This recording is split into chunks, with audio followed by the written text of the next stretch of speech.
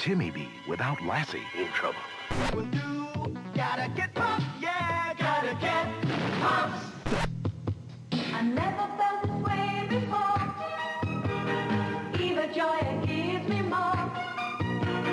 It's time to play, and everything's going our way. Good old creamy peanut butter's gone boppers. Gone crazy with chips. Got all...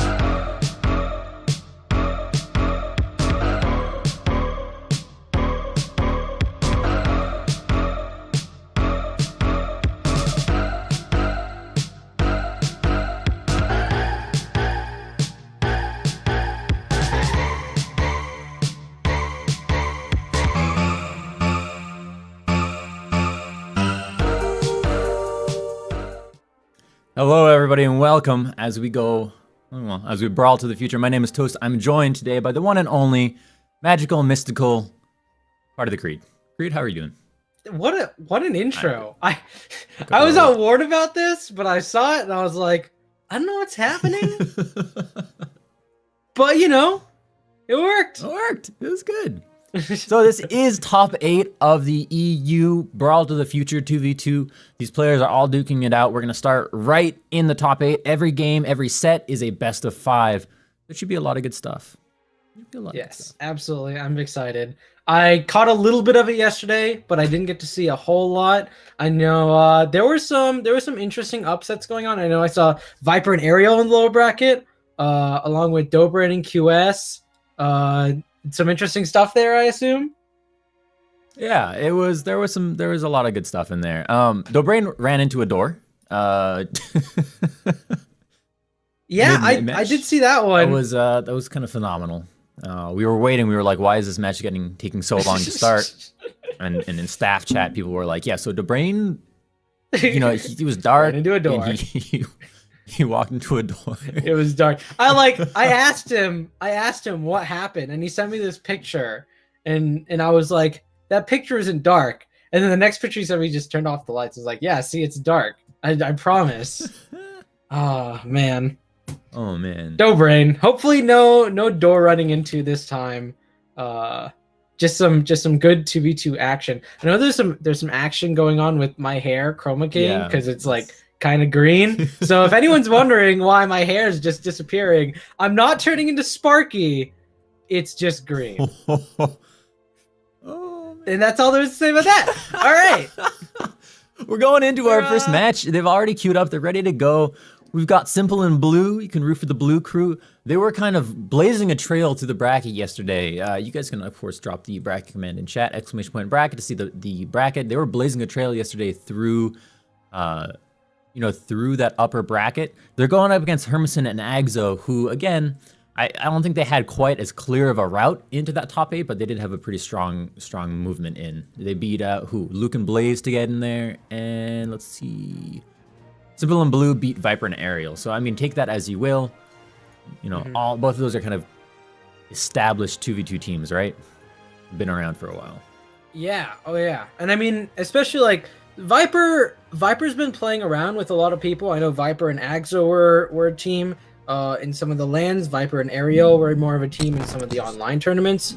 And so it's interesting because Viper in 2v2s always felt like, oh, he's the dominant force in his 2v2 teams. But now you see Axo, who originally teamed with Viper in the past, who is now doing really well with Hermison. It's hard to know which dynamic, and of course Simple and Blue, who beat out Viper and Ariel, they seem like a really strong team. I know Blue came more in the forefront from 1v1, but now we see in 2v2 along with Simple doing really well. So overall, all of these teams, like EU mix-ups are crazy. EU mix-ups are crazy. But let's see, see if we're gonna get more of those mix-ups or what. Coming here onto Blackguard Keep.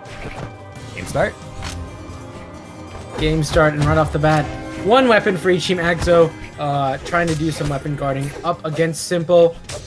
And now both on the blue team getting their weapons. Everyone's got their weapon now.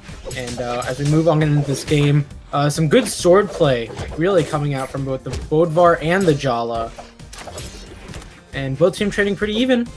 Yeah, that first stock is always kind of like, what's gonna happen, It's just, and I feel like I'm always like watching out for like something insane, because they'll pull it out sometimes. Right. You'll get really early black holes, and I'm like, where did that even come from?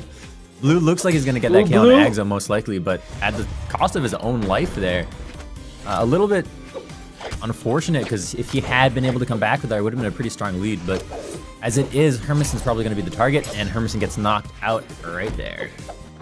A really beautiful gravity cancel down sync from Simple, and really nicely done from Simple and Blue. They got a quick 1-2 combo with the double sword. I was expecting Blue to do a follow-up on his hit, but instead he let Simple just dodge in and get it himself to extend that combo even further. That's what you'll see with these teams who have practiced together a long time, is that synergy, and it's what, you ask pro players. Nice KO there with that side take. And they'll be like, yeah, we don't talk to each other when we do 2v2, we just know. Like, they're communicating on another you gotta level. know.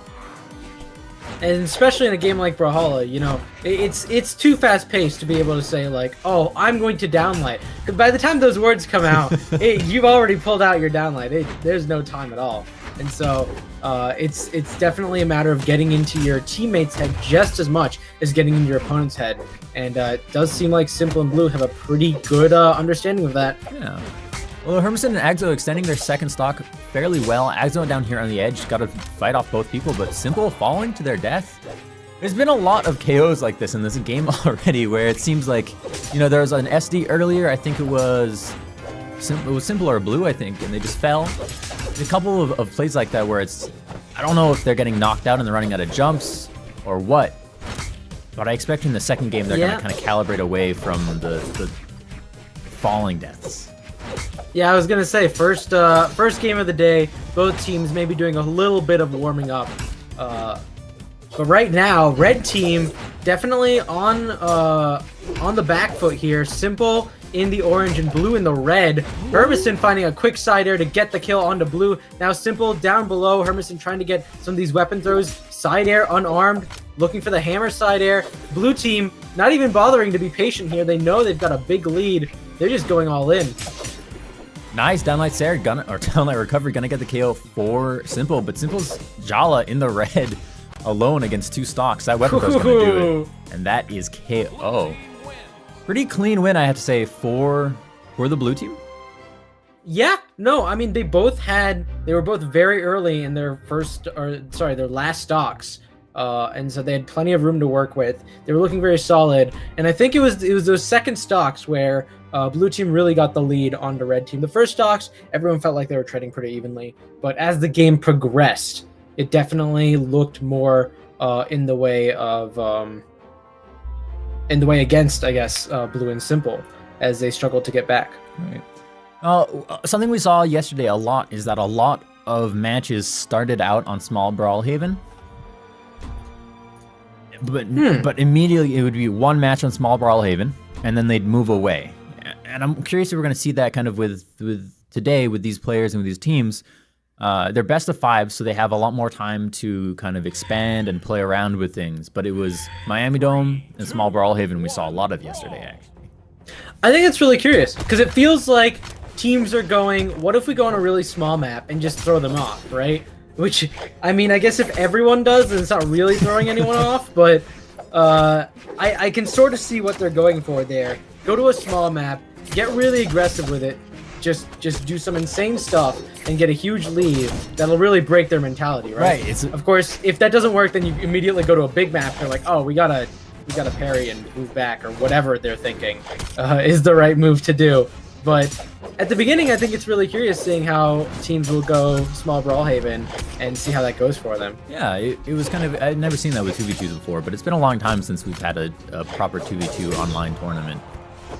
That being said, I love what Red Team was doing there, by the way. Agzo in an edge guard position, having trouble getting back on stage. Hermison couldn't help him because so much was going on, and there was just a wall of hitboxes. What was that? I don't know. It was... We had an interaction like that yesterday too. Just the hitbox shouldn't hit behind, or I don't know, but I guess it does hit behind there.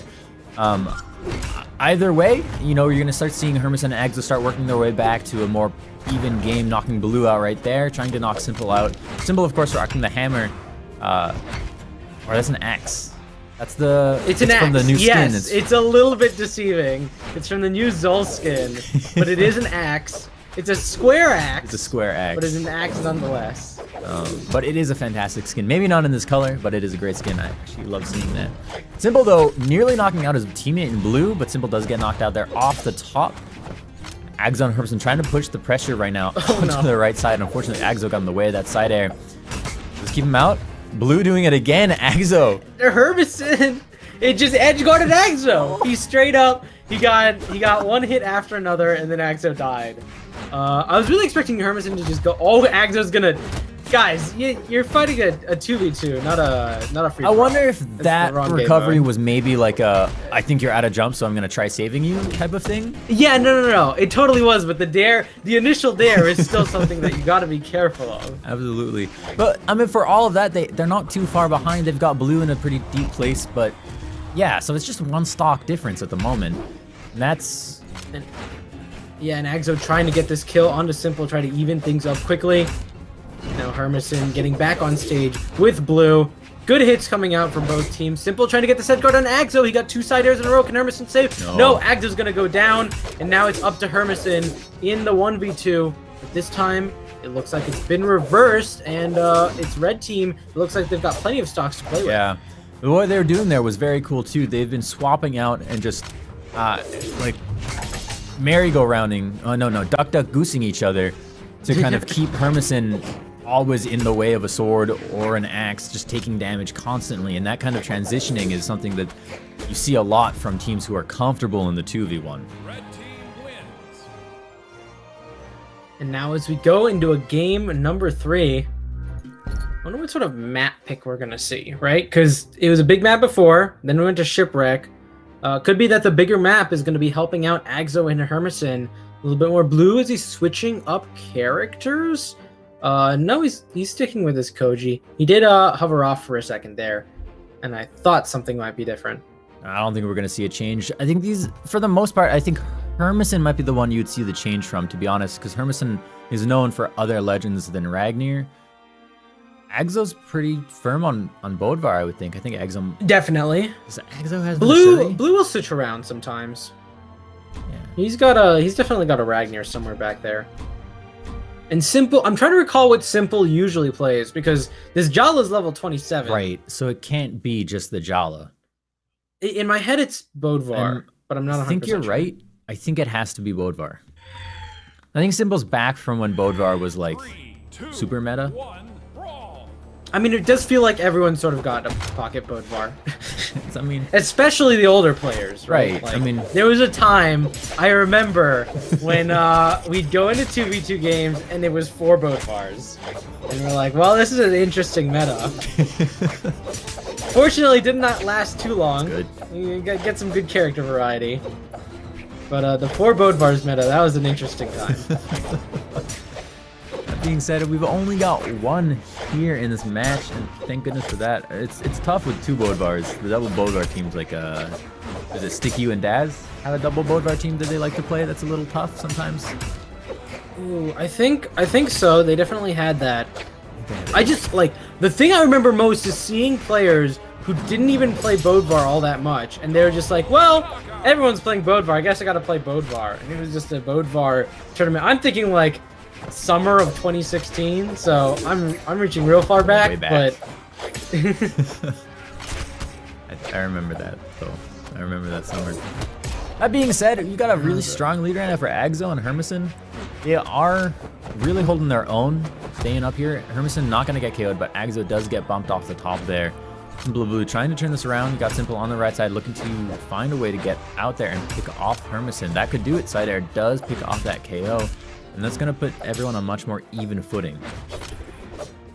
yeah, some nice KOs coming out from Red Team, making sure not to fall too far into a deficit. Agzo and Blue were trying to trade out with the sword. Blue disengaged, went to Hermison. Both teams are sort of trying to figure out who they're going to go up against, because they'll go after one move, miss, and go, okay, I'll switch to the other opponent. And then the cycle just sort of continued for a bit there. We're getting some good hits here now, but it's sort of just all over the place. I would keep an eye out on whoever gets knocked out far right. Yep, so you see Hermison get knocked out there. The weapon throw, Agzo gonna try and come back here, but it's gonna be tough for him to come back against the oppression from the red team. That being said, he is able to get back top. Simple getting a beautiful string, doing so much damage on Hermison, but Hermison turns it around with that down air at the last moment, knocking the axe out of Simple's hands. Blue, though, on that bow has been fierce. Doing a great job just kind of outspacing and forcing the opponents away. Big scoop from Agzo, though. We're gonna see a KO on the side. Agzo really looked for it with that dare, but got punished instead. Nice ground pound from Simple, trying to find the weapon throw against Agzo. Hermison, I just realized, is like totally out. That totally didn't register with me. Yeah. Yeah. Huh. He really lost those stocks. And now red team's looking for this kill onto Agzo. It is a strong And 2v1. the double sword edge guard. And this is what they were doing last game too, right? They'll set up so one person will be in front, and then they'll move out of the way, and the other person will be right there to catch it with a sword neutral light or a down light. And they set up for that trade back and forth. Agzo's a little bit too wily, I think, to get caught by it. But it's something that you can see kind of starting to happen. Beautiful. Lovely spot dodge. He watched out for that ground pound, which of course he knew Agzo really needed. Let the spot dodge happen, immediately punished with a dare. A really solid game coming out from Simple and Blue, and they really turn it around on Hermison. You mentioned Hermison was most likely to switch characters. I'm curious if he did it, because I can't see. He did not. He did not. Okay. It's the same legend choices right now as we had before. Well, it is a best of 5. Simple and Blue looking pretty good. They need one more game, but it's not out of the realm for Hermison and Agzo to turn this around. See where they go. It looks like it's going to be back to where they started on Blackguard Keep, which is an interesting choice because this is the map that Simple and Blue actually lost on in the beginning. Isn't it? Have we done 3 games already? You're totally right. It's crazy. And so now Agzo and Hermison going to go back into Blackguard. And we'll see how this goes for them. I'm going to get clashed. The up double there with sword. Simple. Recovery out from Simple, doing damage. Agzo trading with Simple right now, who does hit a big down sig. Another one, but that was on his teammate. Side air coming out. Agzo being pushed out the side, hits a neutral air on pretty much all the other players in the game. I get a big punish though, that side air onto Blue. Blue unarmed at the moment. Does go for the falling Sarah onto Hermison. Moves through. There to Agzo. Flash, but the recovery nearly gets the kill on Agzo, but he will survive there just a little bit. Now almost everyone is in red. Simple picks up the downlight recovery, hits Blue with it too, but only Agzo dies, and both of the red team players are going to cover those dodge options. Hermison falls too, but Agzo can definitely get these quick KOs. He does get the side sig onto Simple, but staying alive. Simple, even with that low defense, hadn't taken as much damage, but Blue is going to fall. Agzo looking for the down sig, side air to punish. and weapon throw to secure. Blue is going to save his teammate. And you saw Blue set up for that save too. He was waiting there. He said, I know you don't have enough jumps. I'm going to be there for you, and caught it out and allowed Simple to extend the stock farther. For Ajala, in this kind of 2v2, to be alive a minute and a half is not insignificant. Oh, absolutely. Oh, and Simple. What I really like about Simple's Jala, he's done such a good job at using the sides of the stage to his advantage. Oh, Simple tried to nair his teammate, tried to get Blue back up, but Hermison just dared on top of the nair, and instead it was just this combo that completely destroyed Blue, who's now in his last stock, while Simple's on his first finally goes down with that recovery. That's still a stock lead right now for the Blue team. However, Simple... what? Well, Simple is fresh here, but it comes down. If Axo gets knocked out and a little more damage done on Hermison, that's going to be really tough to come back from the Blue team. Well, what you're seeing is two separate 1v1s, and this is actually, I think, very much in the favor of Blue and Simple, because they did just pick up a KO there, and now they had a little 2v1 action on Hermison, builds Hermison damage up into the KO zone, and now he's in trouble. That ground pound does KO. And Axo, you saw he sort of moved to the left side of the stage, tried to find an opportunity to help Hermison, but the oppression from Red Team was just so strong. And now Simple yet again. I was trying to say earlier, Simple, what I really like is his ability to take the sides of the stage and just get early knockouts with them. You can see Blue doing the same thing here. They just took Hermison and Axo. They went, if you guys are going to be on this left platform, we're just going to use it to kill you extremely early. That's something you see a lot from Lance players, because Lance players can carry people across the screen so well, right? With their horizontal movement. It's really cool to be seeing it done with sword on those edges, like you're saying. Oh, the down sig, not only an option to get Blue back on stage, but hits a couple people, throws Axo off, and sort of moves him away from Hermison, giving the opportunity for the kill. And now Axo down red, last stock. Blue is just taunting. He knows he's got the game in the ball. Axo getting a quick down air. Blue is in the dark orange. Axo could conceivably get this kill onto Blue. Neutralite would have killed, but Blue actually ground pounds his teammate. This is tense though, because this is the kind of thing, that ground pound, not gonna kill Axo. I think he was dead. Oh my goodness. Axo doing a great job extending his final stock here. I think it's probably, there it is. Yep, Blue takes it, throws out the facepalm taunt, and will advance on the bracket. Blue did 741 damage. What? Blue making a lot of work. Yeah. On the flip side, you do have Axo did 694 damage as well. Right. So it's not isolated. It's like both of these teams did put out the damage, right? Mm-hmm. But still, this is a lot of damage all around. And I think part of that is, you know, the larger stage. And it does feel like Simple, it does feel like Simple and Blue, I guess, sort of were a lot more prone to racking up more damage and getting kills off the top or like way off to the side. Whereas I guess the playstyle of Hermison and Axo was more, let's get these early knockouts on the side. right. And so that's sort of what they went to Blackguard for. Didn't quite work out just because Simple and Blue, I mean, they were just racking up damage all the time, as you saw, and it wasn't enough to get early KOs against them. I mean, they really have been playing well this weekend so far. I think if you were a betting man and you were to put some money on Simple and Blue making it this far, I think you wouldn't be far off. I mean, they've already confirmed themselves, a position in winners finals out of that semifinal, right? So they're guaranteed top 4, right? That's how it works. Winners final. Guaranteed top 4, right? If they lose their next 2 matches, they will be in top 4 regardless. Right. Well, that's kind of crazy. And what's also crazy looking up is the next winners semifinal match, which we're setting up for, which is, it's Cake and Addy Mastic, which, we know them. We've seen them. Cake and Addy Mastic. Cake and Mastic is like, it's classic. It's They're still number 1 in Are they still number 1 power ranks in 2v2. Yeah, Man. they're still there. Is that consistency? Boomy's right on their heels, but he got knocked down a peg because he and Remy played random in summer championships, and then fell.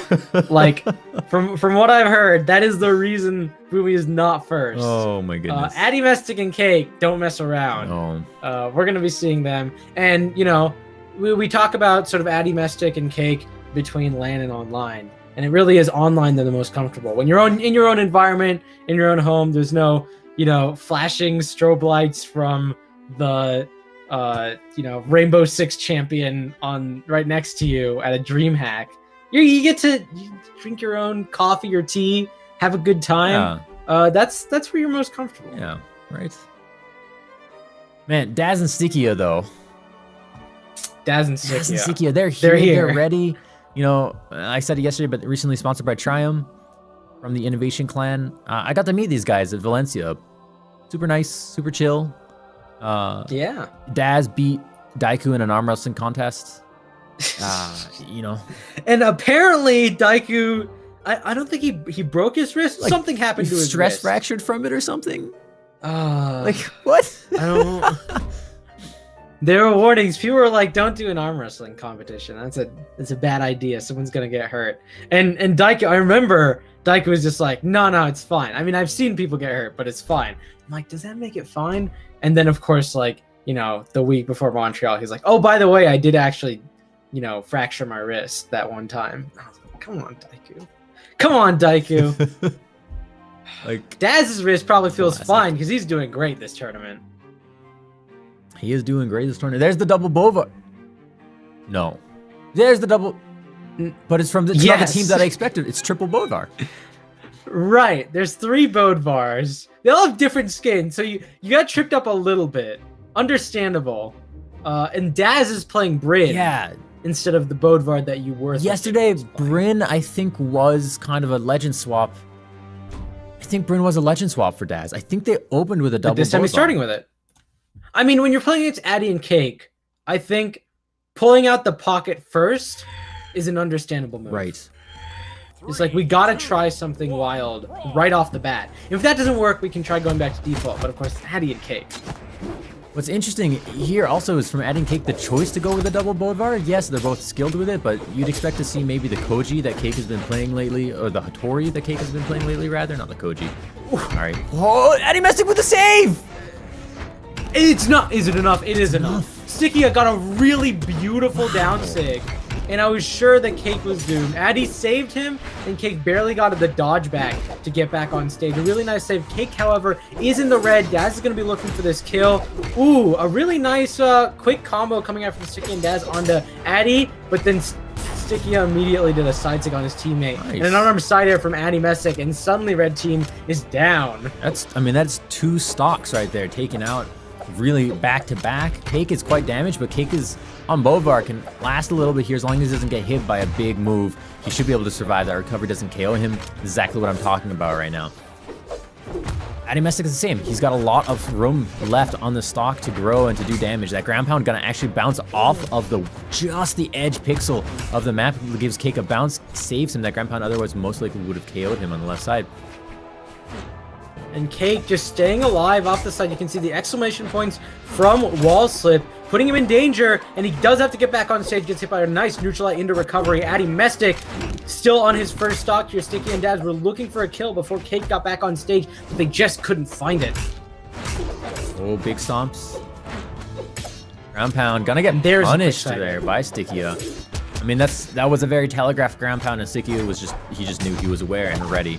And just like that, Daz and Stickia have turned this game in their favor. If Cake gets knocked out here, beautiful team play right there. If Cake gets knocked out here, that's going to be very, very strong for Daz and Stickia. There've actually been quite a few quick black hole starters throughout this game. Wow, Addy Mestic was charging, and Daz was like, "This is my perfect opportunity to get a falling side air," and Cake was just like, "Yeah, sure, do that. I'll just quickly knock you out." I'll knock both of them out. Cake going for unarmed edge guards. Addy Mestic finishing what Cake started. Gets the kill onto Stickia. Looking for the edge guard on Daz. Daz doesn't have a recovery. Cake finishing him off. And blue team, 3 stocks. They just annihilated the last few stocks onto red. There have been some people who are like, jokingly, they've been like, yeah, Cake and Addy, they haven't won first place in a little while. Those players, you guys, they don't have it anymore. I don't know. Those people are wrong. We just got 4 Bodvars. We just got 4. The quadruple We just got Bovar. 4 Bodvars. And you can tell which Bodvar is which because if they've got the full beard, it's blue team, it's Addy and Cake. If they've just got a mustache, it's Sticky and Daz. And that's how you know. That's how you distinguish. Don't bother with the colors. Just watch the mustaches. This is actually, facial hair simulator 2018.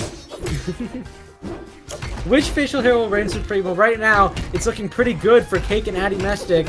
They've been putting down the hurt with all of these quick hammer hits, sidelights, and side airs coming out from everyone. Daz trying to make that sword, but Stikia is just off stage trying to stay alive. Cake side sticks his own teammate, but it doesn't matter. No matter what team damage Cake and Addy have been getting onto each other, they've just been making it back by getting big hits onto red team. Yeah, Daz and Stikia have been so much in the air this match. On either side, both of them right now on the wedge, but just hanging so many pinball bounces right there. Ends up Stikia down, and then immediately after you see Daz get knocked down as well. Already you're seeing Addy and Cake take a pretty demonstrative lead at this time. I will say, it felt like a large lead just because of how many hits they were doing, but they had taken a lot of damage, and you can see immediately Daz and Stikia came onto the stage and we're like, we did plenty of damage to you, we just need to get these kill secures, and they did, and now it's an even game. Stikia getting a nice downlight recovery onto Addy on the left side, swapping over with Cake, Daz, and Addy Mestic against each other right now. Weapon throw, Daz unarmed. Pushing out, Stikia getting in, saving his teammate a little bit.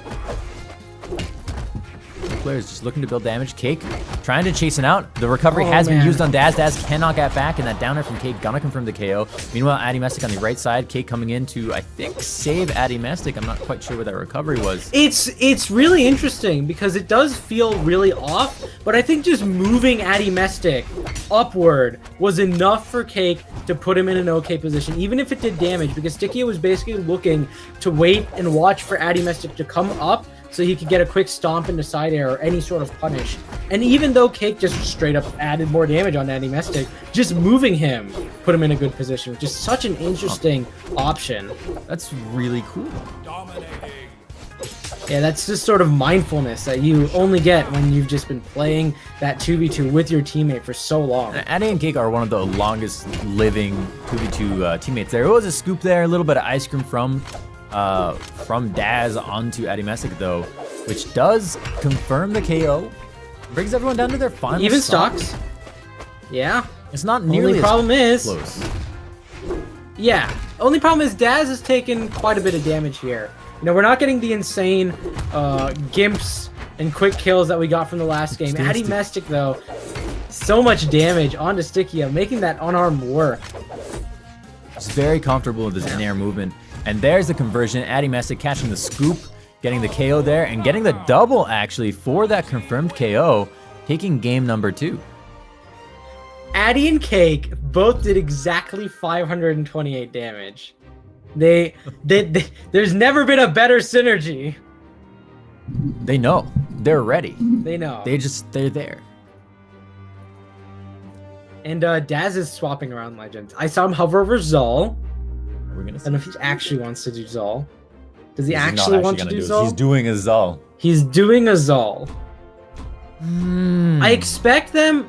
Okay, never mind. I was gonna say I expect them to go to a small map, but then they immediately banned Miami, Shipwreck, and Brawlhaven. And, you know, they've done the requisite 10 forces all as well.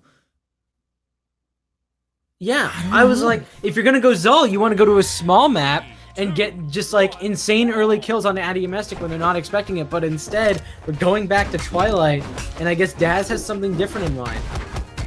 Very interesting how this Zol will work out. Again, you have that axe which you had with the Bryn, which Daz is comfortable on, you know, played in that first game.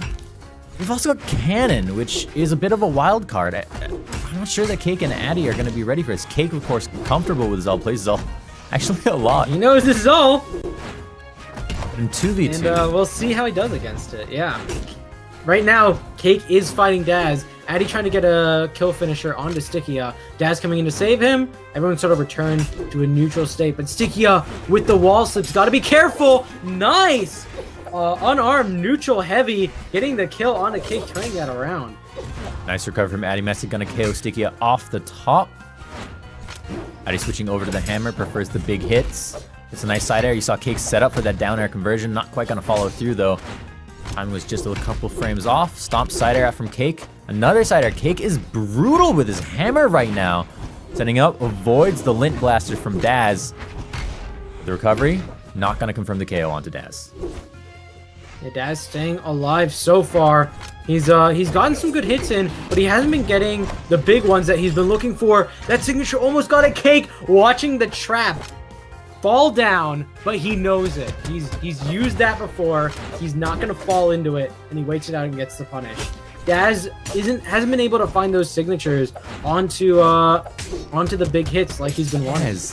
Daz, it doesn't matter because Daz has been doing damage and hasn't been dying. He's on his first stock still. 2 stock. Well, I spoke and I shouldn't have, but just losing his first stock right there. But 2 minutes in, essentially, he's done so much work with that Zal already. But unfortunately, it doesn't matter how much work he does if he gets put into a 1v2 situation. Stikia is again in danger and cannot get back onto stage. Cake hanging back here. Stikia going for the weapon. There's 2 weapons there. Yep, Stikia gonna go ahead, opt to keep the sword. Not before Cake does get that weapon pickup. You did see Stikia get knocked, or Adimestic get knocked out there. Sorry, excuse me. It's just 2-1 stocks either way. This is a fierce battle. You can feel Stikia and Daz really going in on it right now. Don't want to get locked. And Daz doing some big combos. Ooh, the axe dare sent Addy down, and he tried to get the weapon, so if it had connected, it would have worked. Nice side sig. And that Adimestic is out. This is a 2v1 right now for Cake. Cake starting it off with the blast, though, with that KO onto Daz. However, even though stocks are even, again, 2v1, you always want to have an extra stock if you can. You never do, but you're going to take more hits. You're going to take a little bit more wear and tear because you're down an axle. And Cake just staying away, getting some good damage. He's hardly been hit so far. And you already know Cake is thinking, hey, I win these. He's not even worried. And Cake's 1v1 lately has been very, very... You know, he's been placing top 8 a lot in these ones lately. Oh, yeah. Absolutely. And now Cake, he is going to go down to his last stock. He's got Stikia in orange and Zal into yellow. He's got to be so careful here on the right side, though. His Daz is just putting down the hurt, neutral into neutral air. Recovery, that's going to do it. A few quick hits and Cake stock disappears. No comeback for him. Daz did 733 damage. And that's a game win for Stikia and Daz. And now Cake is thinking, okay, I was going to say, if Cake switched to Zal, that would have been kind of magical. That would have been wonderful. If we go to a game 5, Cake better switch to Zal. That's all I'm saying. I feel like we're watching Zal become like a viable competitive pick over the last couple of months with people like slowly pocket picking Zal as a meme first. I 100% approve. And then more and more people are doing it. You know, I think it'll be a while before we really see Zal in NA, but I think EU right now is like, you know what, Zal? Zal's all right. Zal is all right. That's a good way to describe it. Eventually, Zal will be great, and that will be a time to be alive. But for now, we're gonna have 1 Zal out of 3 Bodvars. Oh, Daz! And we'll take that. Daz immediately, like, 1 string, and Addy's already, you know, about to go into orange. It's crazy. It's so fluid, too. Daz had no hesitation there. He went weapon pickup right into it. Again, we see it there. Daz carrying Cake off to the right side, building up the damage. Cake is in orange. Daz goes in for a big signature there, but gonna get denied just a little bit there with that recovery. And turning around, the double hammer from Cake and Addy is actually very scary. It's not hammer and anvil, it's actually just hammer and hammer. Hammer and hammer. Daz did a lot of good work at the beginning of this game, but now he's just gotten thrown around. Addy and Cake are not letting off. Stikia going for such a risky ground pound, and Daz gets punished for trying to help out. Recovery's not going to do it. This is Great Hall. You got to get a lot of damage to kill off the top, and he does finally get it. Daz finding the same problem here as he hits a recovery onto Cake. Stikia just keeping Cake distracted. Cake looking for that weapon pickup, goes instead for the unarmed play, gets caught out by the scoop, and Stikia gets some ice cream there with it with the KO. Stikia moving up top, Adimestic with the sword. Cake has been unarmed for quite a while now. Just now looking to pick up this weapon, but not going to happen. And Daz denying it as well. Cake picks up a huge down air there onto Stickia. Stickia will be able to get back, goes for the down air into a ground pound. Cake avoids it, comes back, goes to the recovery, gets back up top, gets the ground touch, so he has his jumps to reset completely, but Daz! Yes! Oh my goodness. He charged that neutral stick up a little bit too, and it was just barely enough to clip Stickia and get that kill. This Zal from Daz is actually kind of phenomenal. It's gotten really good, but I will say it does feel like Cake and Addy are focusing on that Zal a little bit more now. They recognize the power from the last game, and Daz does not have nearly the lead that he had before. Daz gets the KO across the screen with a gravity cancel trap. 10 force! It's Full force coming out from Zal. There's a side air, gets the kill onto Cake. And now Cake and Addy are on their last stocks here against Daz and Stickia. Daz is going to kill his teammate again. Stickia hasn't actually gotten killed by Addy and Cake. no. But I think you can almost afford it when you've done this much damage if you're Daz. I mean, Daz has really been MVPing this match except for the team kills. And it's all down to one stock, but the minute Daz gets an axe or the cannon, I mean, it's really tough for the blue team to deal with it. And he's got the cannon now. He gets a quick side air onto Addy Mestic. Looks for a quick trap, but pulls it back. Ooh, he's looked for the slide charge trap. Stickia on the other side does get that kill on a Cake. Nice team combo. Finish it off with the bear. Looking for the recovery into the side air. Addy Mestic is not done yet. He does kill off Stickia. Recovery from Daz. It's a 1v1 now. And he's trying to find this kill on Addy Mestic. Stomp into side sig. Just barely doesn't connect. It's so close. Addy Mestic knows that if he gets a couple quick hits in, Daz will fall. But a side air is going to do it. And Addy Mestic falls. We're going to a game number 5. Man, and you gotta be pulling a little bit for Daz and Stickia, who came in with that last minute swap, right? They went in, they didn't know it was gonna work, and they were like, this is what we're gonna try, we're gonna go for it. And they got the momentum break when they won that game. Now they won a second game, they have the momentum train in their favor. We've got Cake and Addy holding on with their fingers, trying to pull themselves back up to victory here. And now we're seeing full Legend Saw. It's not Bodvar meta anymore. Addy has switched to Val. Cake has switched to Koji. They're done with Hammer. They're done with Hammer. They're like, we're gonna use this Hammer to punish the Zal. It didn't work. Hammer, no, it didn't work. Instead, they've got Gauntlets and they've got Bow, and we'll see how this goes for them. We'll see if Daz's Zal continues to be this huge force. We'll see if Stickia is going to be able to back up his teammate more and more. You know, that first game that we saw the Zal Stickia, I think he was really struggling there. He didn't quite get 300 damage. But this time, he was definitely doing a lot more. And we'll see what he does here. We're going back to Great Hall, though. And this is game number 5. Already starting off with a bit of a bang. The double sword from Cake and Addy being pretty effective. I mean, they're going back to some of their more very familiar characters, the ones that they've been playing for a long, long time. Good stomp side air from Stickia. As goes in for the end sig, doesn't hit anything. They've had both Addy and Cake off stage for a good amount of time.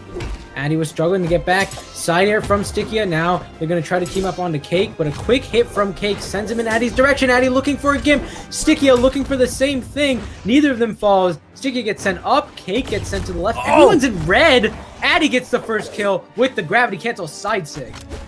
Addy throwing the weapon down. Down air on Stickia. Can Stickia get back? Uses his dodge. Stickia is down as well. That is 2 KOs right now for the red team. First KO, though, for the blue team. It should even up fairly quickly. It depends on how long Cake is able to survive here on stock number 1. Already a minute and a half has passed as Cake hanging around on that bottom left corner, letting Addy Mestic go in, do some good damage as Cake kind of hovers around and is a little bit of a distraction. Huge string, but Stickia actually catches his teammate in the conversion at the end.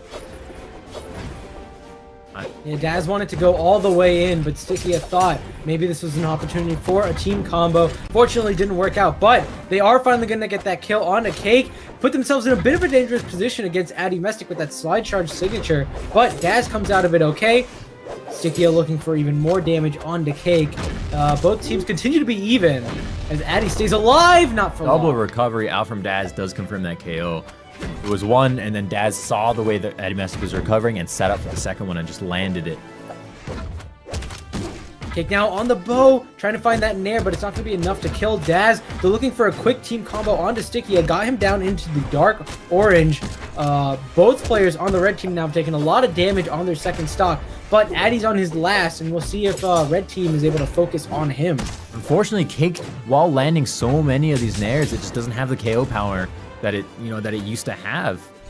We're gonna see Daz get knocked out there. Stickia is just on the verge of losing his stock. It comes down one side layer, one down layer recovery. Anything like that could happen, could KO Stickia, but you see him staying close, smart in the middle, hits the haymaker on Cake. Actually going in deep to chase because you know he's got Daz on his backside to help kind of cover him there, but Cake does pick up the unarmed nair, nearly KOing Stickia, but he does come back, get that wall touch, still armed. That's gonna KO. Ooh, Addy with a nice side air. And Daz now. Is he going to be able to get this quick kill on Cake? Can he do a crazy string onto Addy Mestic? Those are a couple of things he needs and a couple of things he could do with the big Zubba. Right now, Cake and Addy with the double sword are going to get him good damage onto Stickia, who is going to get this kill onto Cake. It's so even between every team now. Addy Mestic avoiding that recovery, which could have sent him to his death early on here. Good dodge option coming out from him, but he's taking quite a bit of damage. As coming in, that axe is so scary. Recovery bumps Addy Mestic off top. Cake going in underneath to try and catch Daz, but doesn't work. It actually downfires. He get caught by the down air. NC coming out, stomp side air from Stickia. Stickia moving in. Wall touch from Addy Mestic. Cake following through. Nice neutral air coming out. Cake. Oh my god, Cake. Just getting hit after hit on both players of the red team. Doesn't matter where they are or who they are. He continues to get these bow hits. And the side air from Daz sends Stickia flying. Daz is there to cover his teammate. Cake and Addy actually back off. Daz flies across the map with that signature and gets the hit on Addy Mestic. Cake sends Daz just as well. Up to Cake. And Cake has more stock on his life. More life on the stock than the others. One KO and Cake has the damage advantage. That's all it takes. A good side air on either of these players has the potential to KO. There it is. That recovery will KO Stickia. And now you're looking at 1v1. Daz far on the right side has that axe. Weapon throw. Can Daz get back from this? Recovery. Does he have a dodge? No. And Cake will take game number 5 for Addy Mestic and Cake, moving them into the winners finals. Cake and Addy Mestic, and Cake especially, just did so much work, especially on that last stock. 780 damage coming out from Cake. And he was looking just so strong on that Koji. The bow play was just doing so much work. Bow play was especially at the end there. Holy cow, dude. Like, yeah, the bow play to get tons of damage, and then he switched to the sword when he saw it was a 1v2, and he knew he just had to get some good kill options, and that's exactly what he did. That's crazy. Oh my goodness. Good stuff. That is it for the upper bracket. We're jumping down into the lower bracket, and it looks like we're starting with Ozzy and his teammate 9K Rain, aka Rain. 9K Rain. What is the 9K? I don't know. You don't know? Okay. Maybe, I don't know if you guys figured that out yesterday, but no, we didn't. 9K Rain. All right. 9K Rain. It could be like maybe. I mean, it's not over 9,000. It's exactly 9,000. Yeah. So that can't be what he's going for. It's like 9 kilometers. Like, is he a runner? That's like a weird distance. If he was a runner, I'd expect a speed stance at least. Right, but no, he's just going for the stock. Stock Ragnar. Yeah. I don't know. I don't know what the 9K is. Either way. But their opponents are going to be Ninja 729 and Pavelski. I've seen Ninja around. I don't think I've ever seen Pavelski. Pavelski actually had a hard time yesterday not calling him Pavlov. Because you just see PAV, and I don't know, that's on my mind, but... Understandable, yeah. Pavelski was actually playing fairly well yesterday. He has this cross, and that's what we're going to see him on. I don't think he has a pocket. It's a level 100 cross. I mean, you can see It's level 100, so if there's any doubt about what legend he likes to play... Oh, yeah, erase 9K it. is Rain's Erase the sponsor, doubt. by the way. Oh, okay. That's pretty cool. I didn't know that. 9K esports, 9K games, 9K. 9K. Yeah. Cool. I'm about it. Awesome. But they're jumping around on in here.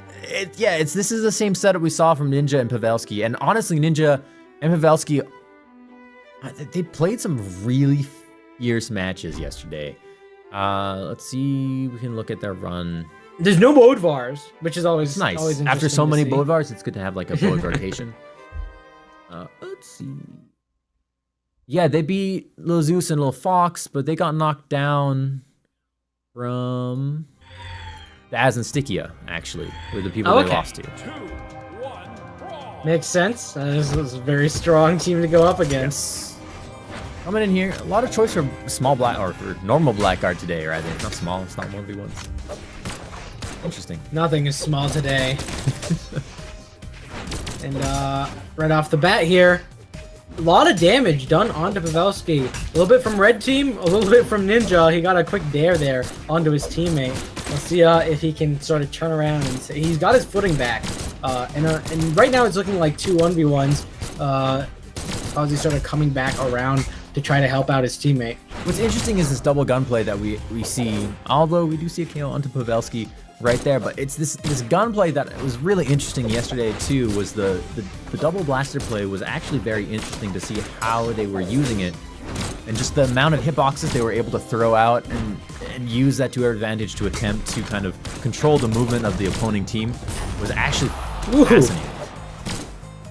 Nice signature coming out from Pavelski. That's going to get the kill onto Rain and even it up. Pavelski was definitely looking like he was the weak link in the game, but he immediately turned around and got that kill onto Rain and made it even.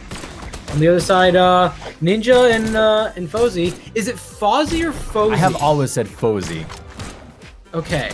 I know I heard someone say Fozzy, but we'll go with Fozy unless otherwise he comes in and is like, you guys are just, this is the wrong name. Well, we'll figure that out. Probably someone in chat will tell us immediately. Rain getting nearly knocked out. He will come back, but his teammate does get kind of bumped out there before he's able to get back there. Oh, and you can see Pavelski trying to get that ground pound onto Rain. He still hasn't gotten back onto the main stage here. He's going to try to find that weapon, and at the very least makes it back. In the meantime, though, Fozy getting hit quite a bit. Pavelski's looking for a turnaround onto Rain. Tries to pick up the recovery, instead gets recovered himself. Ninja's still on his first stock? Yeah, Ninja. I just realized that. Ninja also played very well in the last Friday Night Brawl as well. We do see a kill on the right side onto Pavelski, but Ninja is the one who's like, I will live on Ada, just now losing that first stock there too. But that's what we've normally seen from this team yesterday as well. It was infinite stock extension on a 3 strength legend, 3 defense legend. Like that's crazy. Yeah, he's definitely got it going. That being said, red team is up just a little bit. Rain still hasn't died, and as I say that, there he goes. But Pavelski's in the orange. He's taking quite a bit of damage. Fozy trying to turn around. They get some good hits onto Pavelski. Fozy getting the side air, looking for the kill. Now the side sig doesn't quite do it. He does hit an in-air side sig, which causes the move to come out a little bit differently. Actually going down instead of to the side. Looks for the gravity cancel neutral signature onto Pavelski. A hard read attempt, but not quite going to do it. And you can see red team really focusing on Pavelski. They know they want to get down to this 2v1. Pavelski's having none of it, though. Nares into Fozy, and Ninja trying to keep his teammate alive. Isn't going to work out, but at least the neutral signature kept Fozy off his back for just a little bit. He's got 2 stocks to his name, no longer. I mean, he went in for a very risky gravity cancel there, and the punish, I think, was, you know, you could see that coming. You go in for that gravity cancel, you're below the soft platform, there's an axe user above you, that down air was gonna happen. Ninja was able to survive for over a minute and a half on stock number 1 here. We'll see if he's able to turn that around, although the clash, he gets the recovery, has the chase, gets the wall touch, goes for the down air, not quite gonna connect. Stays up top, takes a recovery on Fozy, does knock Fozy out, but Fozy's still got an extra stock here, so there's a lot more room for Rain and Fozy to kind of grow and play around here. And 4 or 5 hits with that axe will put Ninja in the red, into KO zone. There's neutralize coming out. That was beautiful. Got the gravity cancel down. Like, I don't know how much they practiced that, because you can see Fozy was ready to do more, and Rain was just like, I'll pull out this neutral signature. But either way, they got a lot of good damage and got the kill. Strong game, and the focus on Pavelski is really apparent. Pavelski wasn't able to put out that much damage because he kept getting procced into red. We'll see. Even so, if Pavelski... extends his stocks just a little bit longer, right? I think Fozy Yeah, that could be and huge. Rain will have a little bit of trouble repeating what they've just done. Pavelski is using the strength stance, and that does take away from defense. And I'm wondering maybe if you want to put a little bit more into defense, try to stay alive there to help out your teammate, because, you know, there's no good having 8 strength if you die. Well, there's also no good having 8 strength if you're not consistently hitting your opponents either. Which, if you watch Pavelski with his blasters last game, Rain and Fozy were just not allowing themselves to get hit by anything that Pavelski threw out. They saw what he was doing and they were like, you know what, I'm going to move in a different way so that you don't hit me. So, you know, that stat is rendered useless if you're not getting consistent confirmed hits. Rain and Fozy, they've just done such a good job at avoiding those and focusing on the right people. They've got that down in their experience books, and right now, Fozy getting an edge guard onto Pavelski, Rain not letting it off onto Ninja. Good neutral signature coming out from Fozy. You can see Rain tried to do a team combo with the neutral sig. He wasn't quite high enough. He did just neutral sig his own teammate, a side air to punish, a recovery to try to kill, neutral signature, and there goes Pavelski. Fozy and Rain taking an early lead here, trying to keep the momentum and the mentality going forward, always forward. Fozy down low, you've got Ninja up top, goes in for the sig, not quite gonna hit. The somersault's not enough to connect as Fozy does get a punish off it. Nice recovery, pushes Fozy up, Ninja up top. Meanwhile, on the left side, you saw Pavelski get a KO onto Rain. He's done really good with those signatures when he's used them. He does just feel like he does struggle getting damage on. But as far as kill options go, he's got those down. And so I'm wondering if maybe there's a team dynamic here. What are they doing? Big gun combo coming out from Pavelski and Ninja. Gets tons of damage onto Rain. Fozy finally gets back on the stage. Gets a gravity cancel side stick on a Ninja. But a lead coming out from blue team with the tiny bit of time that they had with Rain alone. They got so much damage onto him. And they're continuing to rack up even more. Rain is already in the red. So that double blasters black hole setup right there with just the continuous like down airs is just brutal. Down airs and down lights. They've clearly practiced that. They've gotten so much going here. Rain nearly gets knocked out by that side air. Kind of come back to the left side. Fozy trying to put some pressure onto Pavelski. Comes down. Both of them trying to catch it. A Nair would throw Ninja down, but Ninja coming back. Fozy gets a great gravity cancel sig up in the air. KOs Pavelski. Bit of a lead right now. There's a quick downline into recovery. Trying to find those hits, and Rain does fall. Blue team now looking to get a quick kill on Fozy, but he's off stage. He's keeping himself alive. Playing the long game here. And now, Pavelski trying to find a place to rack up damage. There's that quick signature coming out from Pavelski. And both on blue team are just stacked on top of each other because they know they've got guns and they got spear. They just need to throw out some hitboxes. It's not going to hit each other as long as they're stacked. Ninja's doing it again here, right? Ninja is on their second stock still. They're in Ada. Everyone else is on their final stock. Even though taking all of that damage, Ninja's still on stock number 2. Staying alive. Ooh, and Pavelski gets hit by the tail end of that recovery. Because it was the last few hitboxes, he doesn't take as much damage. However, if Rain does manage to hit another one, and it is the beginning, he's gonna fall. Pavelski looking for that ground pound. I almost wonder if he was gonna hold it. He doesn't need to, though. He does get the kill on the Rain, and now it's a 1v1 between Ninja and Fozy. And Ninja has gotten a lot more damage onto Fozy now, but Fozy's turning it around, gets a quick gauntlet string. Ninja stops it with the side air. Both players now trading off, but that damage difference is gonna come into huge play. This is tense, and this is exactly what we were talking about before the game started, which was Pavelski lasted a lot longer in this match than he did last time. But off the top with a recovery, Ninja gonna take it. What a good read. He saw the jump coming. He just stood in place and did a recovery above him. Picks it up, gets the kill. Ninja and Pavelski take game number 2. And they're looking strong, and I think we're seeing a pattern here, right? Is Pavelski is going to be the kill finisher. Ninja's going to stay alive and rack up damage, and together they're going to get 1v2 combos, and that's the team dynamic that they have. The question becomes, what are Fozy and Rain going to do to break up that team dynamic? I don't know. It's the survivability that they have is so brutal. I think we've sort of established Ninja stays alive a really long time, right? And just sort of let him. right? Because as long as you get lots of hits on Pavelski before Pavelski can start using these signatures, getting those quick kills, leaving Ninja stranded without someone to do big, 2v1 combos with, and without someone to get these kill finishers, that's, I think, going to be the strat. And they sort of did that in game number 1. Of course, they sort of had Pavelski unarmed and just got a big lead on top of him really early. And it's hard to ask someone to go, okay, you know how you got that quick lead in the beginning? Just do that again, right? And so they didn't quite get that game number 2. But going into game number 3, I think a focus onto Pavelski could really help them. But at the same time, you'd be leaving an Ada available just do chip damage to you the entire time. And if you're focusing so hard on one other player, that's exactly when the Ada can shine. It's a legend perfectly suited for that with high damage and low defense, right? I think so, but at the same time, it does feel like Ninja's more of just chip damage, right? Right. If Ninja's getting you into red, as long as it's not a finisher, it doesn't matter how red you get if you're staying alive. I guess that's true. Huh. We'll see if they go for it, and more importantly, we'll see if it works out. But in the meantime, right now, Pavelski and Ninja have just gotten so much damage here. Ninja going for a bit of a risky ground pound, but it works out in his favor. Fozy does fall. Whoa. Nice weapon throw to secure the kill. Pavelski and Ninja looking good.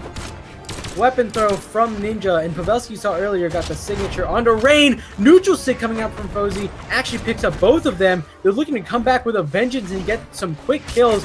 Fozy looking for the nairs, does find it. Rain with a recovery, and now we're back down to even stocks. I mean, the lead just got erased. Completely. I don't even know what happened. It was one of them was a KO, but there was no KO reader for the other one. It was an S. It was a Z. It was considered a Z by the game, but for sure there was some good pressure going on off stage. Okay. Pavelski hitting his classic down sig, goes in for the side sig there onto Rain. Rain not quite gonna get caught out by it. Actually punishes it that time with the recovery. Another recovery coming through. Pavelski swapping out, saying, you know what, Fozy's here on my opponent, or on my teammate. I'm gonna try and put a little more pressure on him. The ground pound's coming out. The helicopter's coming out. But Rain can't get back! He dodged into the bottom of the stage. Still had his recovery too. And he's going to fall to his own death. Pavelski's going to look for a way to kill Fozy here. But actually he switches off to Rain to help out his teammate stay alive. Big down air from Ninja onto Fozy. Goes into the breakdance right there with the spear, but not enough to get the kill. Clash going to save Fozy, give Fozy a little bit more life. The down air could KO Pavelski here. The throw will do it. Fozy bumps his head, but gets the wall touch. Pavelski is down to his final stock, and right there you see Ninja also knocked down. You can see Ninja going after Fozy, and despite the fact that Fozy was so deep into red, Ninja was getting hits, but was struggling to get those kills, and I think that's where Pavelski really shined. There's a down sig to get the kill onto Fozy. And now both players here, I was going to say they had the double guns, but Pavelski actually looking like he's preferring the gauntlets right now.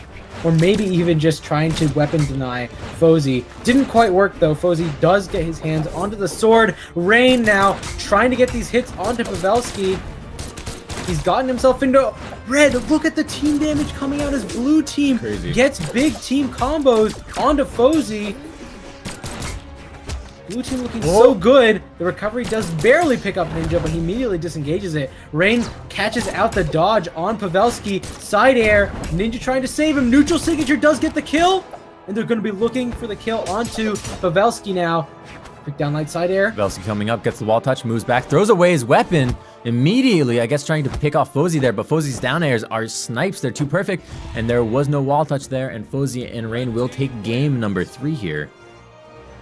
Pavelski and Ninja were looking strong, but I think Fozy and Rain turn around and we're like, we're starting to get the hang of this. There's a moment where Pavelski had Rain off stage and was just busting out these signatures, and Rain realized, he was like, oh, this guy's not going to do a dash jump ground pound or like a gauntlet gimp or anything. He's going to use those signatures that have been killing me over and over again. And he was patient with it, and he waited for the 6 to come out, and he punished with his guitar recovery.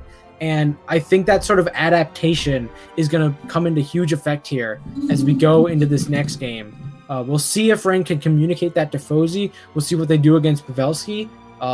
And we'll see if they can avoid Ninja's big chip damage that he's been doing. a lot of the kills that come out from Ninja, he did have a couple kills there, were those spear weapon throws. And I think they've got to be really careful with that because there's a lot of chaos that goes on up top, and they just don't see the weapon throws coming. And so I think if they expect it, it's gonna be a little bit more in their favor. We'll see what they do here as we go into this game 4. Yeah, game 4, and this is small Brawl Haven too. And this was a choice from Rain and Fozy, so I think they're looking to take that last game, what they did, and I think they just want to blow through this game 4, taking a really early, fast, aggressive, not early, but a very fast win here if they can. Well, so it goes for them. Pavelski with the 8-4 signatures could be a little bit dangerous here on small Brawl Haven. We'll see if they watch out. But Fozy right now, he's got Gauntlet Gimps. He's trying to get this kill onto Pavelski as quickly as possible. Instead, recoveries him up, opts for getting big damage instead, which is a pretty good option here as he recoveries Pavelski. On the opposite side, Ninja has been getting a lot of good damage onto Rain. Fozy gets the kill with that down air. The snipes with the down air from Fozy are insane. Yeah, he gets in there and he's so precise about it, and he just, it's like little snipes, like choo, choo, it's like that, and he just gets in there and knocks them out and boots out their jumps. Great recovery though from Pavelski, does pick up the KO onto Rain right there. Goes for a second one, gets the second one onto it was Fozy then Rain. Onto Fozy there. And a big lead coming out from blue team here. There's the combo! And Ninja, they get so much damage onto Rain, and they've got to be so careful here. They're not done yet. Pavelski's just doing all sorts of jump down airs. It doesn't matter if it's Ninja or Fozy or anyone else. He's gonna land them no matter what. And now side 6 from Fozy finally takes out Ninja stock, but red team, both of them are in the red.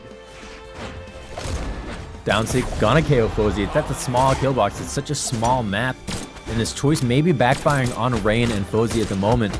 They're looking for a way to get in for this KO. Recovery from Fozy, not gonna connect quite 100% there. A little bit of team damage with that down air. Rain hanging above, looking for the down air onto the Ninja, but Ninja not having it. Weapon gets knocked out of Pavelski's hand. From Pavelski. Manages to land that side sig onto Fozy. There's a neutral signature for the kill onto Pavelski, and good damage onto Ninja. Looking for the finisher. Fozy trying to find that quick side air or anything, but as Fozy goes for the edge guard, Pavelski gets the kill onto his teammate. Rain is on his last stock. Now the only person who has 2 stocks to their name is, of course, you guessed it, Ninja. Who else would it be? The dude has such stock extension, it's crazy. Fozy is a breath away from getting KO'd on this map. It's actually so close at the moment. If he's not careful, there it is. Looking out for Pavelski, there's a down signature. I was gonna say he was gonna go for a signature to get the kill on the Fozy, and it happened before I could get the words out. And now Ninja falls. Pavelski, he can see Rain in the yellow. He can't quite go for kill options yet, but they're gonna pick up the guns and the gauntlets, and you already know they're going to try to go for a big combo here, which is why Rain is staying way off stage. Trying to get the kill on Pavelski. He does do it successfully, and now it's a 1v1. Ninja against Rain. And I almost want to give the advantage here just ever so slightly to Rain because he has that Ragnar. He's got a little bit more defense. Actually, Ragnar has 4 defense, doesn't he? It's not too much over Ada, and I think more importantly, like, Ninja doesn't even care what defense he has. He's just going to keep extending stocks no matter what. Right, but the KO options from this Ragnar, from Rain, one Ensig would end it. I can agree with that. I think Ninja's tried to pull out signatures a few times, especially those, like, neutral signatures, and they haven't quite gotten the hits. Either way, Ninja's not even looking for signatures. They're just going to keep Rain off stage. Love that positioning from Ninja. He saw that neutral air coming out and was like, nah, I'm good. I'm just hover out to the side of you. Axe now in Rain's hand. A couple good hits there. Comes in, does a lot of good damage. Both of them in the red. This is essentially a sudden death mode at the moment in tournament because of how high damage and how small the map is. And the big slap comes out, and Rain takes the KO and takes game number 4 and advances his team through the bracket. Unfortunately, Ninja and Pavelski will... That's it. That's their run. That was tournament. Yeah, and again, they had the early lead, but as the game went on, it really did feel like Rain especially was turning around and going, okay, I'm starting to understand this team, right? I'm starting to get what they're doing. I understand why we got knocked out early. I just need to turn it around. And Fozy was there to back him up, and some really good stuff coming out. It was good to see Ninja and Pavelski. They did some really good work here getting into top 8.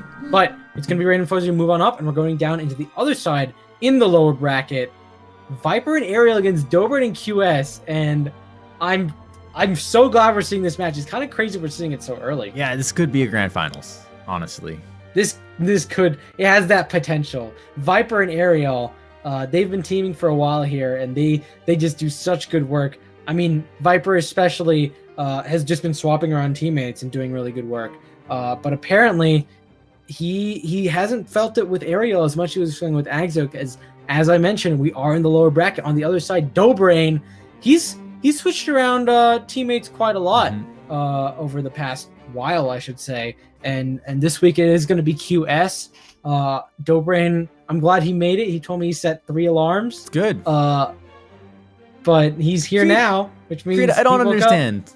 It's the tournament starts at 4 o'clock European time, like 4 p.m. I don't think you understand. Dobrain has an NA sleep schedule. That man, I don't get like he like, I'll wake up and then he'll be like, "Good morning," and I'm like, "Wait a minute, it's like evening there." Yeah, I just woke up, and I was like, "Okay, yeah, sure, all right." He set 3 alarms in the afternoon. Sounds good to me. He made it. He made it. That's the important. Hopefully part. he didn't run into a door today. We'll see what happens. I love. He needed the extra sleep to heal his. Yes, that's what it is. His forehead. Yes. Totally fair. I love the Sentinel out from Ariel. I said this yesterday. I love seeing Sentinel in competitive play, and you don't see it very often at all. And it's cool to see it from Ariel. I'm glad that we have Ariel back for this tournament. Yeah, no, you definitely don't see it that often, and Ariel does pull it out fairly frequently, and we'll see how it goes for him. And then, of course, we got Viper on Ragnir. Not an unexpected pick. QS on Hattori either. Dobrain on Bryn. Dobrain's another player who just swaps around legends all the time, right? And he'll not only swap legends, he'll just poll on Twitter and be like, "Hey guys, what should I play?" And he'll listen to it, right? He can take whatever legend he wants and run with it, depending on whatever meta he feels is appropriate. And apparently, right now, it's Bryn. Even damage across the board at the moment. Bryn's been a popular choice lately to spear, axe, good weapons. And those big signatures. Huge signatures. The Bryn signatures just do so much work. And right now, it's going to work onto everyone. Big damage coming out. Viper's the only one who already isn't in red. We're going to immediately be seeing people go for kill options, but some good stock extension from everyone. QS, you can see Viper trying to recovery. Ariel with a neutral signature and double kills onto blue team. Dobrin and QS going to come back on stage. Can they immediately turn around and get these kills onto Viper and Ariel? Apparently going to get unarmed neutral lights. That's a huge start, but Dobrain gets the sweep right on through with that poke. With that side signature, gonna knock Ariel down to stock number 2. Now it's up to Viper, who's not even damaged, really. I mean, that's a dark orange in the red now, but a couple hits still away from being confidently KO'd with the side air. And he's still building up the damage on Dobrain, who's being forced to move to the left. Notice how the red team gets in there and separates QS and Dobrain from each other. They separate into 2-1v1s and they pounce on one person. And it's that kind of team play that they get in, that pincer attack that's allowed them to do so much damage. Ariel gets in the recovery, saves Viper a little bit from being knocked too far out to the right side. Big down air from Dobrain. And QS knocked up top, but the side sig, that was an end sig actually, but what a KO. Again. Dobrin and QS immediately just turning around, and suddenly Ariel went from getting 2 stocks onto blue team to going from first stock to last in like 30 seconds. Oh my goodness. What a turnaround from QS and Dobrain, and they're not done yet. That being said, Viper, 2 neutralites in a row onto Dobrain, turns around, gets some good damage on QS, turns back around, and was like, "I'll just finish you off, Dobrain. Thanks for coming back on stage. Here's your down air." QS. I hope you were hungry. It's knocked out right there. Viper, still up top there with 2 stocks, doing the same thing Ninja did last game, which is like, I'm just gonna live. I'm just gonna live, but instead, Viper's doing KO damage as well here. Big hit on Ariel, knocks him far to the right side. Viper gets in there to allow Ariel space to recover. QS goes in, hits with the sig, not enough to get the KO onto Ariel, but Ariel coming back here. Moves through, but gets hit by the side air. Shouldn't be able to recover here. I don't think he got a touch. No, he had a dodge left. Ariel has been knocked out to the right side about 4 times. Oh my God. His teammate, still alive, got the wall touch with that down air. Still alive! He's okay. He never died. Ariel, what are you doing? What is the secret? He finally falls. All it took was the Bryn power side air. And now it's a 1v2. Viper with 2 stocks to his name. Dobrain with neutral sigs to his name, which is going to eliminate that stock real quick. QS is barely going into orange. Dobrain's in the yellow. I think Viper has the potential to make this, but it's going to be such a long road as Dobrain and QS continue to just rack stuff up. And there's a quick sidelight, neutral light, down air. The recovery's gone. Ooh, an exhausted recovery from Viper. Threw QS off. Viper coming up. I mean, this is very squarely in Dobrain and QS's favor at the moment. It's their game. But Viper's been playing very smart. You notice how far he moves back. He moves in, he avoids the engagements, but beautiful conversion from Dobrain onto QS. There's a black hole. The lights. Not gonna hit. No NSIG connection from QS. Viper just hadn't taken enough damage to fly into that so quickly. But side air from Dobrain sends him out. Does Viper have options? He doesn't have options. I don't know if he could have dodged And a with little that- earlier or what, but I mean, that was pretty close. Yeah, it was very close. Either way, good damage from everyone. There were no weak links, right? Ariel got knocked out early, but he sort of compensated by doing a lot of damage early too, right? Like he did a lot of good work, and then suddenly Dobrain and QS were like, oh, we got to turn this around. And they did some really big stuff there. And he stayed alive for just an insane amount of time. And so as we go into this next game, no character stuff. Everyone feels very comfortable. Ariel's gonna try to stay alive a little bit better. More importantly, on that second stock, we're going back to Miami. We're just repeating everything, right? Why not? There was nothing in that game that Ariel and Vipers looked at and said, "No, this needs to change." They just think they need to do better. I mean, honestly, it was really close for the first two stocks. It diverged after those first two stocks. That's when it really started pulling out for QS and Dobrain in their favor. Each team got a double KO. Each team had a portion of the game where they were in the lead. So why not go back to that? I mean, you're absolutely right. There is no good reason not to. And now Ariel and Viper, again, getting so much good damage onto QS and Dobrain, getting them into that dark orange and red. Dobrain going into red from that unarmed hit. Stomp into side air, sends him flying. Weapon throw to kill secure. QS tries to come in to help out, but by that time he's already dead, and Ariel's got a quick neutral light onto him. That's getting caught up by the neutral light recovery, nearly KOing QS. He does come back here onto the right side. You have Viper moving in. Recovery from Ariel. A little bit of team damage in the middle there. I think that was a save denying that pressure. Downlight into the side air, pushing Ariel out on the right side. Another downlight, double downlight into the stair. No really gets the KO, but the spear throw could do it onto Ariel. No, Ariel will be able to get back. Actually hits a huge down air, which sets QS for the KO with that down air from the axe. At the same time, though, there were just about 4 different KOs there. Everyone's down to 2 stocks now.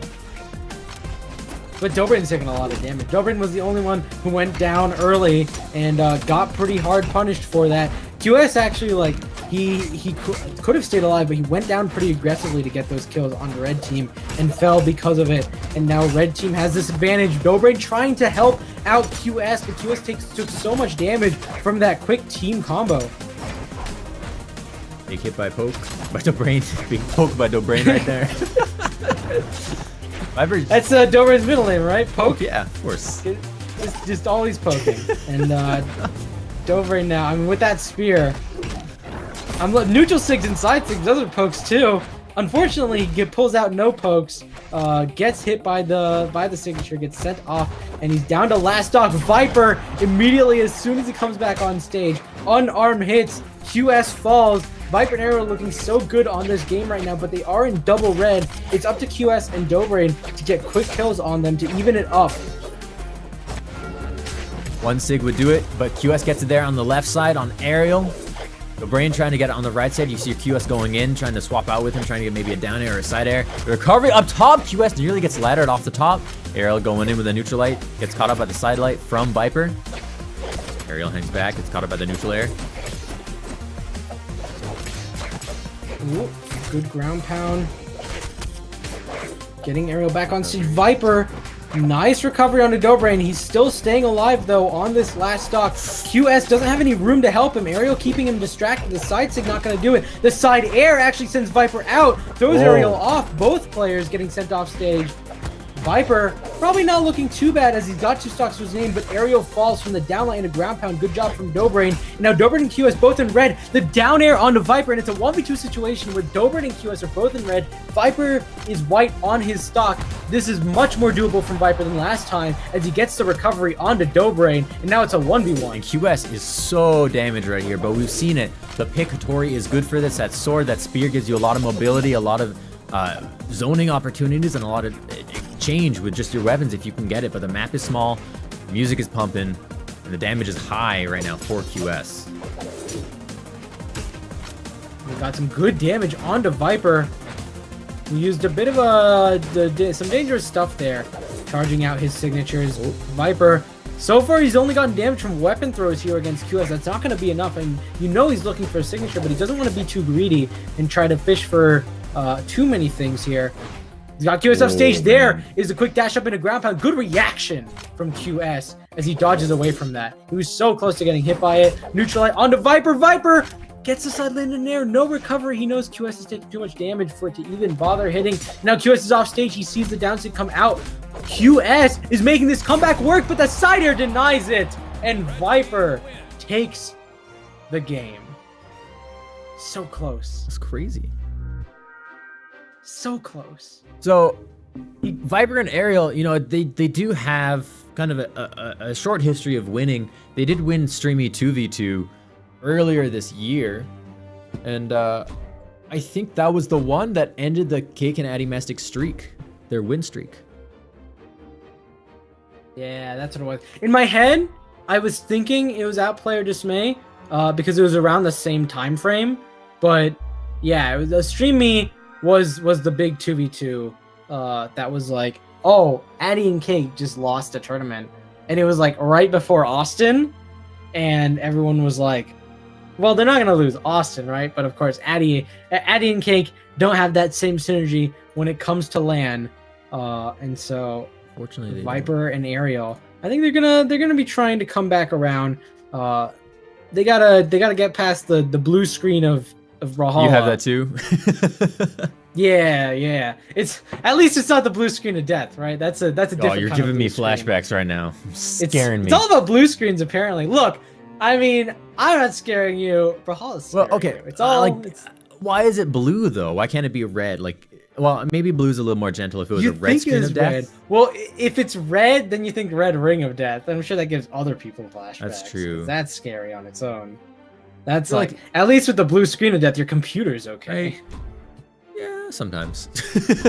Sometimes.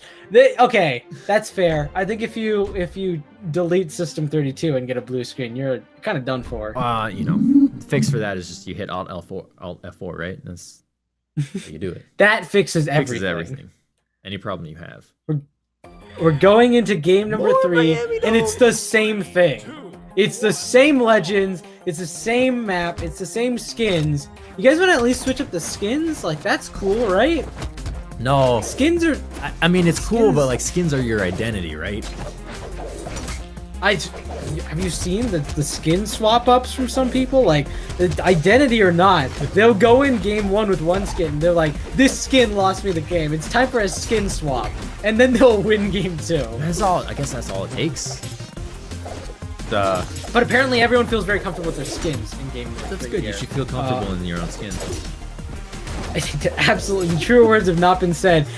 I will say, in every game so far, it's been Dobrain and QS who've been knocked out early, and this time we're seeing something different. QS and Dobrain looking a lot stronger. Viper and Aerial going down into red. That being said, Dobrain and QS do have to find these kill secures real quick. The weapon throw onto Viper isn't going to do it. Dobrain is staying on stage. He's not going off stage to try to get these kills. Instead, that's QS's job. There's a side sig onto Viper. That's 1 stock, and there's a down air from Dobrain. That's 2. That's going to do it. That's going to give them the lead they need. If they can extend their stocks here and just build up some damage, they'll be in a really good position to take game 3 with this lead. But you do see Viper and Aerial are very comfortable staying close to each other and using each other as defense. That recovery is going to KO. Yep, there it is. The comeback was recovery, and then on the other side, it was the axe. There you go. And boom, done. Back to 2 stocks. And this is something Aerial and Viper are very good at doing, is just being stable and just coming back and surviving. Keeps the light. Aerial on the left side, trying to put some pressure onto QS, hits the down air. Walks over, sidelight onto the brain. We're hanging back. Everyone's sort of trading evenly here. Some good hits. Viper actually got juggled around quite a lot there as I was saying that. And it went from everyone is sort of barely in orange to Viper going down into red. Ariel going down into red. Dobrin and QS looking so good. Dobrin sidelighted his teammate, turned around, immediately got a neutral light onto Ariel. No recovery times for him. QS does get sent off stage here. Viper's looking for a ground pound that almost kills QS off the top, but he's staying alive. And that's what counts right now. I mean, doing some good damage onto Viper would be great onto Viper's final stock. Viper just holding that down sig. You did see a KO onto Ariel there. Though Brandon QS being in a very good position here as well. Brain getting the edge guard onto Viper, turns it around immediately onto Ariel. Fear Throw gonna deny Ariel a little bit of engagement there. Ooh, QS getting a neutral light. Viper started a down sig before realizing his mistake as Dobrin and QS immediately started getting damage onto his teammate. That being said, QS down to last stock now. Viper and Ariel going to be looking for a way to kill him. Dobrin, who I think historically so far has taken the most damage in the first two games, staying alive the longest here in game 3. It does feel like blue team has really turned things around between now and the first two games. Viper down low, Dobrin switching onto Ariel, tries catching him with the downlight, hit, turns around, immediately hits the Sair onto Viper, picks up the axe, Viper gets the recovery, gets the KO onto Dobrin. Looking at one stock all around, but Ariel and Viper are on their last breath right now. One side air with any weapon should do it. Side air from there, gonna push Ariel quite far. Viper recovering both of them on the right side. Viper going in deep on QS, but QS saying, you know, I'm just gonna hover around, stick with Dobrin. Dobrin hits the side air, gets the KO onto Ariel. You've got Viper hanging on the right side looking for the way in, but that side over the axe is gonna do it, and Dobrin and QS are gonna take game number 3. And a dominating game number 3. Yeah. It was Dobrin and QS from the start, and they took that lead and they ran with it the entire time. And Ariel and Viper now, as they stare game 4 in the face of tournament defeat, we'll see if they do a legend swap. Is it finally time to change things up? If they don't do a legend swap, they gotta at least do a skin swap. I mean, they're thinking about it. They are thinking about it. There's a Diana coming out from Viper. Okay, and Ariel? Ariel, what you thinking? We want to know. The people want to know. Oh. Well, while we're waiting... Oh, okay. Uh, He's sticking with Sentinel. Did he have that stance? I don't know. I don't know. I don't know. Okay, what we're sure about is that Viper didn't have this Diana before. That's the True. most important part. No more Ragnar. We're going to Diana. Doesn't even have any similar weapons. It's just different.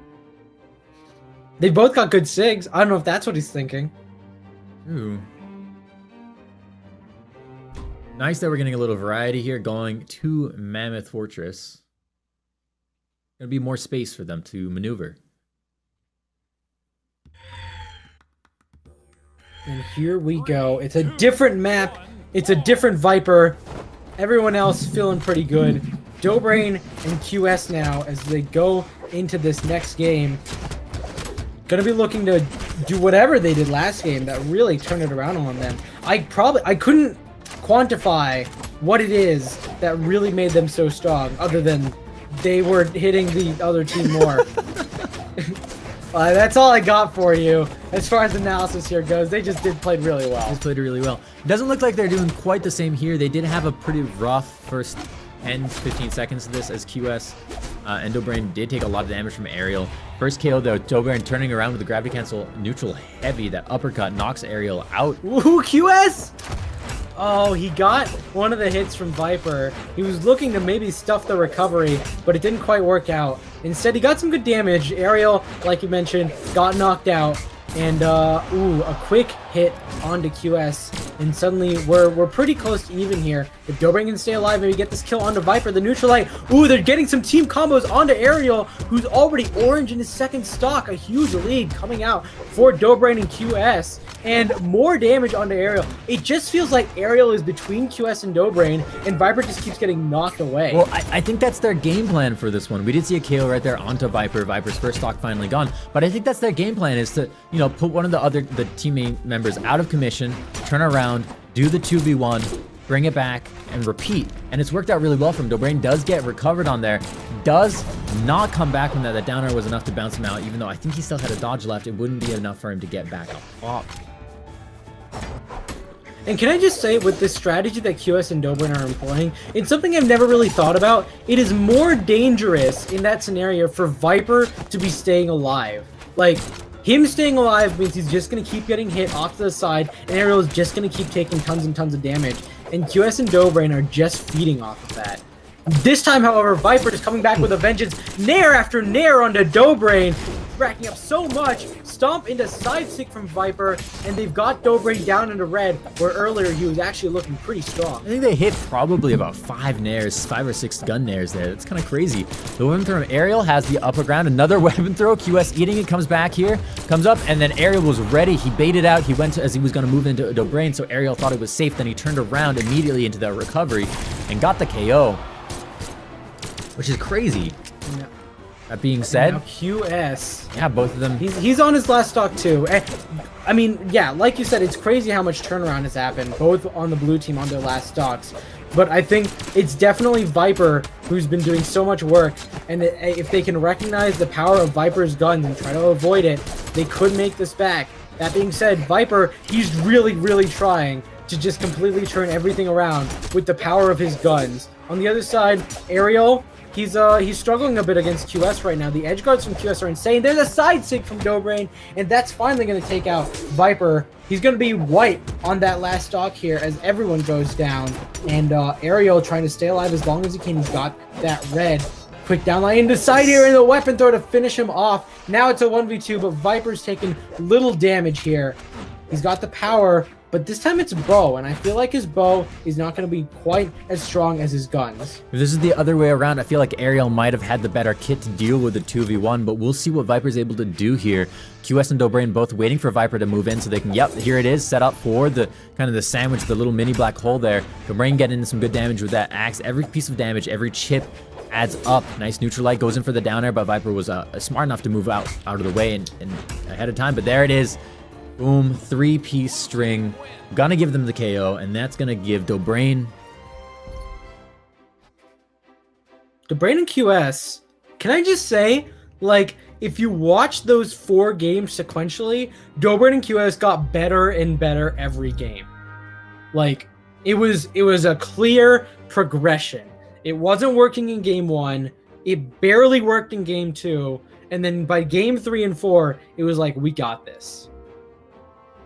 They almost faltered when Viper pulled out the guns, but at the end of the day, they took the game. It did. And I think that speaks a little bit to their cumulative age as far as players go, right? Because Dobrain is one of our oldest players in this community. Yeah, Dobrain's old. He's old. He's an old man. Gray hair. Old man Dobrain.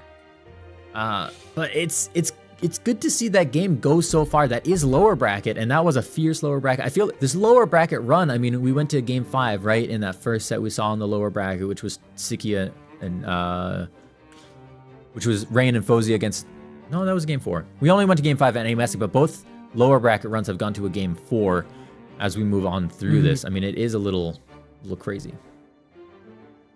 And I think it's also crazy, you're talking about lower bracket runs, Dobrain and QS got knocked out pretty early. Yes. Like, they got knocked out by Ninja and Pavelski. Yes. And they've been coming back around from lower bracket and blazing through, right? Like, they have not stopped at any point. And now, as we start going into these next few games, they're going to be fighting off against Daz and Stikia. We'll see how they do against them. But first, we're going to see the other side of the lower bracket. Hermerson Agzo against Rain and Fozy. And it looks initially as if Fozy and Rain, they're sticking with their same setup, that Val Ragnar that they've been using. But Agzo and Hermerson are changing it up. We have Hermerson going back to the Queen Nai. Nai? Which I haven't seen a Queen Nai in such a long... Like, Hermerson, of course, if anyone was going to do it, it'd be Hermerson. Right. But just in general, Queen Nai is not someone you see very often in 2018. No, and one of the things that Hermerson said to me at Valencia, he was like, because we were chatting, we were both Nai players, and he was like, I know you play Nai, but I'm going to disappoint you. I think I'm not really going to play Nai that much anymore. I'm moving over to Ragnar. And that's why you've been seeing Well, him today he wants play a to. lot of Ragnar. He wants to undisappoint you. You know, we'll see. He's playing the good skin, so. Disappoint you. It's not a word. Not a word. Look, if disappoint you is a word, can't I just take off the dis and call it a day? He's disappointing you. No, but the S is part of That's it. So how it'll the be a English point, language so he's works. appointing you. Wait a minute, that's just a different word. Dude, the English language is crazy. I don't know how anyone learns it. You don't. Shout out to the EU players who like pick up English from scratch, right? Like some of them learned English in school. Dobrain spent the last like 3 years learning English from like Brawlhalla players and TV shows. And he's made it work. Good way to do it, man. Absolutely. Right off the bat, we're seeing kind of even damage here across the board. Fozzy going in with that sword. Hermison not doing anything special yet with that Queen Eye. You got to keep out for that down sig, especially. Comes out a little bit quicker than most of Queen Eye's other sigs and does have some good potential there as well. Hermison, though, coming in, just mostly using the guitars and that high force to kind of build up the damage on the opponents, right? Those nairs are all we're seeing Hermison do right now. It's nair after nair after nair, but it's enough to kind of space out and give a little bit more freedom to Axo. But Axo, big ramp on there, should be able to get back, but the recovery on that axe does do it, and now Fozzy sets up. What? Oh my god, is everyone gonna die? I thought Fozzy's neutral sig was gonna kill What? everyone left, but somehow, between hits and chase dodges, they all stay alive, and Axo actually kills Fozzy off the side. Hermison and Rain staying alive here. Hermison pulls out a gravity cancel neutral signature, and it hits his teammate. Finally gets a kill onto Rain. Hermison, Queen Nye, staying alive, only one with the first stock. Queen Eye never die, right? That's how the meme goes. But it's kind of true here. I don't know how much damage Hermison has done, but again, I feel like Hermison almost fills out the ninja principle, which is I will survive and be a nuisance to my opponents, so that my teammate can get in there and actually be the one who's clutching things out. And indeed, he's done exactly that, despite Rain's efforts to take him off earlier, despite Fozzy's neutral signature. Rain continuing to just rack up quick damage, throw out some signatures, why not? Finally gets hit by that recovery, but he's done so much work, it doesn't even matter. Fozzy's in the red, Rain and Axo are basically even in orange, and Axo stays back as he waits for Hermison to get back on stage, and indeed he does. He gets some good damage onto Fozzy, who's already in that dark red. So Hermison had already prepped those guitars, so we would have guitars again upon respawn. By, you know, picking up the spear, throwing it away after having guitars, so that the next weapon would be guitars. He's getting a little beat up by Fozzy. The team play here between Fozzy and Rain when it's there is quite good. The downlight side air, not going to get the KO, but does get the KO with the weapon throw, and at the same time you see Hermison get the KO off the top with an unarmed recovery. I heard dominating and I missed it. Who's gotten 3 stocks off of people? That's dominating is not something you hear happen a lot in 2v2 games, but clearly there's been some stuff going on. I think it must be Axo. Axo's been alive a lot longer on his second stock because Hermison just That makes respawned. sense. There's that down sig. Actually going to get punished by that end sig from Fozzy. Fozzy coming up here. Side sig going to nearly kill Axo, but across the full Oh breadth my of the God, map he's is still not alive. enough. He is still alive. If really extending the second stock, that's not going to kill him either. He should be able to recover, but the weapon throw does confirm the KO right there, putting Rain and Fozzy on more even footing, but they're already in the light orange, light yellow, dark yellow, light orange, and Hermison's still on stock number 2, surviving. Throws up the guitars. He's gonna keep surviving for as long as he needs to. Fozzy takes more damage here. The weapon though barely misses. Hermison continues on, and Axo picks up a lot of sword nairs, puts Rain in the orange, looking for a quick kill with that recovery nair. Not quite gonna find it. Hermison, as he falls, comes back onto stage with that white. Yet again, more guitars prepped. Hermison is really feeling those guitars. Nice recovery from Axo. Does push Rain up top. Hermison turns around, gets the recovery onto Rain, doing more damage. Rain's in that KO zone. Hermison has the KO potential with those guitars. Downlight side air onto Rain, pushes him to the left side. Axo tries moving in, but does pick up his teammate, so he drops that follow-up. The recovery does get the KO onto Rain, and now Hermison and Axo are in a great position. Axo recovers out to the left side. Hermison up top on that right corner, looking for Fozzy to jump up and move up. Fozzy saying, you know what, I'm going to hang out here. I'm very comfortable on the soft platform. I mean, how comfortable can you be, though, when that platform is moving up? It really felt like he was like, oh, this platform is down here. I'm in a safe spot. And as soon as it came up, he was like, oh, that's not good. Well, the weapon throws could do it here. Hermison goes to the pogo. Fozzy does not have the jumps he needs. And Hermison and Axo take game number 1. And, you know, Agzo and Hermison felt really strong at the end there, but damage all around for all 4 players really felt pretty even. Everyone was pulling their weight, some good damage coming out. It really came down to who was getting the kills early. And you saw Agzo, he got 3 quick kills in succession while he was keeping that second stock alive. We're in here, they're in map choice. Small Brawl Haven is still open, never mind. They're going to Enigma. What are your thoughts about Enigma, Creed? I think there's some really cool stuff that can happen there. I think the platform placement is wild because like the way the spacing works out, you can't do you know, double down lights on like sword or spear or anything that ledge cancel off the 2 platforms. They're a little too far away for that. And then like getting double jump height to get to that top platform is weird too. Just like everything about this stage is weird enough that it's like if you want to throw it in as a mix up, as long as you know what you're doing, it can be really powerful for you. Huh. Cool. I always kind of thought of it almost like a wacky Great Hall, just because it looks similar. Yeah, it's got that similar structure. It's just like the platforms are moved around enough and changed enough that you think it's Great Hall when you first see it, and suddenly nothing that you do in Great Hall works anymore. Right? Like Great Hall's the big map that is too big for its own good sometimes. Right. And then you go to Enigma, and suddenly you have no space. Right. They're gonna be really interesting. Agzo may be getting this first KO here with that down air. I don't know that Rain can get back, and actually that is a confirmed KO. Agzo gonna take his first strike there on the left side. Hermison turns it around, has been throwing a lot of KOs. Great follow-up from Agzo after getting the parcel that was Fozy from his teammate. See Hermison get KO'd with that recovery. Onto stock number 2. Agzo, the one who's gonna be extending stocks in this game, apparently. Yeah, everyone was at white for a second there, and I was almost like, if they get this kill on Agzo, it's gonna be full white on every Agzo. Agzo. That was a lot happened there. He got sent down, he was okay, and then he bumped his head, then he was not okay, and then he got hit by the ground pound, and he was not okay again. Nice engagement from Rain. Too many emotions.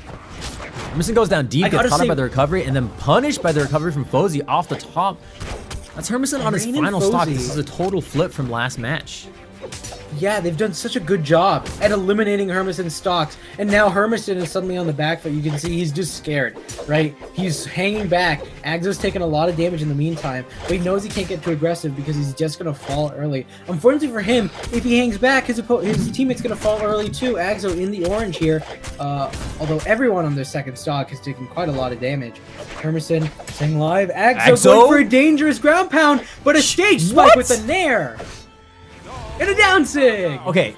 All right, Agzo. So Agzo just got a KO by nair bouncing off the bottom of the stage. Dude, stage spikes are so fun. It's that one mix-up that no one can ever really expect. What? Fozy trying to get his vengeance with that side signature. He gets the weapon throw to connect with the side, or the neutral sig. Sorry, recovery. That's the word. The recovery isn't enough to get the connection onto Agzo, who continues to stay alive. But his staying alive isn't helping out Hermison, who is taking so much damage. Agzo looking for the edge guard onto Fozy. He finds it though. Now it's a 1v2 up against Rain here, and that's huge here because Hermison, who'd taken so much damage, was looking a little bit scared. But with the teammate gone, Rain now is on the back foot. Hermison here waiting for Agzo to come back here. You see his movement, just saying, no, I'm gonna wait for my teammate to come in. He's fresh on the stock. He can take some damage.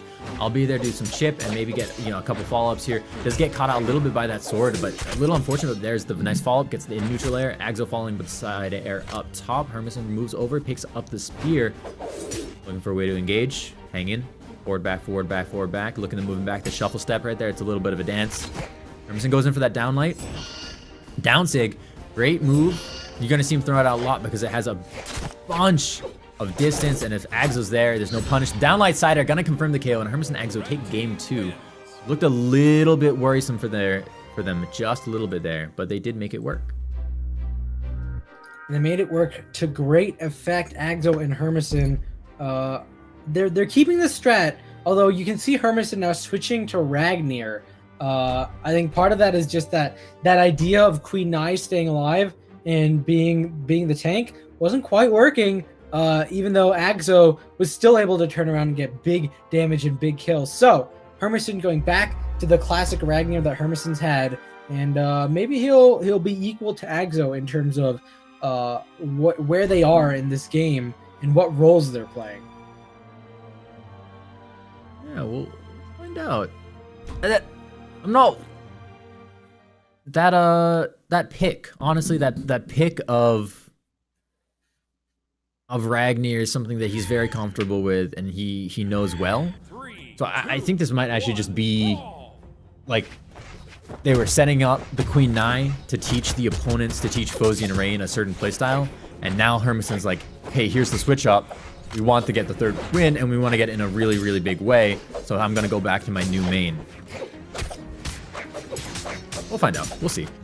We'll find out. Right off the bat here, though, Hermison, the Ragnar Dittos between Hermison and Rain are going to be a lot of fun. They've traded off fairly evenly, although Rain's taking slightly more damage. Fozy now turning around and getting some damage onto Rain. Everyone's taking damage. That's the theme here. Rain coming around to the right side, coming up top. Does get some good damage onto Agzo. Agzo, nice spot dodge, gets the downlight recovery. Meanwhile, his teammate Hermison gets the recovery for the KO onto Fozy.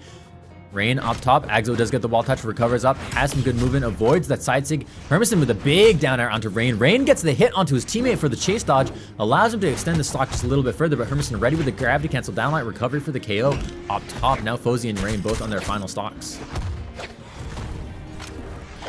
Hermison, though, he's staying alive. You can see Agzo got knocked out by that quick sidelight into recovery, but Hermison continues to keep it going. He's got that Queen Nai mentality, but with a different character. Fozy unable to get that downlight into side air. Instead, he's gonna get almost taken out by that quick gravity cancel side stick. Hermison actually went in really deep, and he's gonna fall as a result. But hey, we say that's worth it. He got a lot of damage onto Fozy, who's about to go down to last stock if he's not careful. And that was Hermison's stock in like deep red as well, so it was already not gonna last for a very long time, most likely. Oh, a fair trade right there. Agzo gets caught up by the weapon throw. Hermison moving back, throws the weapon axe, actually hits his teammate. Fozy goes to the gravity cancel against the wall, does have the wall touch, has full jumps here. Wall slip activating, throws the his gauntlets, does hit Hermison. Hermison here goes in for that N-sig. On the edge, not quite, but the downlight side air from Agzo does hit, does KO. Agzo and Hermison in a pretty good position. Hits. Rain could come back from this potentially. Fozy's there for the save. Oh, Fozy. Okay, I thought Fozy missed the save, but it turns out Rain was okay. I wouldn't be surprised if Fozy was gonna save and Rain, you know, in comms was just like, actually, I don't need it. It's fine. It's fine. Rain is so damaged. But unfortunately, he's gonna need it now. Yeah. And Fozy's gonna be there. I'm surprised that didn't KO. I'm so surprised Rain is actually still alive with as much damage as he has. Look at the health bar. It's actually nearly He's taking so much. Agzo's taking quite a lot too. A lot of big damage numbers coming out. Fozy's the only one who actually went down the first stock, last stock early. And the double KO coming out from Rain, gonna bring red team down a notch.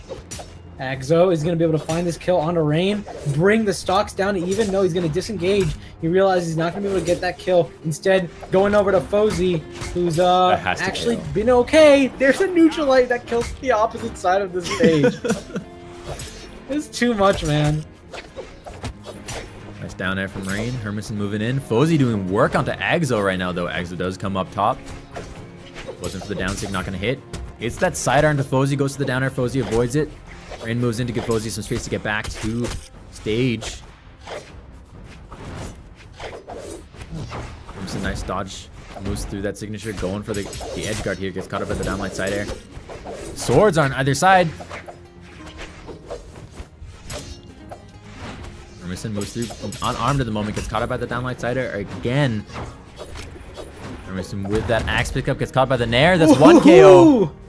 Rain and Fozy looking to take this. Hermison's quite damaged here. Maybe this swap over to Ragnar wasn't the right choice. But if Hermison get a KO, but neither of the blue team members are in that KO zone. That Sig not going to get punched, but not going to hit either. Goes through. Ground pound, spot dodge through. Weapon throw to give a little bit of space. And that recovery could get the KO. No, Hermison's still alive. Deep ground pound. Oh, the side sig attempt. It was so close. A good spot dodge from Fozy. And the sider to get the kill. And Rain and Fozy take out that game. And should Hermison go back to 9? Oh, he did. He is going back to 9. I understood the swap, right? Like it was, you know, this Queen Eye's good, but not quite good enough.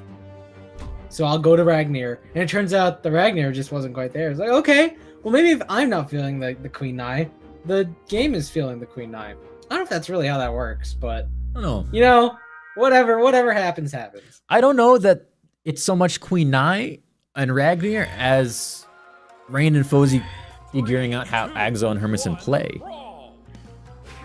So you think this Queen Eye isn't gonna make a huge? I don't think it's going to make a huge difference. A lot of those Nisigs didn't hit. Maybe that spear play will make a difference here. But Hermison, at least in game 1, focused a lot more on guitars, it seemed like, than on spear. I definitely think it's definitely contentious. What is the deciding factor here with these two teams right now? Agzo's taking so much damage, and the down sig from Fozy breakdance too much for Agzo to handle. He's almost died already here, and Fozy's sort of run around the map looking to get this kill on the Agzo. Finds a sidelight, doesn't find the recovery after. Was expecting a side stick coming out from Fozy, but Agzo stayed alive, and Herbison's just like got his back. Right, he's standing there as bodyguard. Agzo continuing to stay alive. Now Rain is looking for the kill here. A good dare, but the weapon throw isn't going to do it. And in the meantime, Hermison's gotten some damage onto Fozy and Rain. Orange Agzo, how is he? Okay. No longer. Okay. That is a double KO for the blue team. It's not one player getting 2 KOs, but it is both members of the red team losing both their stocks there, which is pretty significant in this game. Not only did they lose the last game, which is a pretty large kind of momentum break, it's also, you know, they lost their both first stocks here, and Fozy and Rain aren't looking like they're about to give them up either. Rain may be here with that downer, does get KO'd. Hermison and Agzo looking to confirm it here, but the weapon throw almost looked like the Clash got a KO there, Creed? I'm not sure. No, it was like the weapon throw was there, but Hermison actually like hit Agzo and Fozy at the same time, and it sort of made a weird effect, but it was the recovery that actually killed Fozy. And it was nice of Hermison to go, it doesn't matter if this hits my teammate, because it's gonna get the kill on Fozy. Okay, I see. And now it's so even between these teams. Rain goes down low. Okay, That never mind. does not have the jumps he needs to get back there, and Agzo and Hermison going to try and push this lead. Great spot touch from Fozy. Reads that side air from a mile away, and is like, no, you're not going to hit me. And now Fozy, he's staying on that island. He's making himself a nice treat for anyone who wants to try to come on in and get an early kill. But instead, he's holding his ground. Neutral signature sends Agzo down. Does get that wall touch. He does come back. I want to point out that I think he dodged at the perfect time to avoid getting hit by that gauntlet throw. Yes, he did. He dodged in the right direction. He kept the jump in line, and he was able to get back. And now, Rain, who's already in red, Agzo got an early kill on him, and they've gotten the damage. And we're going to be seeing if they can knock out Rain, get the 1v2 onto Fozy, what Fozy's going to do in that position, because they've got Hermison down to last stock too. Nice side air. Rain will survive here. Big signature from Fozy. Does pick up the KO onto Agzo. Everyone's on their final stock except for Fozy. Fozy's just, again, extending.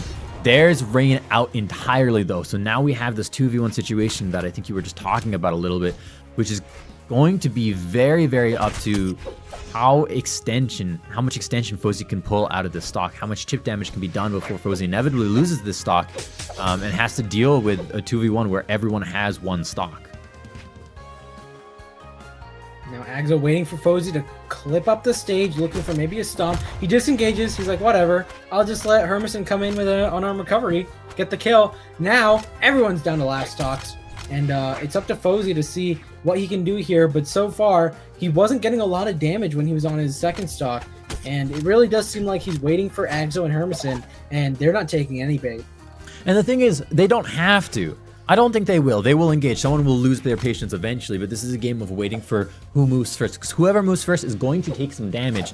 And of course, Agzo and Hermison have that lead, but Fozy is ultimately the one who will lose if he tries to time this out. That is definitely true.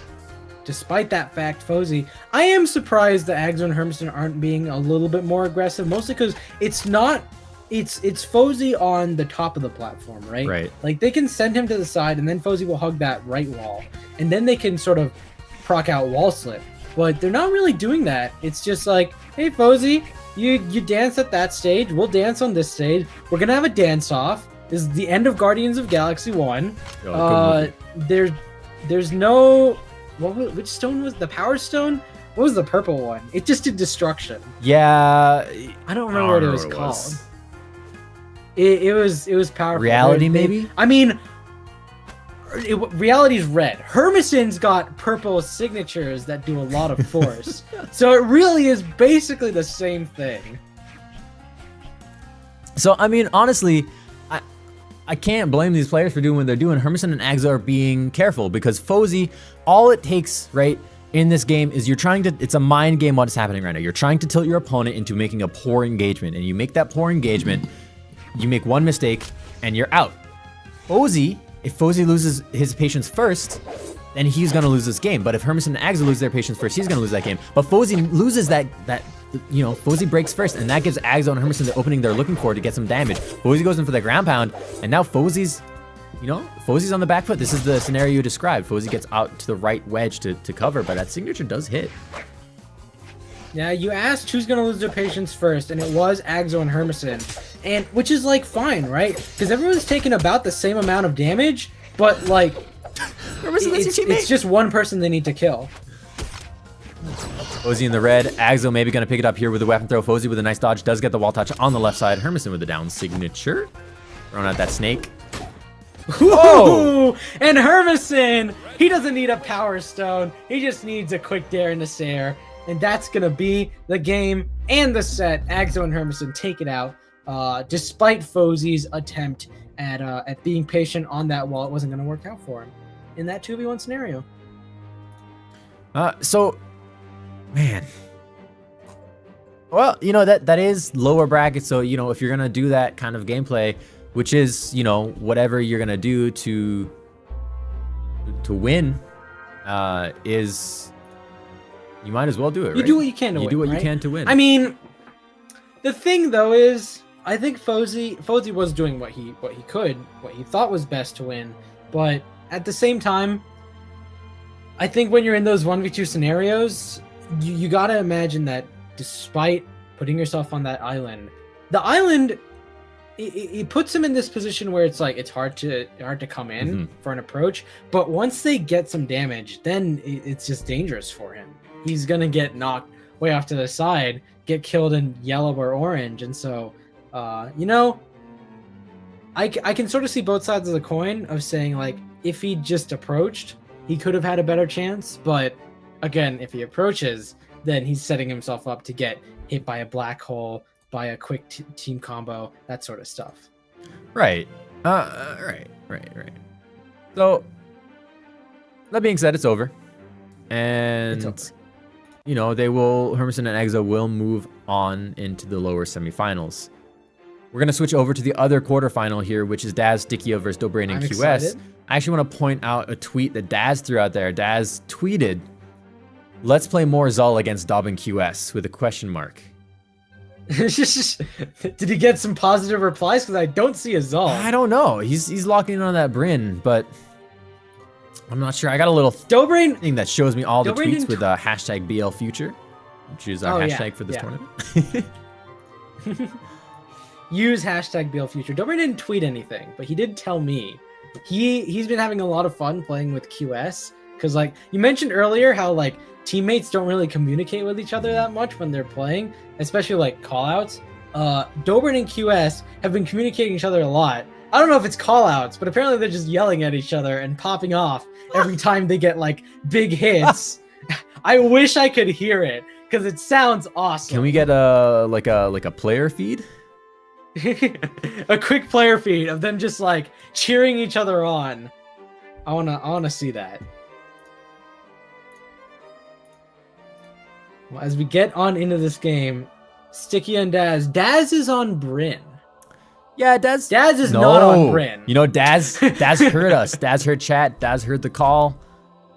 And Daz was like, "I'm ready. Let's go. Let's see. Ready. Let's go." So here's the Zul. I'm a little worried.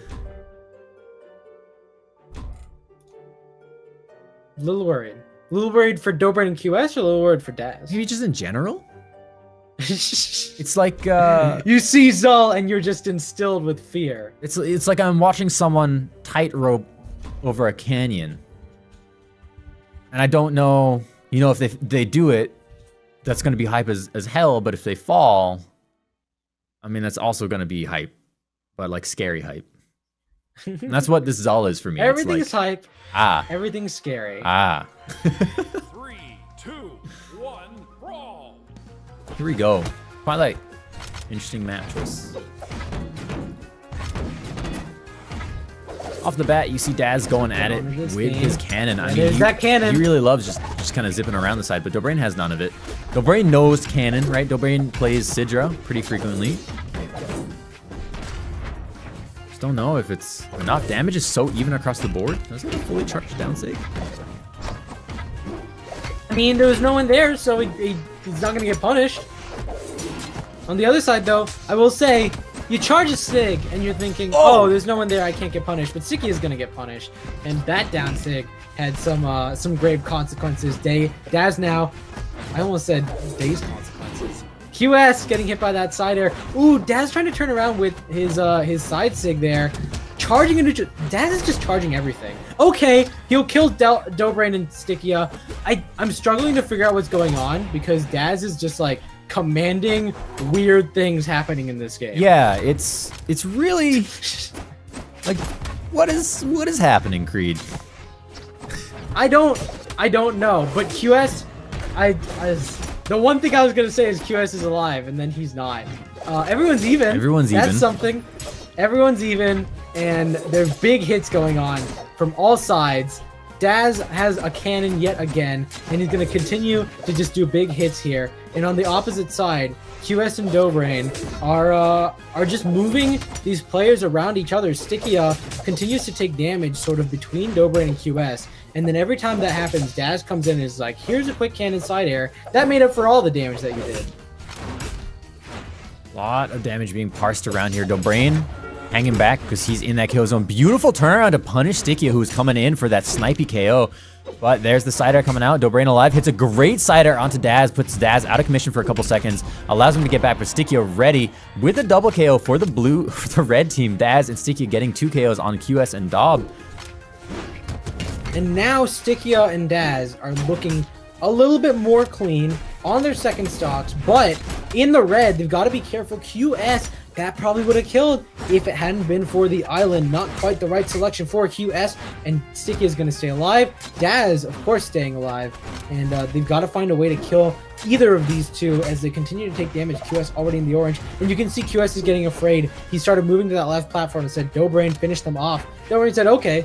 Gets a kill onto Daz. They need to find one on Stickia, or just maybe focus on Daz and try to get that 1v2. I don't know about that. I mean, the damage is already so high for Dobrain and QS. Daz and Stickia have such a strong chance, and my sound kind of broke a little bit there with the strength of that hit. What is happening in this game? Stickia and Daz get knocked out, and QS gets knocked out there as well. Red team wins. 2-stock. I'm struggling to put into words the game. Like any of the game. Any part of that. Legitimately, with one of those KOs that was like one of those big 6 that hit like 4 people, the sound in my headphones was like super slow-mo for a second and like distorty and stuff because there were so many things happening. Oh my goodness. That being said, we are moving right on into game 3. No legend swaps, no stance swaps, same skins. Miami Dome, baby. Is it, guys? Miami Dome? Please. Friends? Esports? Miami? Nope. Raid Hall. Denied. You said it. They denied it. They denied it. That's okay. We got the Zal, so I'm content. Yeah, pretty content. That's all I need. Maybe 2 Zals. 4 Zals? 1 brawl. That might be too many Zals. Look, 1 Zal already puts fear into your heart. You want to see what happens if there's 4 Zals? Dude, I can't cast that. I can barely cast this. It's true. It would be too much. Dobrain now. Ooh, he started off with a good string against Stickia. Oh my god, QS took so much damage from Daz. He's already in the red. It's been 20 seconds. Jesus. US coming up around the Dobrain left trying side. to turn around. Goes in, recovered from Dobrain, doing some good damage onto Daz. Daz comes through, catches the trap God. onto Stickia. Stickia down low. Dobrain wants that KO, goes to the recovery up top to the right, but not going to hit anything. Daz up top on that soft platform, moving up, hits that down air. Stickia coming up, coming to the bottom of that long side. He gives you a lot of room to recover on this map. And QS, maybe trying to swap around, trying to pick up this KO. Beautiful strength Ooh, from and a good Daz. recovery Daz from unstoppable, Daz. and the Zol gets the KO onto Dobrain. QS tried to get that weapon throw to get the kill onto Daz, but he continues to stay alive. QS gets sent way off stage. Dobrain trying to cover him. They've got to be able to find these kills on the red team. They keep getting them down into red stock. Dobrain gets the downlight into side air. QS staying alive though. And he's going to be watching out for Stickia, but not watching too hard. There's a quick side stick. There's a quick side air. It's even stock. And this happened last game too, Creed. It was the double KOs are just happening so often. It's cool. It's really It is cool, but it's going to be less cool for Dobrain and QS if it goes the way of game 1 and they continue to take too much damage here from the red team. Daz's cannon is just doing so much work. There's a trap coming out, but not onto anyone in particular. Daz almost hit that side signature onto Stickia. He's trying. He really is. Dobrain almost got the downlight into neutral signature. The signature actually hit Stickia instead of Daz. And if they can actually get this early kill onto Daz instead of QS falling, they could be in a pretty good spot here because Daz is taking a lot of damage. And there it is. There's a side stick from Dobrain, sends Stickia flying. They're looking for the edge guard here. Dobrain covers, but he actually gets punished for it as Daz comes in with his ground pound. Stickia is staying alive. I thought for sure that It's down still air was very going to even. deny. I guess Stickia must have got the wall touch before the down air triggered, but that's kind of crazy. QS gets knocked out on the left side there as well. And now Stickia and Daz just have this lead, just like last time with that extra stock on Stickia. It's all about getting that knocked out. But again, this Zol from Daz is kind of nuts. And now Stickia way out off the side of the stage. Daz was there to sort of cover the edge guard option. Daz, I mean, he doesn't even get... Stickia finally gets killed by yet another hit, this time from Dobrain. And now, as we look at these stocks, it is still pretty even. It's Daz who's taken more, and Stickia who's taken less, and QS and Dobrain have taken basically the same amount. Dobrain's started to proc a little bit more. This is such a close game. Oh my goodness. And honestly, if last time was any indication, Dobrain and QS did better over time. I'm wondering if Dobrain and QS will take this game just barely, and we'll see them do even better in the future games. But first, they got to make sure to take this one, and it's going to be very close. It all depends on if Daz is knocked out first or the brain is knocked out first. Because that's gonna Dobrain you know does make get the sent out. difference in value and just how strong they are. The Oh! double. The double! Oh! Daz stays alive, but QS No, is he there. didn't get the wall touch. Tries to finish it off. Daz can't get the wall touch, and QS and Dobrain take game number 2. What a finisher. Dobrain picking up double downlight. Creed, you might be right. You might in the analysis This is the and formula. the trend. It might be accurate. We're going to go into game 3 here. We'll see if QS and Dobrain just feel even better and better.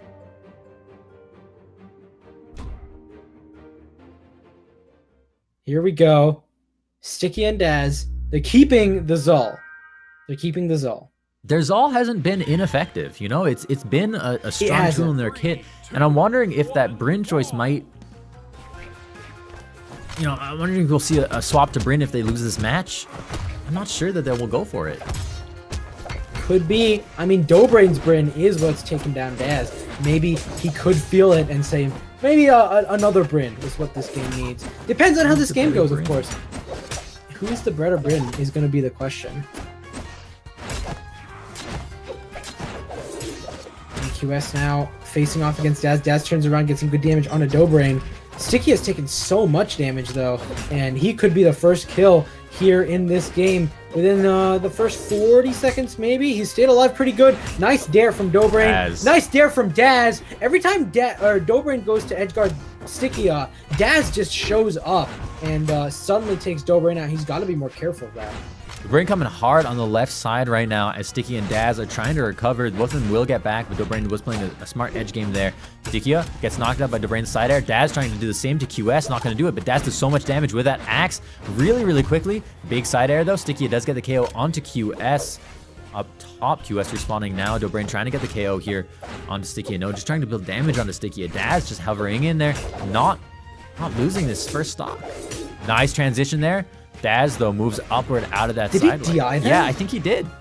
He DI'd 2 neutralites and got sent up. Crazy stuff from Daz, and a very useful technique to stay alive. If you're gonna get the opportunity to DI, may as well. He really did just... Oh my goodness. Big punish on the Limb Blaster from Dobrain, getting the unarmed downlight recovery off the top to get the KO onto Daz. It's even across the board. Dobrain a little bit on the back foot damage-wise. But they came back from this last game. They could do it again this game. QS now looking for that edge guard on Daz, but Daz staying alive, going up above. Yeah. Nice recovery, and Dobrain falls down to last stock first. He was the first person to lose his first stock. He's got to be so careful. Daz, what is happening? Sticky, Daz so falls. Stickia tried to save, almost did, the nair into the chase dodge, and then Stickia could have dared, but Daz fell too far, too fast, and blue team's absolutely going to take as much advantage of this as possible. But first, QS is going to fall, and Stickia is the link for red team. The person who has the most stocks, and QS immediately denies it. It's down to last stocks for everyone. Daz in the yellow, Dobrain in the orange. Dobrain's actually taken so much damage throughout the entirety of this game. Yeah, you saw QS get in there and get a big save. That cannon string was about to start onto Dobrain, but QS was like, nah, here's a side air hitting both the red team. That scoop comes out, but Dobrain does not lose his stock for it, but he's so damaged. Daz is hounding him out, goes for the trap, doesn't hit. On the left side, QS kind of maneuvering out here, gets a great downlight side air with that spear pushing the punish. It's Yes! so close between these teams yet again. Orange and red, orange and red. QS got a big hit onto Stickia. Daz got a big hit onto Dobrain. QS looking for the turnaround into gravity cancel side signature. Dobrain staying alive off stage. Oh my God. QS trying to engage onto Daz. Everyone is doing their best to try to get the quick hit in, and Dobrain's going to be the first one with the side air, and they've got to be careful. They're both in kill percentage here. Stickia is as well. He looks for that quick down air, looks for another down air. The neutralites in the wrong direction, but Dobrain with the save, downlight into recovery. He's not going to go over aggressive.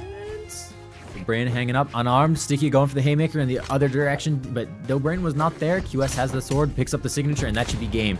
QS and Dobrain will take game number 3.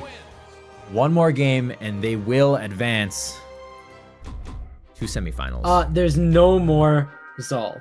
There's no more Zal. Daz has switched to Bryn. Okay. I don't know if this Bryn choice is going to do it. I don't know either. I think the Zal was definitely one of the biggest hitting things throughout the entirety of the last 3 games. And Dobrain and QS were getting hit hard, but they were able to come back around at the last minute on these last 2 games. And the Bryn, I mean, Bryn's got some really strong signatures. Oh, yeah. Could be what he needs. Well, what's interesting, I think, is that the axe was the more crucial piece of the kit for Daz, and Daz still has an axe, so we'll see. We'll find out, I guess, in about 3.5 minutes. Dobrain, the triple right now, downlight. Dobrain. The downlights from Dobrain have been crazy, and they got a lot of good damage on the Stickia. Ooh, the clash on the recovery. QS actually jumps off and away from the ground pound, stays alive. Good job, and now he's going to punish Stickia instead. On the opposite side, Daz and Dobrain fighting it out with the spear dittos, with the Bryn dittos, and what happened to QS's stock? That was a beautiful transition. Stickia was just ready. They were just ready there. Dobrain, though, getting the big poke to get the KO onto Stickia. This whole set has been basically as neck and neck as a set can be. Daz hanging back, looking for a way to engage. US up above, getting caught out by Daz's axe string. Trailer's coming out. The damage done right now is quite high to the red team.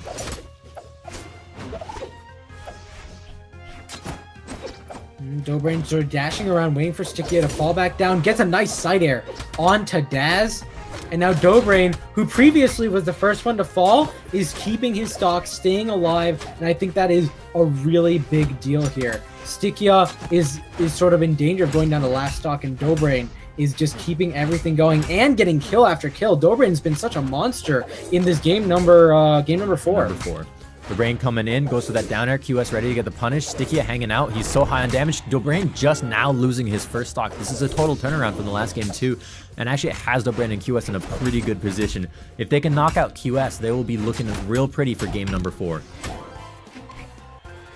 And as QS falls down to last stock, Dobrain's looking to try to make sure he brings it down to last stock for either of these players. QS has got to be careful though.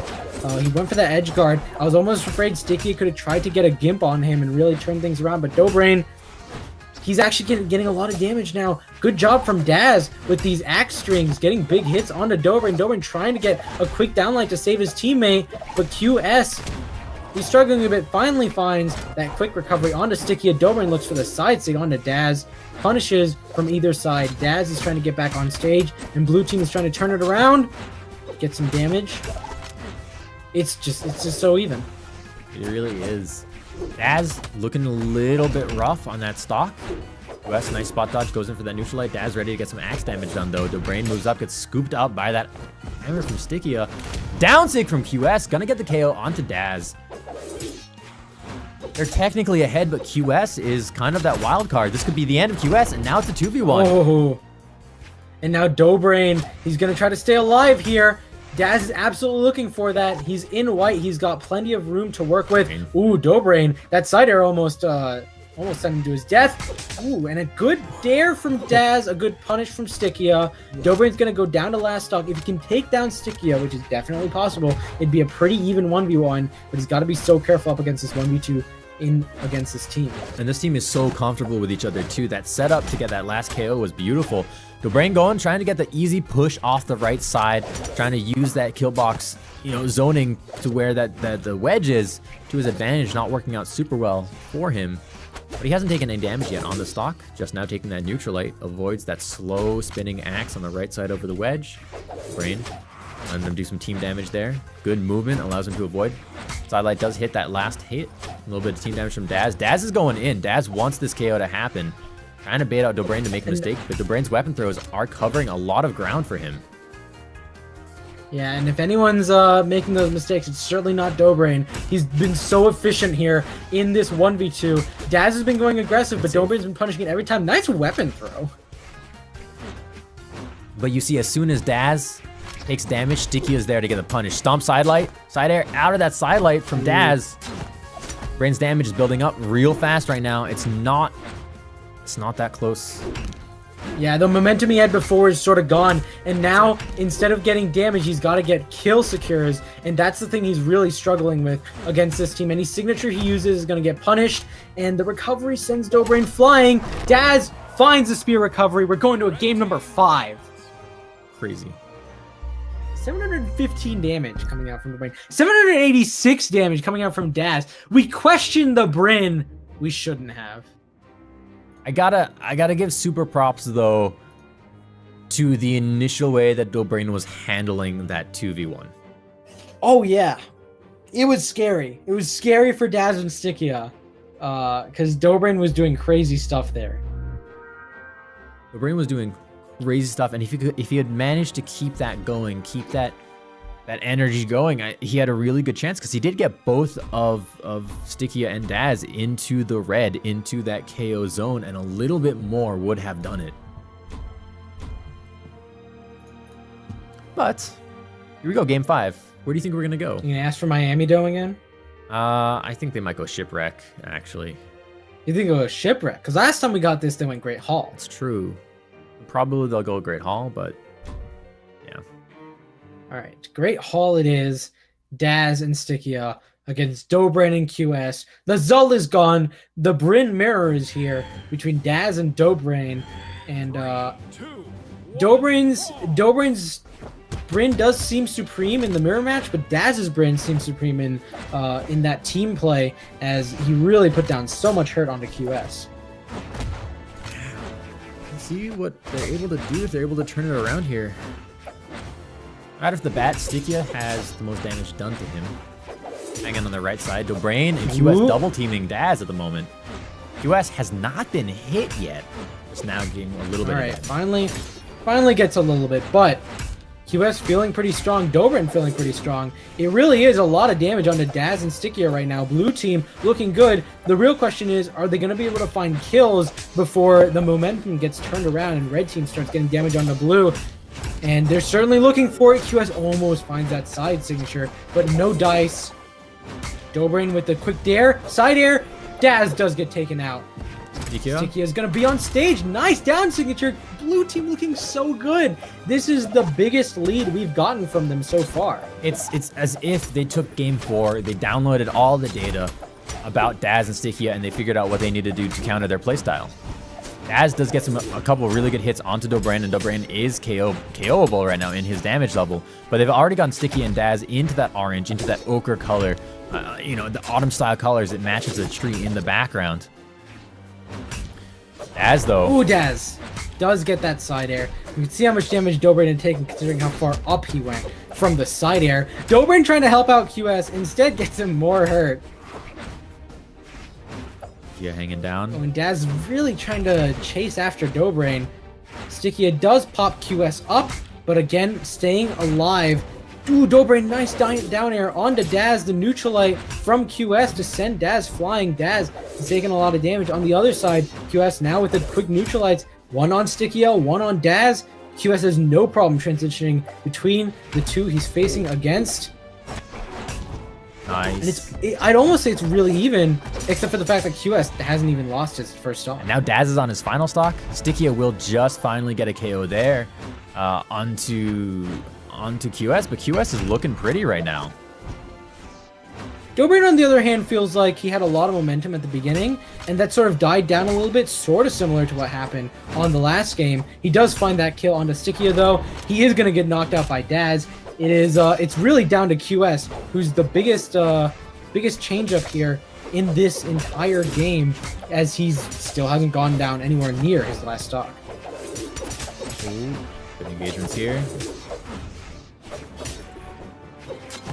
Brain on pair with parity right now with Daz damage-wise.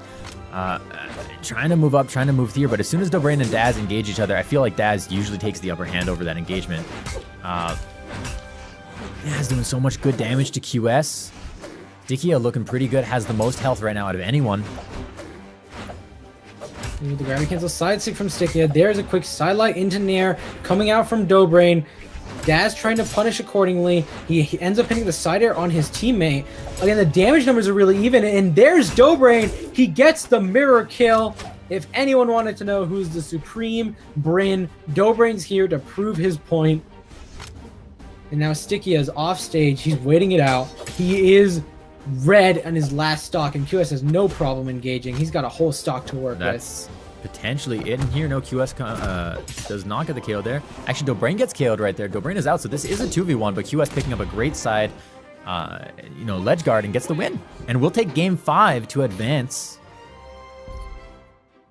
And Dobrin and QS continuing the monstrous lower bracket run that they've had going this whole time. Dobrin and QS have not been stopped. And again, they just looked better and better every game. They did falter a little bit when we went into game 4, but game 5, by that point, it was just like they had the big early lead. Yeah. Holy cow.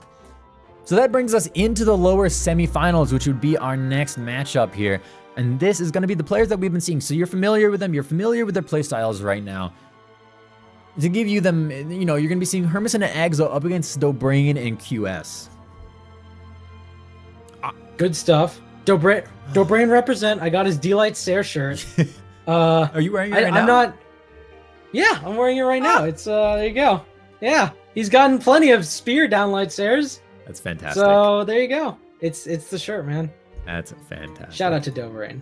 I don't know. I think no caster bias. No caster bias. Going into this though, Dobrin and QS are incredibly warmed up. They did go to a game 5, right? They went to a game 5 where it was very close each match, right? So they're feeling good, right?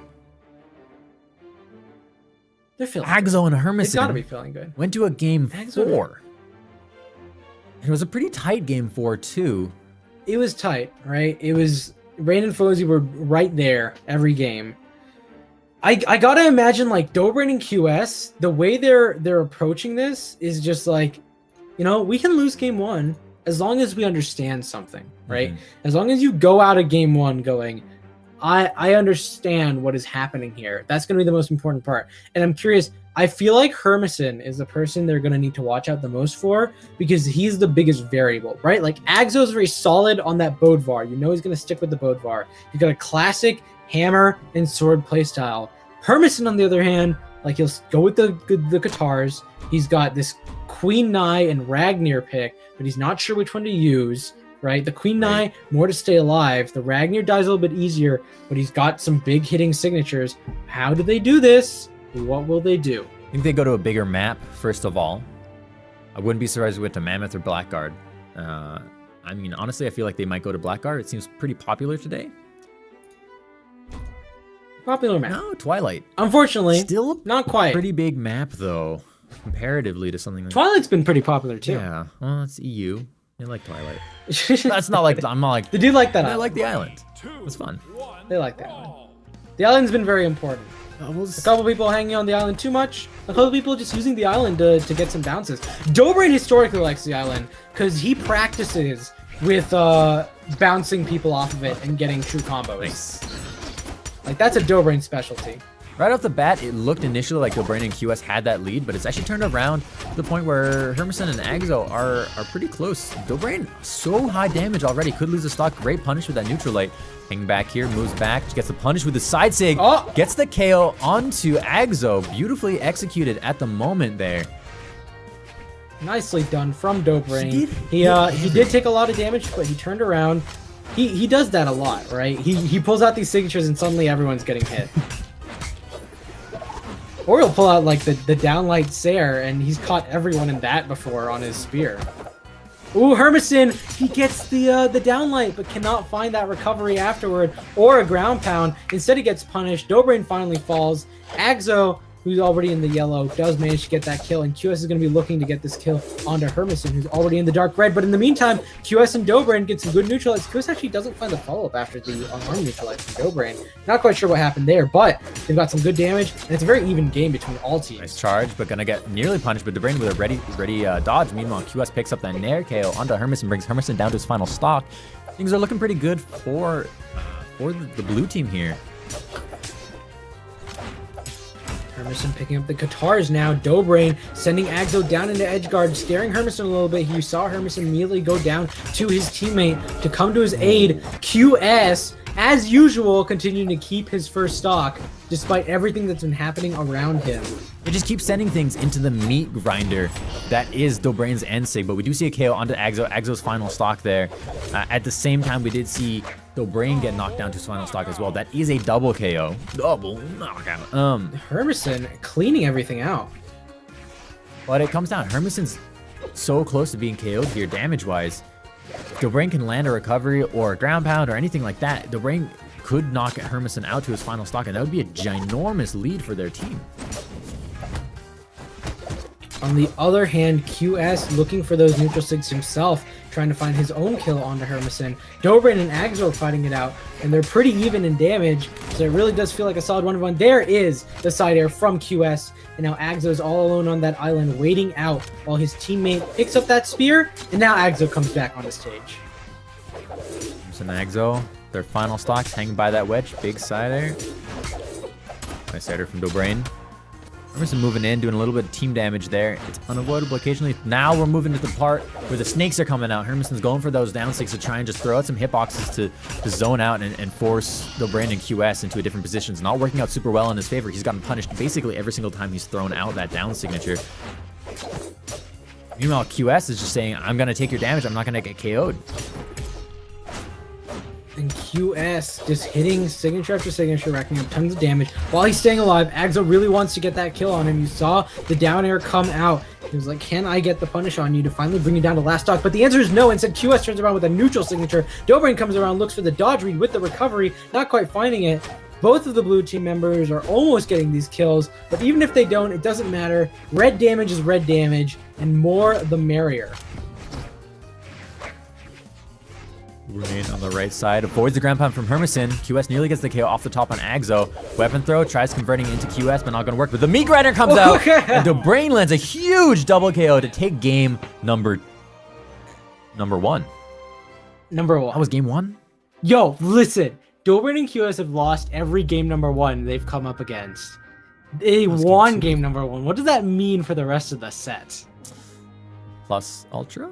I don't know. It's going to be a 3-0, everyone. I'm calling it. Calling it right now. It's going to be a big fat... By the final set, it's going to be a 6 stock. Okay, wait. Hold on. I don't know if I'm going to call that. It's a little risky. I don't know. Have you... Hermison's thinking. You're going back, keeping on the Knight, changing the skin to the other best Queen Knight skin. Skin change. You're right. Maybe the Day of the Dead skin is the one for it. Have you ever seen a 6 stock in tournament in 2v2 in like top 8? Creed? Yes. Really? Boomy and Remy have absolutely done it before. Huh. I'm trying to remember who they did it against. It was either early this year or late last year. But I recall them doing just the craziest, like it was on Twilight, it went to the left, and they got 6 gimps in a row. It was the most ridiculous thing I'd ever seen. That's fabulous. I wish I remembered which tournament it was and who it was against, because I'd love to like pull that up at some point. But I've definitely seen it before. It's insane.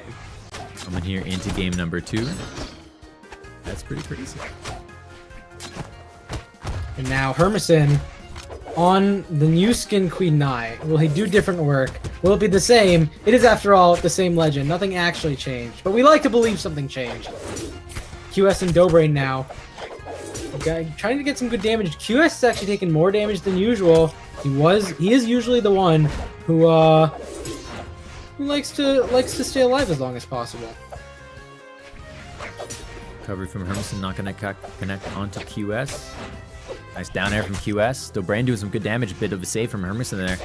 Big side air, then big slap. Dobrain should be able to get back here, but Agzo ready with the punch on the side as an early KO onto Dobrain, putting Agzo and Hermison in a nice position right now. Yeah, really well done by taking that right side and saying we can get an early kill here if we just land the right hit. And so Dobrain going down early. He's trying to find a hit onto Agzo. He doesn't even need to make a connection. Good job from Dobrain using his presence to kill Agzo. That's crazy.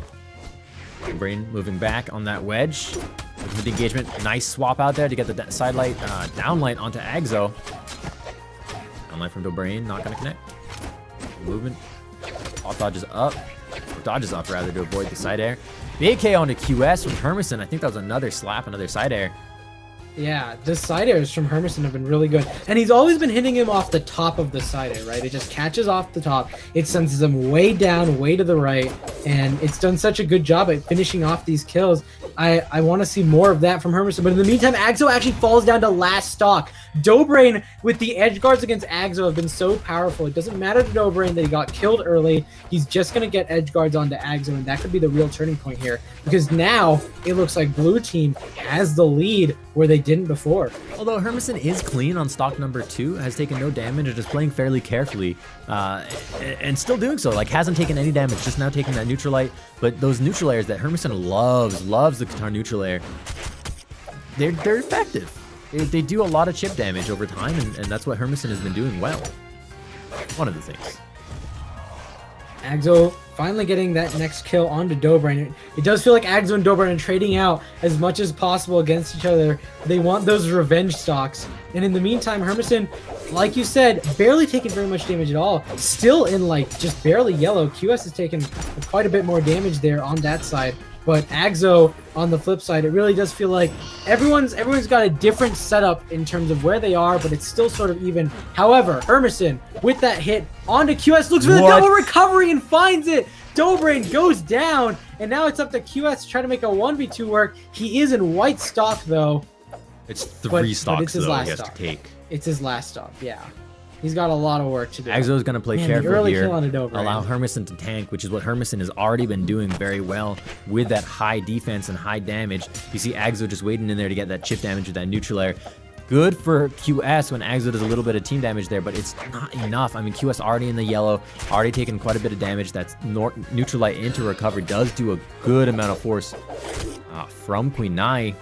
Down low. Punish the Ooh, gravity cancel nice. down sig. That's beautiful. What? It's a perfect punish. Agzo just staying up. QS watching that out. Ooh. Oh, I really thought QS was going to find a follow-up to Hermison's downlight, but not quite there. QS in the orange right now. It's not terrible. A Queen Nysig will kill. Agzo might struggle a little bit more. He doesn't quite have that huge force, huge 6. But QS now getting sent down. Edge guard. Dares from Hermison. No recovery. QS falls. I just had to say 3-0, didn't I? You just Hermison had to and say Agzo take game number 2. I just had to say it. That's what happens. I mean, it wasn't that it wasn't. Well, it wasn't really that close. It was a close game. Dobrin getting knocked out was the biggest thing, right? Is because it was really looking like they were going to be able to take down those last few stocks from Hermison. QS did go down, and then Dobrin just like getting carried off the top. I'm in here. You think we're gonna see a swap? Different map? It's been blocked off, so. Well, I mean, you keep asking for Miami Dome, but we keep going to Great Hall Yeah, every I time. think when Every time both of those stages are on the field, it ends up being Great Hall. I think that the Dobrain QS combo prefers Great Hall, and they've performed well in Great Hall as well.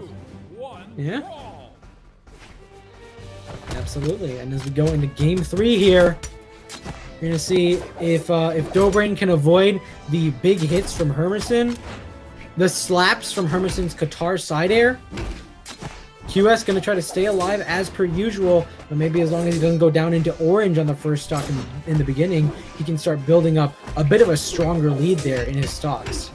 Okay, QS and Agzo teaming up against Hermison and Dobrain. That's fine too. Everyone's very even. They are. Orange around the board. Dobrain taking some damage from Agzo's neutral light there. Dobrain getting a good string up top. Gets pogoed though by Hermison to deny the final piece, which could have KO'd. QS nearly getting knocked off top. Sider gonna push Hermison out, but at the same time, you saw Agzo was ready with the punish to get the KO onto Dob. Dobrain actually was staring at Agzo and dashing in and out, but the final dash back had enough recovery frames where Dobrain suddenly realized he was looking at that side signature that he couldn't do anything about. Ooh, and the side sig from Hermison was actually so smart, and yet Dobrain, with that ground pound, just barely catching it out. He almost got caught by that. And now Hermison's finally going to fall with that spear side air. Agzo hanging back, trying to survive. He's still on his first stock, so is QS. Big damage from the downlight side air, gets the KO onto Agzo. Dobrain and QS taking a small lead here, but then you see Hermison right away turning it around with the gravity cancel N-Sig. Now QS coming back around, trying to land and get those neutral lights. On the opposite side, Dobrain starting the big axe string, but Hermison turns around, denies it, saves Agzo. Agzo with a perfect ground pound that hits right at the end after the axe has swung all the way around. And Dobrain's down on last stock. Again. No one else is really close to losing their stock right now. This is so dangerous for the blue team. Big signature, but does a good amount of damage, but not going to get the KO. Does put Hermison out of commission for just a little while. You got QS edge guarding here as Dobrain tries to go in on Agzo, but Agzo's being very, very evasive and not allowing QS or Dobrain to really get too much damage done. Hermison trying to find those recoveries to get that kill onto Dobrain. On the opposite side, QS has got to figure out how to bring at least one of those red players down to last stock, at least put things even. He certainly is trying, looking for this edge guard onto Agzo. Dobrain gets a nice signature onto Hermison. QS gets a quick unarmed recovery. Can he get the kill here before Hermison comes back? No, they cannot. Agzo trying to get this kill onto Dobrain. Dobrain actually being very risky there with that spear recovery. Dobrain saying, I know you're there, teammate, but I don't care. I'm going for my combo. It's true. I like it. I like true things. The clash nearly KOs! Agzo's taking so much damage. I'm actually The side stick from Dobrain. flabbergasted that Agzo's alive and does get the KO onto Dobrain. It's a 2v1 and Agzo and Hermison. It's exactly what happened last game. And now QS down white on his last stock. It's a mirror. It's we've seen this before. It's a big deja vu. The real question is, can QS do something different about it? 3 stocks is a lot though, and I can't imagine he's gonna have an easy time here. Pretty tense. QS on that final stock. Gets hit by that side light. Back to the wall. Nice spot dodge through on that soft platform. Puts Agzo out. And QS actually doesn't engage onto Agzo. He goes straight after Hermison. Well, Agzo's got that stock lead, right? So even if you knock out Agzo, if you knock out Agzo, Agzo doesn't get knocked back as far anymore, right? That's true. So if he doesn't KO Agzo, it gives him more time alone with Hermison. It's that theory of it's even worse to stay alive in red Exactly.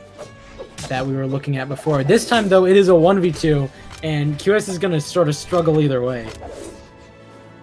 He's waiting for that side air to happen. Yup, there it is. QS spot dodges to stop him momentum to come back to the wall. Nice recovery from Not going Agzo. to kill. Great haul. Large kill boxes, the down sig will do it, and QS is going to fall here as we go into a game number 4. And you know what? I'm going to revert what I said before. If Dobrin and QS win game number 1, maybe they do worse in the subsequent games. It's like an or is it inverse just the rule of opposite? Dobrain and QS. It's the inverse rule. That's a plane. But they got to find a way to turn it around here as we go into game number 4. The other opposite side, Hermison's feeling very good on Queen Nai. It's the new Queen Nai skin. It's the new Queen. That's what it is. The Day of the Dead Queen Nai skin is actually an S tier skin. It's so good. Yes. You put on the Day of the Dead skin, all your opponents will be dead. Don't you know that That's the rule. that skins basically, skins are you skin to win? Skin to win. Actually, Brawl is not skin to win. true. Fortunately, for everyone out there, that's what we want to see. Is that your dog? And as we go In the into this background. next game, That was yes, very you cute could sound. hear the dog shaking it off. She's getting ready for game number 4 here. Here we go. As we go into it, Hermanson Agzo against Dobrain and QS, and we're on small Enigma. Out of the bat, Dobrain doing Hermison. some good damage, pushing Hermison out a Yeah, little bit. getting hit. Cameron's got the same shade of yellow. Dobrain more D-light Sares. QS actually interrupts him. More downlights, just downlights all the time for Dobrain.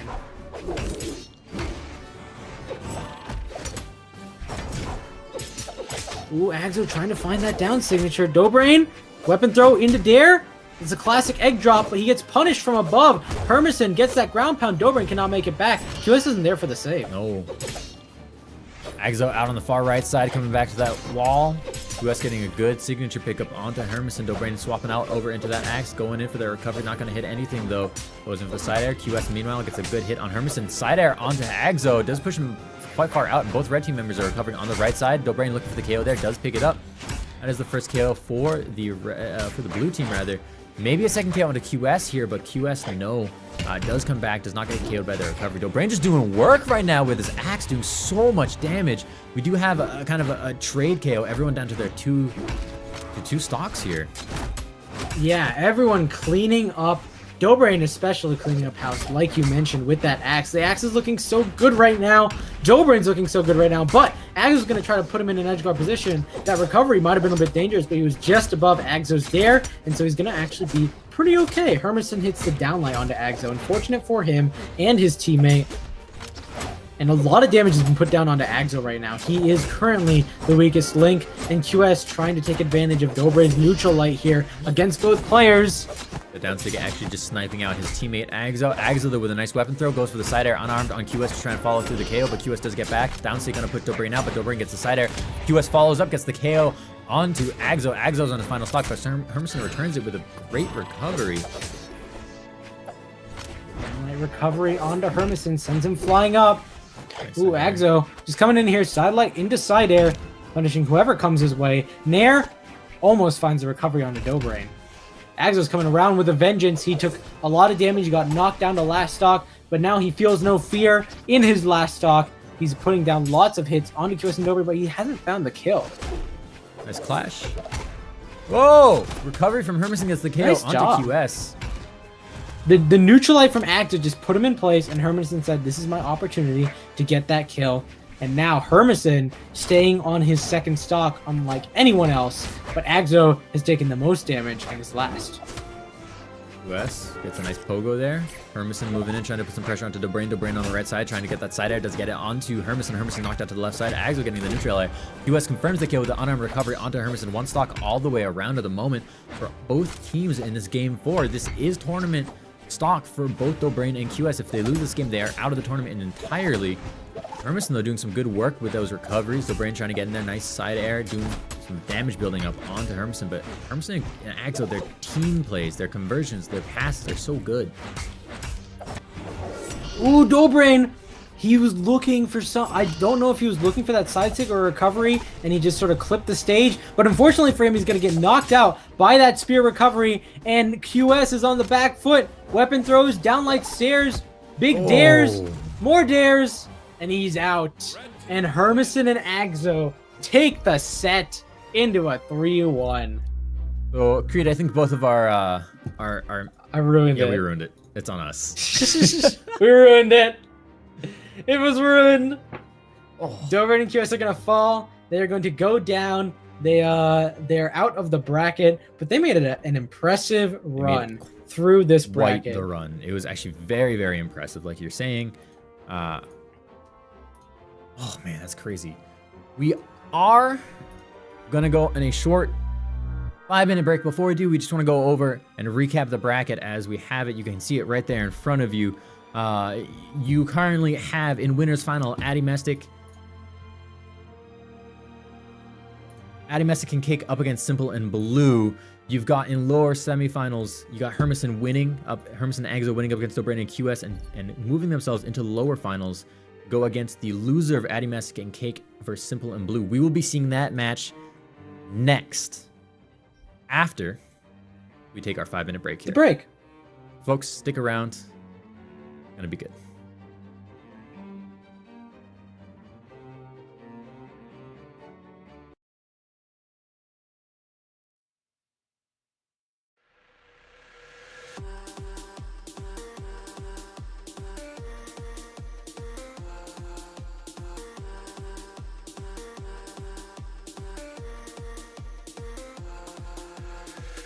Rhythm of the night, set my heart on fire. Moving with the wind, it's pulling me closer. Eyes holding the truth, with nothing to lose. Everything to find, I will follow through. All that's underneath, draw it out of me. I see visions of everything we always dream. When the morning comes, it starts the sky above. Will you be ready? When I'm out here in the weeds, got my sights set on this, got me at sea. Always looking for a sign. I see it all on the horizon line.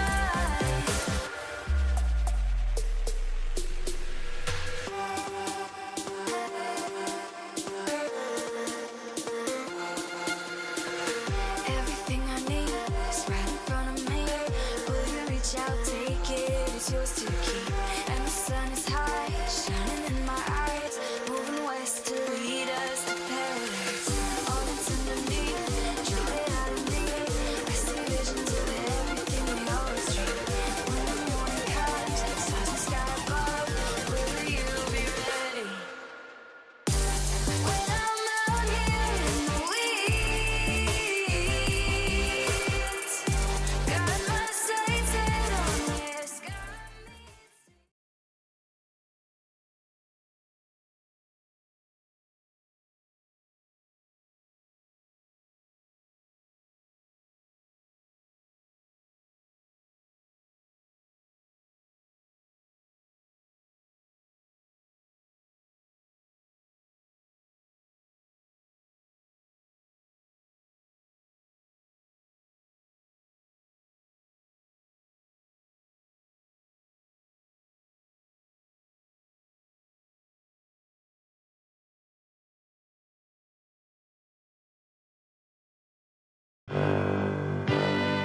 Good old creamy peanut butter's gone boppers. Gone crazy with chips. Got all...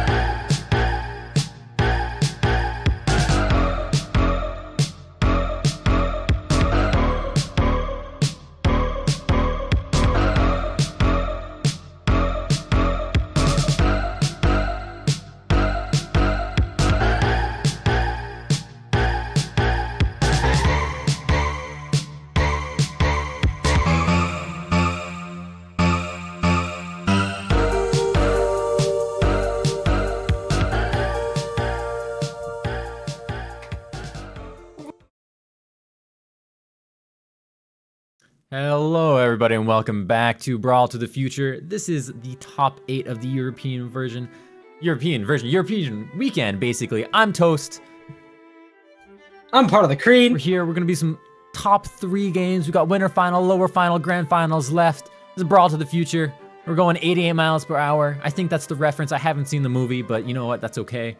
You haven't seen the movie? Haven't seen the movie. We're doing a whole event. How can you not see the movie? I haven't seen the movie yet. So after this is over, you have to binge all 3 of them. I won't. Listen, you're out here making movie reviews on Twitter all the time. Yeah, but they're like half the time they're anime movie reviews. So, Oh my God. like, what does that tell you? Like, you need to watch Back to the Future is what it tells me. I mean, I will eventually, but there's just so much time to watch other things. Well, we're at the Brawl to the Future event. So that is the most important thing right now. And we're going to be in upper bracket finals, Cake and Addy Messick against Simple and Blue. And they're all pretty ready to go. Yeah. So let's get into it. Let's do it. This is winners finals, right? This is Yes, winners this finals. is winners finals. Yes. Thank you. Yes, it is. Is winner of this goes on into grand finals. The loser of this goes into the lower bracket to fight Hermison and Agzo, who have been having a phenomenal lower bracket run right now and are waiting currently in that lower bracket, in that lower final. Here we go. Hey, look, there's Miami Dome and Great Hall. It's gonna be... Oh, well, this is not Dobrain. They might go Miami Dome, actually. Think they're going Miami Dome? No. No, they're going Mammoth. Okay. They're going Mammoth. We got the double Bovar pick out from Cake and Addy Messick. I think they like opening with this. I think it maybe gives them a lot of information about how the opponent plays. 3, Yeah, 2, yeah, that sounds right. Brawl. We'll see what this does up against the, you know, the Koji Jala out from Simple and Blue. Addy and Cake now trying to get this these 2 different 1v1s going. They sort of move Blue and Simple to opposite sides of the stage. Cake, nice hammer string. He turns around, picks up a dare on Addy, and then goes right back into Blue. I don't know what Cake's thinking, but Blue's in the red right now. Insane stuff coming out from Addy and Cake. Addy certainly helping with that. He got a stomp, but Cake actually interrupted, and then it doesn't matter.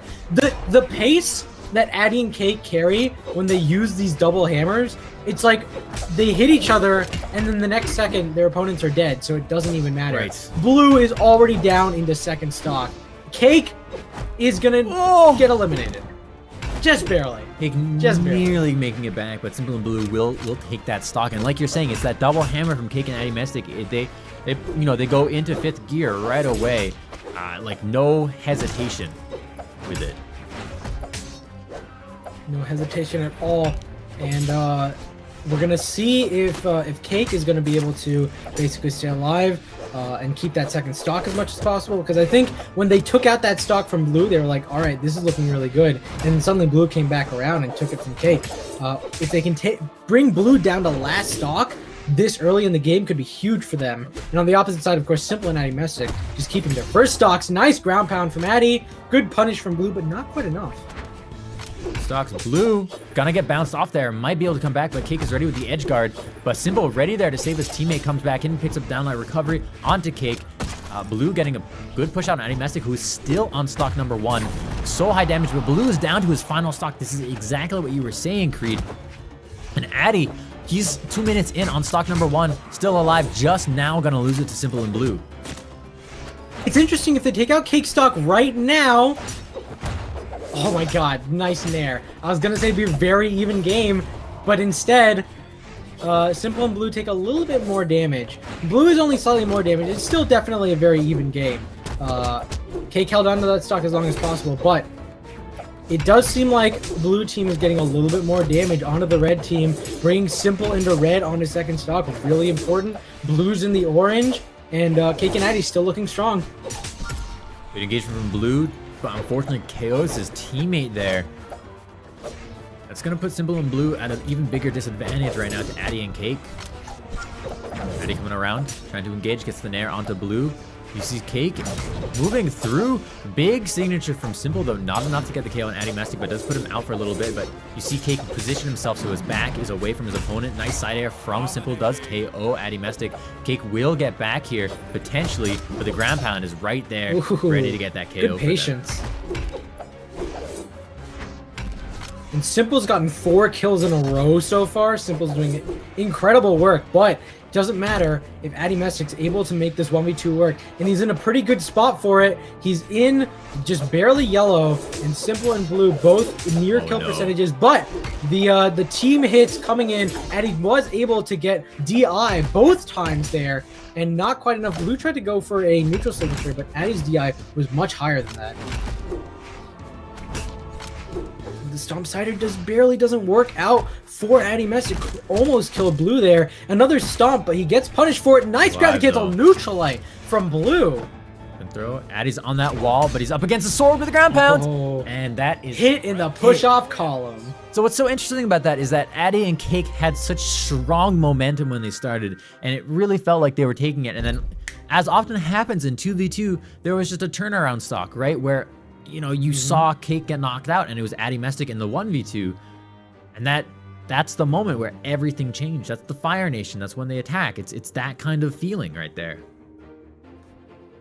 And thanks to that attack, Addy and Cake are actually going to lose game 1. Cake is going to switch to the Koji. Addy's not switching to Val yet. We'll see what this Cake Koji does.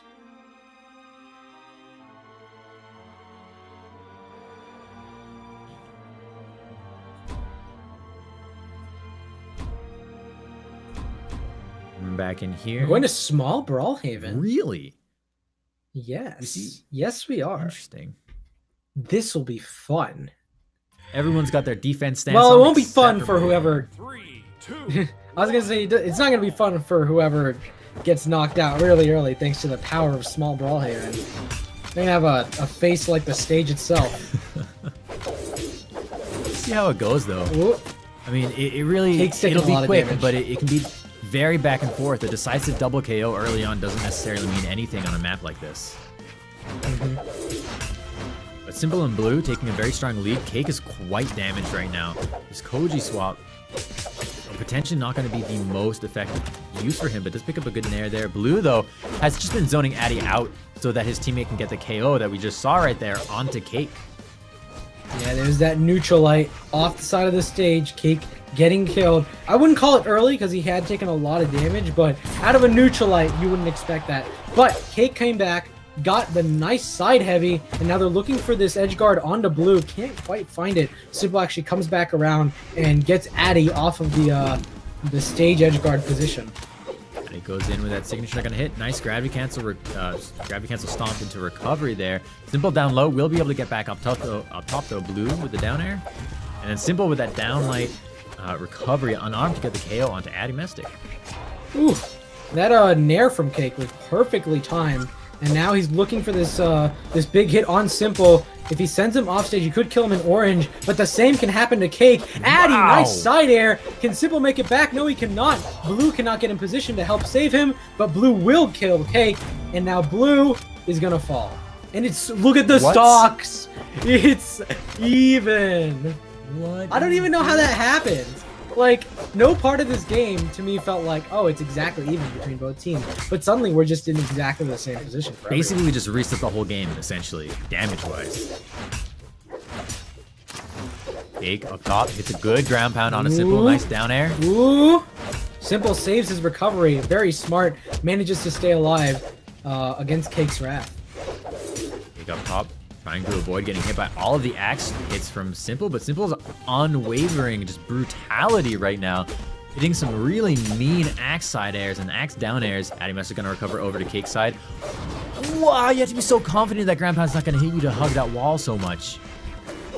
And Addy was confident. Last time we saw him get killed, it was in the push-off column. This time, he's expecting it. He hugs the wall. He keeps to it, and he is rewarded for his efforts. Cake falls, though, and yet again, we're seeing Addy Mastic in this 1v2, but I'd say he's in a bit of a better position now.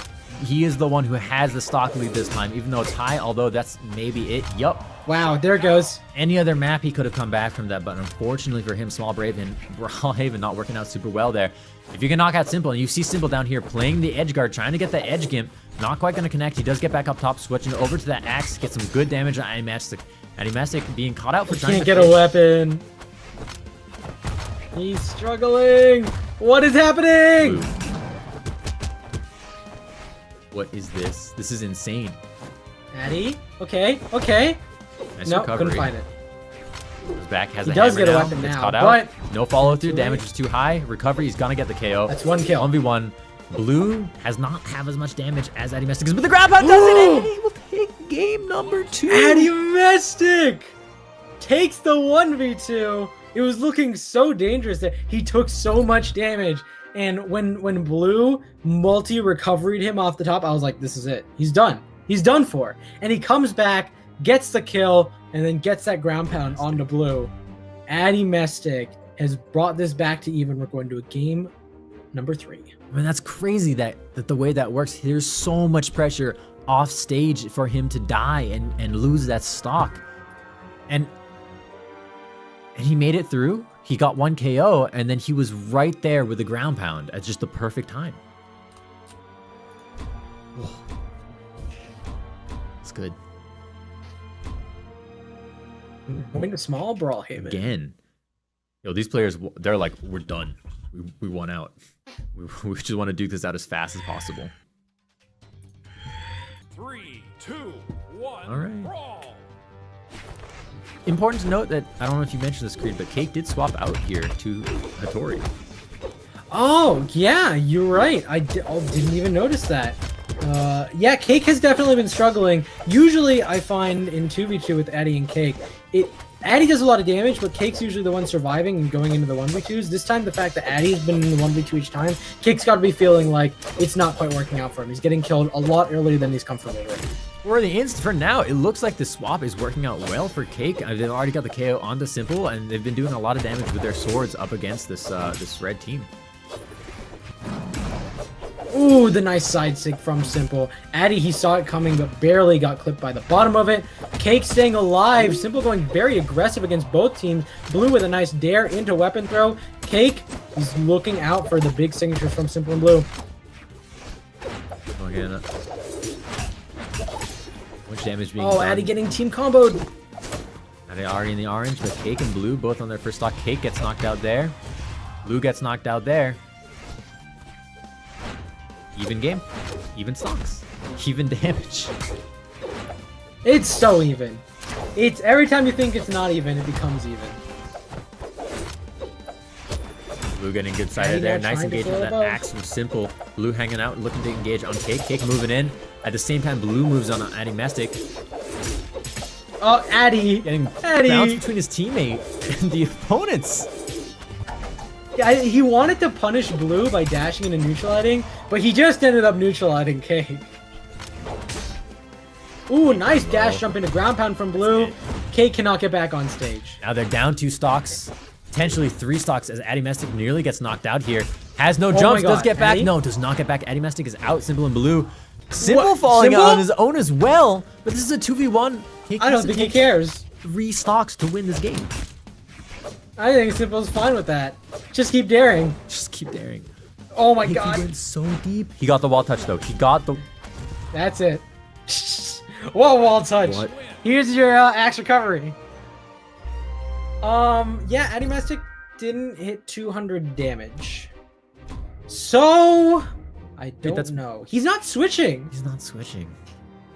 but they did ban out Small Brawl Haven. That's smart. Okay. Huh. Well, I don't know. I don't know what we're It's gonna thinking. be I don't know. yeah. Cake's Hattori feels good.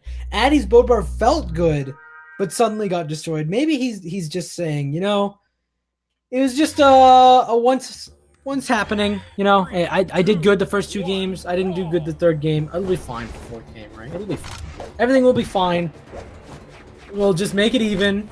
We'll go on down to last stocks, and it'll all be white for some reason, because that's how these games go. Great. Kind of crazy though. In the meantime, though, Addy's kind of struggling. to even get a hit in. Blue hasn't taken any damage. It really is Addy and Cake taking a lot of damage so far. Simple and Blue are looking so good. It's tough too because this is the game that could knock them down at that lower bracket if they don't take it. Blue trying to get the edge guard with that signature, not going to work on the bow. Take down low, nice weapon throw, saves him that ground pound from hitting him and potentially confirming the KO. Thundercat's coming out, but Simple follows up with a down signature, which is going to KO onto Cake. Simple with the nair onto Addy. Addy staying alive. Unfortunate for Cake, though, because both of those red team players had him off stage. Not for long, though. Cake picks up the recovery onto both people, picks up a side air onto Simple. Blue turns around with a side stick onto Addy Mestic, and Simple and Blue continue to keep their first stocks as Addy and Cake dip into their second. Nice weapon throw. Duh, big side air there. Gonna push both Simple and Blue quite far to the right. They have to take out their first stock before they take too much more damage. Cake's already in the orange. Looks like Simple going to be able to come back here, but at the same time, Blue is knocked out. Weapon throw. Simple does get the wall touch. The weapon throw was so close, it would have killed Simple. Just a quick bop on the head. Instead, Addy and Cake, here we go. They've got the combo, and Cake drops the side air after the downlight. And I had to imagine they had something planned there. I thought Cake was going to go for the dare because Addy was prepping the nair there. Unfortunately, all they got on Blue was putting him into yellow. Cake alive though right now, and they're doing a lot of damage to Simple and Blue. Simple nearly matching Cake's damage. Simple's out far to the right. That Jala low defense coming in a little bit detrimental at the moment. Great coach pitch from Addy Mestic, picks up the KO onto Simple. Blue looking to be like he's not too far away, but he does get a nice down air to kind of give him a little bit more control of this neutral ground. Downlight recovery. And Simple with a turnaround signature to get the KO with the axe onto Cake. It's okay, because it's basically turned even now. Blue in kill percentage, Cake looking pretty good. In fact, I'd say Blue team is probably looking just slightly better than Red team. The turnaround coming out from this team, but Simple and Blue aren't done yet. Good downlight stair pickup. They've gotten more and more damage onto Cake. Cake is struggling to get a kill on either. He's looking for maybe a gimp onto Simple, but he's got to be so careful. Stomp into recovery from Addy Mestic. Gets the kill onto Blue. We're back down to even stocks from everyone. Cake and Simple matching almost even damage. It's just so even. Blue clean though at the moment, getting a little bit of damage there just from Addy Mestic being unarmed. Addy Mestic going in, tries to get the weapon pickup, not before Simple gets it. Cake with the spear doing some good work. Addy avoids that signature, goes in the ground pound. Simple might not have a dodge to get back, and that is it. Simple is out. Final stock 2v1 in favor of Addy Mestic and Cake. They could turn this around. Addy getting a good side light onto Blue. Comes up around the top. I honestly thought Cake was actually going to get both of them with unarmed. He almost got that downline and ground pound. But just the kill on Simple is enough. And now the double sword pressure from Cake and Addy up against Blue right now is too much for Blue to handle. He hasn't gotten very many hits on either of them since it's turned into a 1v1. Does interrupt that down sig with the unarmed side air. But he's in such a bad position, and the nair's going to finish it off. Addy and Cake take game number 4. We're going to game 5. And it is so close between both of these teams. It is very close between both of these teams. This is a game 5. It could go either way in any match. Maybe we'll go back to small Brawlhaven. Is Simple going to change? No. No changes. Addy was right, though, in not changing that Bodvar. It did bad in game 3, but it didn't do bad anywhere else. That's true. But it'll be interesting. It's very map dependent, I think. On a bigger map like that, it worked out super well. Small Brawlhaven is open. So is Mammoth, though. Well, okay. It's Simple and Blue who are banning, so that makes sense. It's Cake and Addy who will avoid going to Small Brawlhaven. So I'm imagining Blackguard. Shipwreck. Okay, Shipwreck. I wouldn't have thought so. It's better than Brawlhaven as far as like those kill boxes go, but it is still a flat map with, you know, narrow sides, and you got to be careful. 1, brawl. Here we go. Coming in onto the Shipwreck. Everyone's got a weapon at this point. Damage a little higher on Cake than anyone else.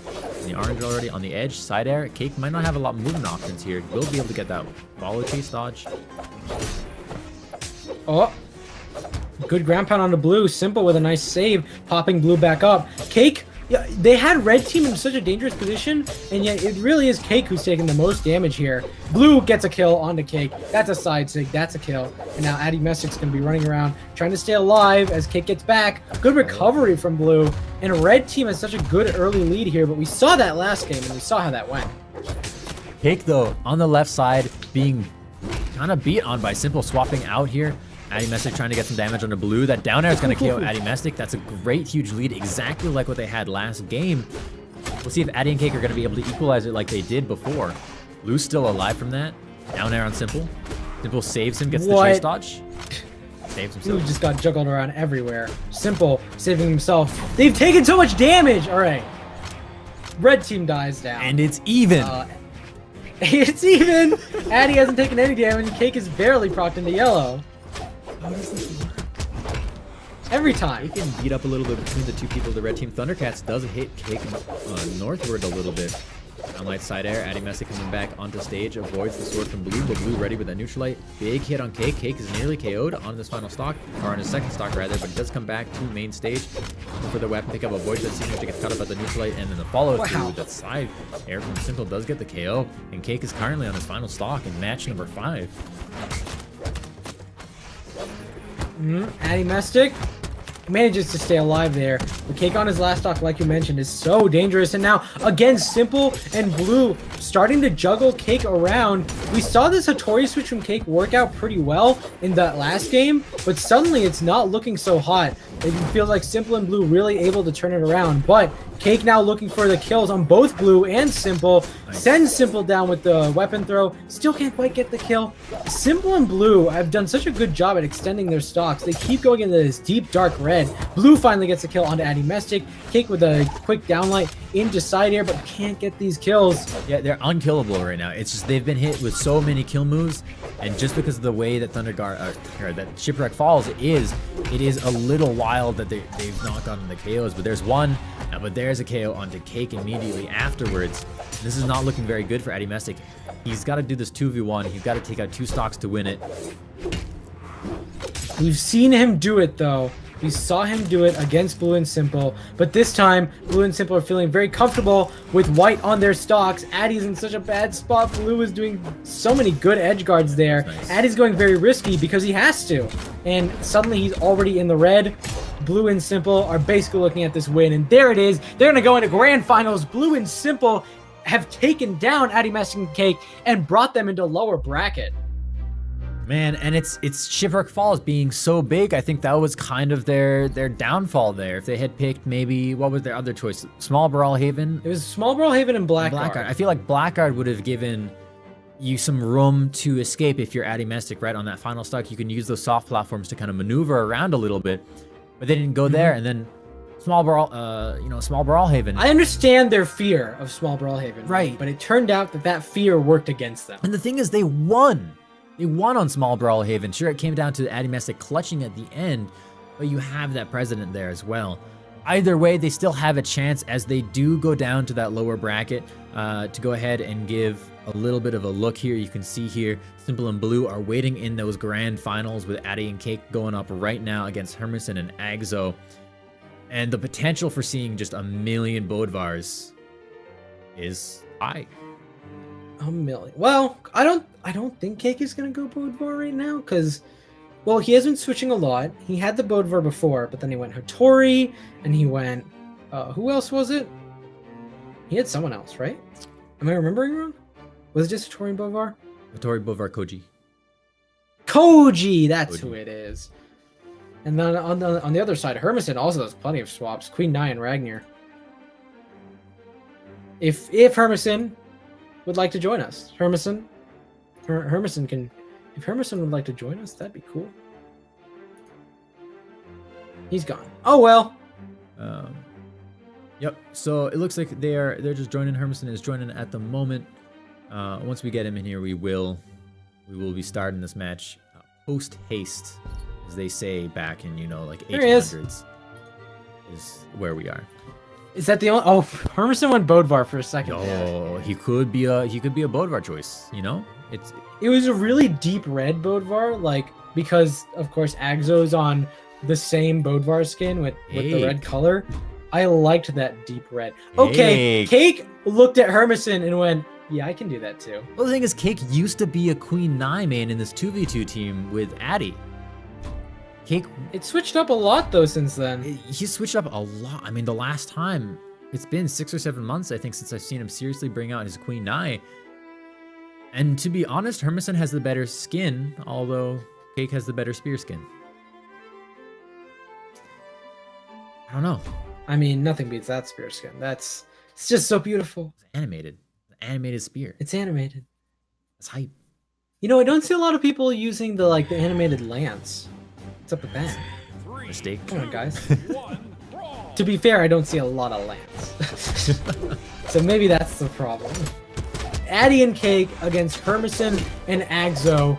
Have they fought each other before? No, they have not. I don't think so. No, they have not. Agzo and Hermison were knocked down by Simple and Blue, so if they win this, they're going out for the run back in Grand Finals. All right, we'll see how this goes for them. We'll see what sort of character swaps we get between Hermison and Cake, because it really feels like they're the ones trying to figure things out. And indeed, they'll need to figure things out because they're both in the red, where Addy and Agzo are in the orange. Cake getting the slap off with Hermison right there, getting the KO right now onto Hermison. Early on with that side air, Qatar is down below saying, I'm going to prove to you that I'm the better Queen Nai. Both of them are fighting for the run back right now. And that down sig not quite working out for Hermison as Cake finds an opportunity to punish. There it is, yes, yet again. Okay, so off the top of it, you're seeing Cake and Addy take kind of a strong lead here, gets recovered on by Hermison. But this is what happened with the start of the last set as well. Cake and Addy had a strong lead, and then it turned around. Hermison doesn't get the KO, does get the KO, never mind, double KO on both of them. One with a ground pound helicopter, one with a recovery helicopter. Spinning his way to victory. Cake trying to get a big string onto Agzo. Not enough force, though, to send him down for that dare. On the other side, Addy Mestic picking up that recovery on Hermison, getting a lot of good damage. Hermison's already in the red. The side sig probably could have put him in kill area, but good job from Hermison avoiding the right option mix-up. Cake gonna try to find the edge guard on Hermison. That side air was so close to connecting. Addy Mestic turns around, gets the connection with the sword recovery. And Hermison going down to last stock has got to be brutal right now. If you can survive, that's a great down sig coming out from him. Cake getting in. Addy Mestic and Cake can't decide who's going to hit her Agzo first. Cake goes down low, does dodge through Agzo's ground pound. Agzo does get back up top with that neutral air. Hermison with a great downlight side air, I think, on the left side to get the KO onto Addy Mestic, who's coming back around. 2-1 stocks for both teams. Cake down low, trying to avoid Agzo's hammer. It's a scary weapon on the edge. Both the ground pound and recovery are very, very powerful. Addy Mestic going for the nasty haymaker, not going to hit though. So. And as Addy Mestic comes back on stage, he watches that down sig come out and punishes accordingly. Cake is somehow still alive. Nice. Like, he's been juggling around Agzo so much, and yet continuing to stay alive using that Queen Nai defense. Unfortunately, gets taken out by Addy Mestic. And right now, Red Team has got a bit of a lead, but if they take Agzo out, it'll disappear. Or if they take Hermison out, who's already in the orange. Well, Agzo's not allowing Cake to do too much there. The recovery doesn't get the KO. Hermison gets a good few kind of chunky hits there. Agzo does knock Agzo down. Addy Mestic does knock Agzo down there. One stock all the way around. Hermison a little bit on the back foot with damage-wise, but on Queen Nai, that's basically equivalent to everyone else at the moment. Well, I think Cake's done a bit of a better job than Hermison at extending his Queen Nai stocks. It does feel like Hermison's taken a little bit more damage than you'd hope for, and so Hermison's sort of jumping and dodging around Cake, trying to help out Agzo with Addy. But I'm not sure Agzo needs it. Addy's done a lot of good, or Agzo's done a lot of good damage against Addy. Cake looking for the edge guard. Ground pound one. Oh, he gets it on it. Agzo does get back. Down air. No, Agzo gets back. Some nice team help between Agzo and Hermison, helping each other against the Cake edge guards. But unfortunately, it's put both of them into red. Addy Mestic's still alive here despite getting hit by that. Hermison throwing out those sigs. He knows one good sig could do it. Cake now with the guitars moving in, goes for the slap, gets caught up by the recovery. At the same time, though, Addy Mestic picks up the KO onto Agzo. 2v1 right now. Hermison quite damaged on Queen Nai, but could get one good sig to maybe solidify his victory here if he was going to turn this around. That's why everyone's being careful here. You know, pivoting back and forth. What was that? Hermison walked up to Cake, and Cake walked away. That's what that was. They're playing tag. Like, it didn't use any moves. Cake with a quick spear hit. And Cake showing which spear reigns supreme. I'm wondering if we're gonna see Hermison switch out to the Ragnar now, saying, you know, like, fair play, and then moving on. Yeah, that's what I thought. Instead, he's switching skin. Wait, was he on Day of the Dead skin? He was before? on Day of the Dead skin. Okay. What skin is he on now? He's on Day of the Okay, Dead. so he hasn't. I thought he might have started with his default skin and then gone Day of the Dead for the mix-up, because he did that last time, but that's not happening. We come. Day Night Night though, that's solid. That's okay. It's solid. 3, 2, It's okay. Brawl. All right, it's fine. It's all right. It's solid. It's That's solid. It's a fine. solid skin. Better than Snake Charmer and I. I can agree with that.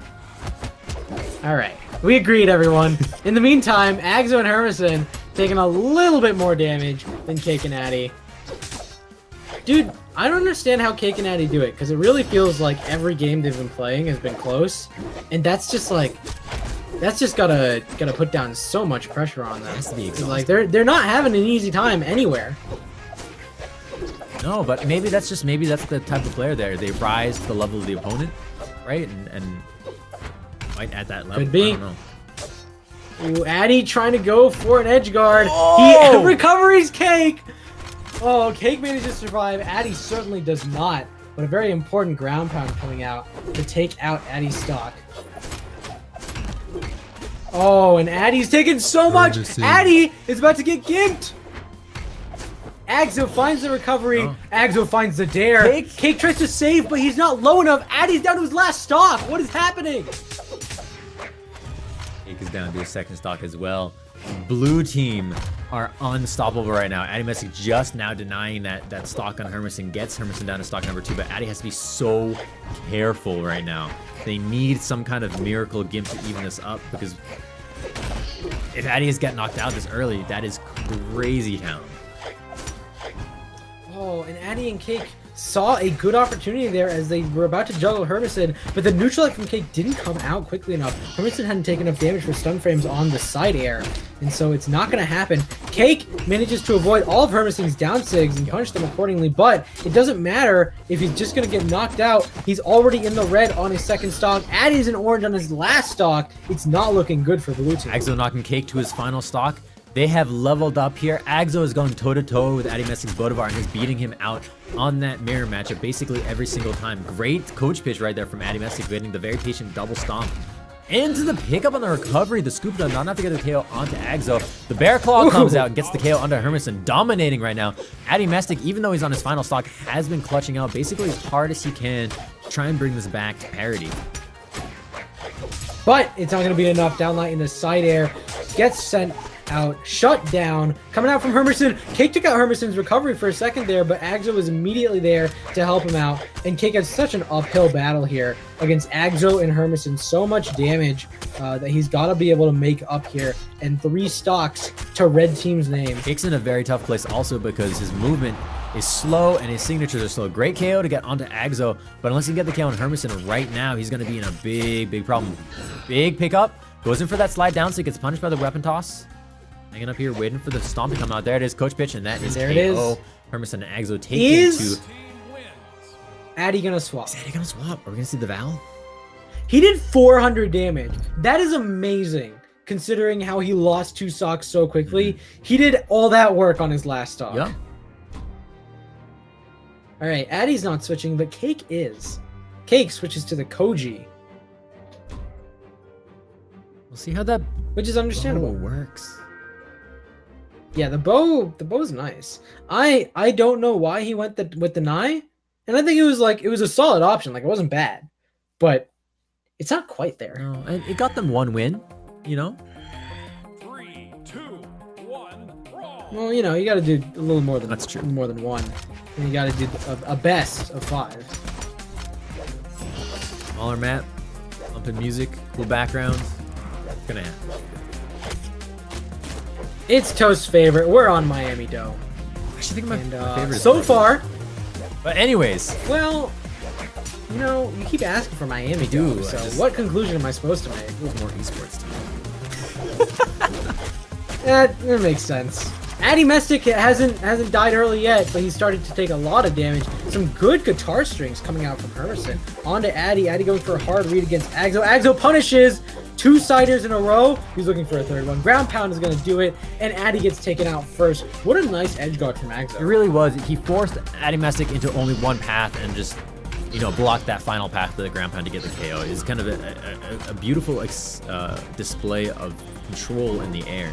None of your opponent. Ooh, good stomp into the neutral sig coming out from Addy. Cake going for the edge guard. Nice dare. And now Cake and Addy actually do have the lead. Mostly in part thanks to Cake, who continues to stay alive. Goes for 2 dares. Oh, what? He got ground pounded into the recovery, which gave Agzo the chase dodge he needed to get back to that wall. Into the neutralite too. Addy Mestic had a little bit of prep there. Cake staying alive though, not for long. Finally gets hit by the downs. It took a lot of damage in that little bit. Hovering above, trying to get some more damage done in here. Goes for that side stake. Agzo nearly getting KO'd off the top there, but Cake and Addy Mestic not having it. Recovery into Hermison keeps it out of the battle just a little bit. Oh, a nice side stick from Addy Mestic. He's gone for that a lot, and it hadn't been working, but he finally does manage to get a nice connection there. Not going to be enough to kill thanks to that Queen 9 defense, but some really nice stuff coming out there. Good save from Addy Mestic, preventing Hermison from getting a neutralite that Cake landed on Agzo. Ooh, nice neutralite coming out from Addy. The ground pound actually hits Cake instead, but Cake's going to come down, try to get an edge guard onto Agzo. 2 dares in a row. Is he going to find another one? No, Agzo comes in with the side air. Agzo's down on his last stock. Everyone else is red on their second. Nice KO there. Hermison down to his final stock like you just said. Agzo down low, about to lose his next stock. I don't think he has what he needs. Hermison is on his own. 4 stocks in his face from the blue team. Cake and Addy Mestic making it work on Miami, though, making it work with this Koji pick. Turning it around. Why did Cake ever switch off of Koji? Wow, what a weapon throw. I was like, he's dead, right? And the weapon throw was actually hidden behind Cake's little quick bow ground pound. Cake just picking up nair after nair after nair. Oh my god. Oh, he went so deep. Oh my god. Oh my god. All right, well, that's cool, Hermison. I don't know if you're gonna clutch this out, but that was pretty nice. I mean, Hermison's in the red. King, I don't think he's got to do serious work still to turn this around, but if he can get another double KO like that, I mean, he's done it. Cake has him down low, though. On that edge, down there, not quite going to hit. Bouncing off the sider with a weapon throw follow-up. All right, Addy and Cake looking pretty good. Wait, was that a 3-1 or is it 2-1 now? It's 2-1. Okay. 2-1. Addy and Cake looking good. We're going to go to game number 4. No swaps. Cake locking that Koji. I'm surprised Hermison is still sticking with that Queen Nai. But I guess he was the one who's to survive until the very end there, so maybe he doesn't feel like he is his Nai is a weakness here. All right. Holy cow. If Addy and Cake take this game, they move up to go for the run back up against the people sitting pretty in the winner's final, which are Simple and Blue. If Hermison and Agzo win this, they go to a game 5. Game 5 gives them a chance to potentially take it against Simple and Blue as well, who knocked them down there earlier.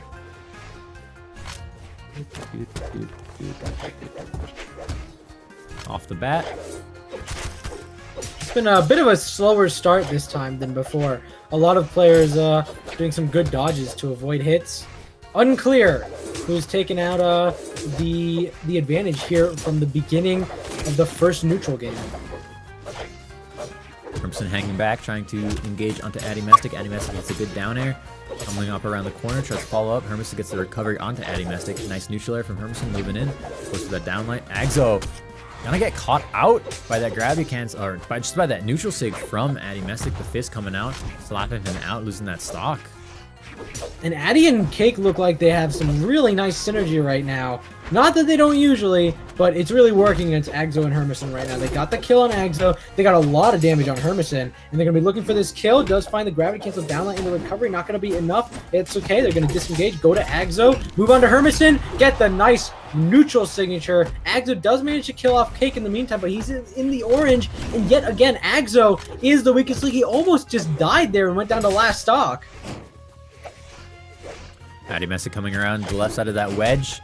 Looking to engage a nice weapon throw. Cake down low, though. Hermison not going to get the KO, though, as Cake is able to get back up. Turns it around. Addy Messick trying to convert it over into Cake for a potential KO there. I mean, Hermison's damage is high, but maybe they're just building Addy Messick again with the fist. Gonna get the KO onto Agzo. Addy ran in there and just did a neutral signature, and it hit Agzo. Apparently, he's going to just start from the middle of the stage and do a side sig onto Cake. That's fine too. But the stocks have evened up.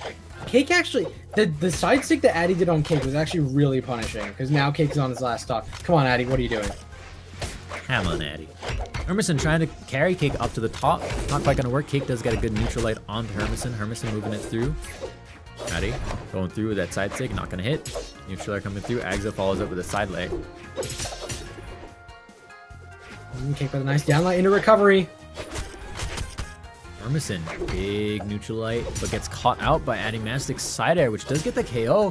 Final stocks for the red team at the moment. Oh, dares and recoveries from both of these sword players, but Cake is going to return to the stage. Agzo's going to be okay, although a bit disarmed. He goes for a haymaker, but isn't going to find it. Addy sends him up with a nair, and Addy looks like he's doing great work here as he keeps the second stock of Hermison. Hermison! 4 down 6 in a row. 3 of them connect. And then the scoop for the KO onto Addy Messick. Evens up this pretty significantly. Still going with those down 6, but Cake is knocked out. Now. Excuse me?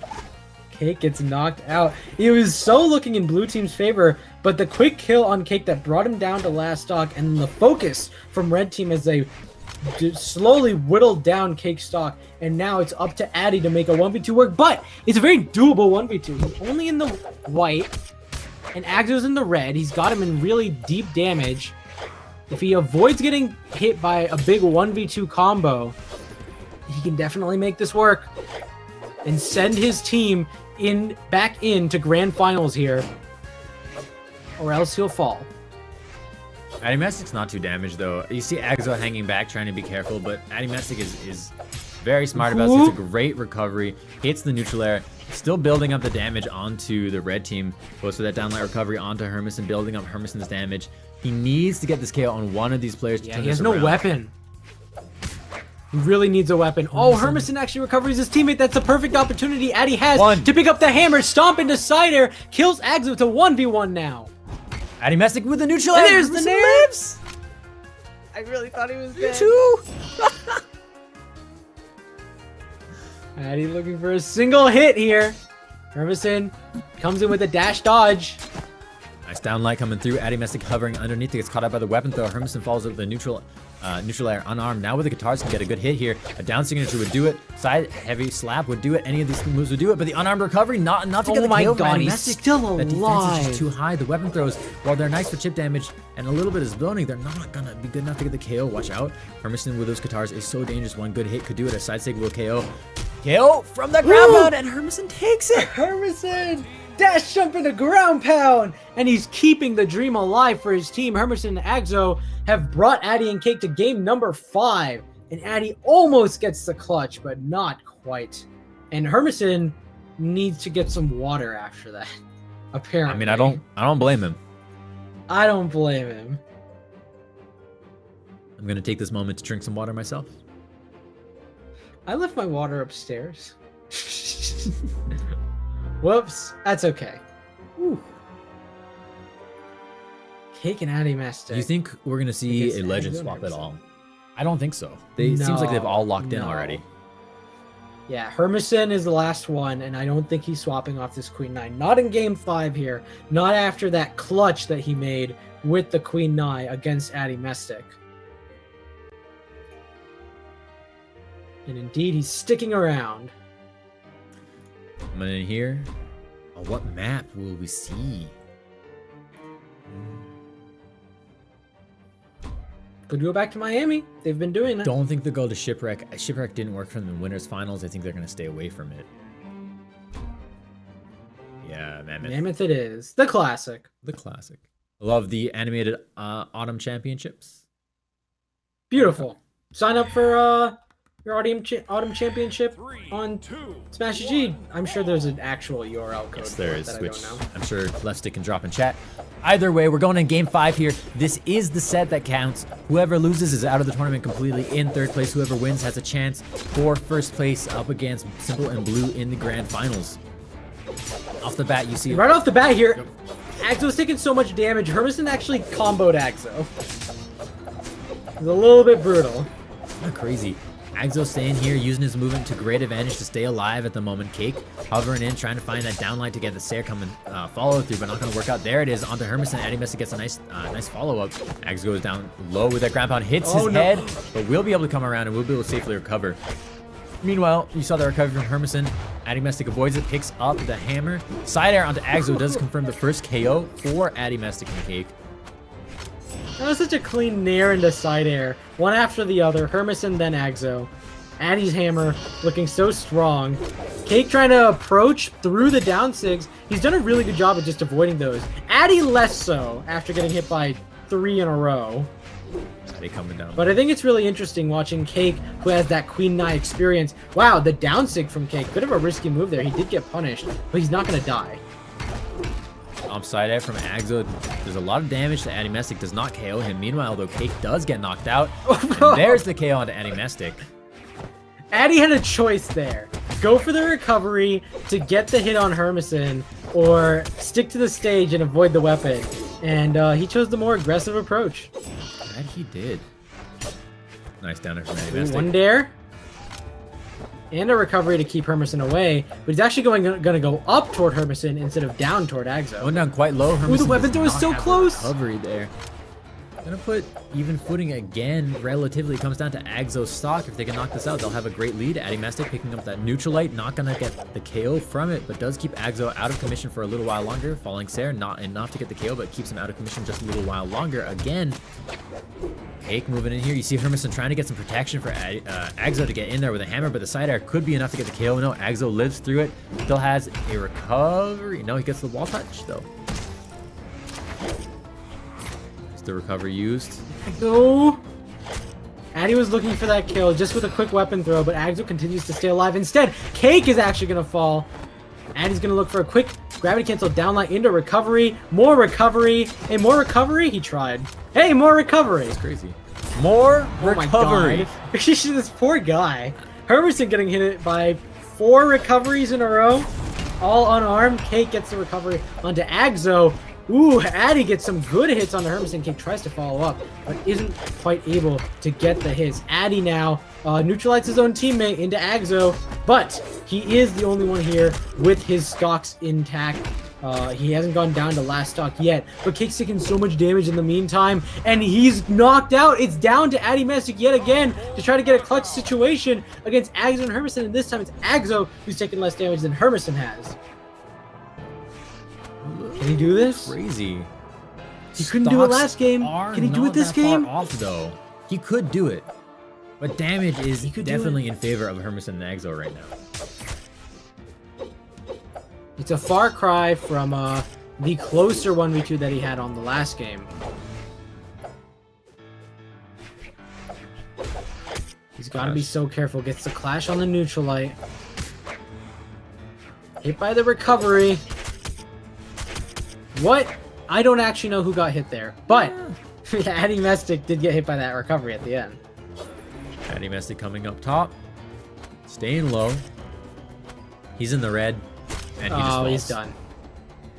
Adimestic falls. Addy and Cake have lost to Axo and Hermison. They are going to be in third place, and in the meantime, Axo and Hermison are moving on up into grand finals to face off against Simple and Blue. They fought them before. Yes. It was a 3-1 in favor of Simple and Blue. Will they be able to make a run back work? I don't know. We didn't. Did we see that game today? Tough ask. We did see that game earlier. We saw that game today. One of the first games we did. It was the second game we saw. Yeah. It was the first game we saw. Yeah, because we had Cake and Natty second. I'm Was. pretty sure. Interesting. Did we? We'll see how this turns out. Okay. I think favor is, of course, still for Simple and Blue. They won that first set with Hermison and Agzo 3-1. While it was a close 3-1, I think that final game of that 3-1 was kind of like that kind of in your face kind of victory. So we'll see if that's what this is going to end up being like, or if it's going to be a little more than that. Well, let's do it. Let's get right on into It's gonna be tough. Simple's on the Jala, Blue's on the Koji. Grand finals. Nothing quite new there. Is it nothing new? Simple was on Bodvar before, right? Simple plays Bodvar. But was he playing Bodvar today? No, he's been playing the Jala today, I think. He's been playing Jala. Okay. I think this is their usual setup. Okay. Because they have been winning, so no reason to swap things. Here we go. Wonder where they're gonna end up for the first map. Small Brawl Haven? Probably. It'd be wild. Do it. Not out of the blue. It's still open.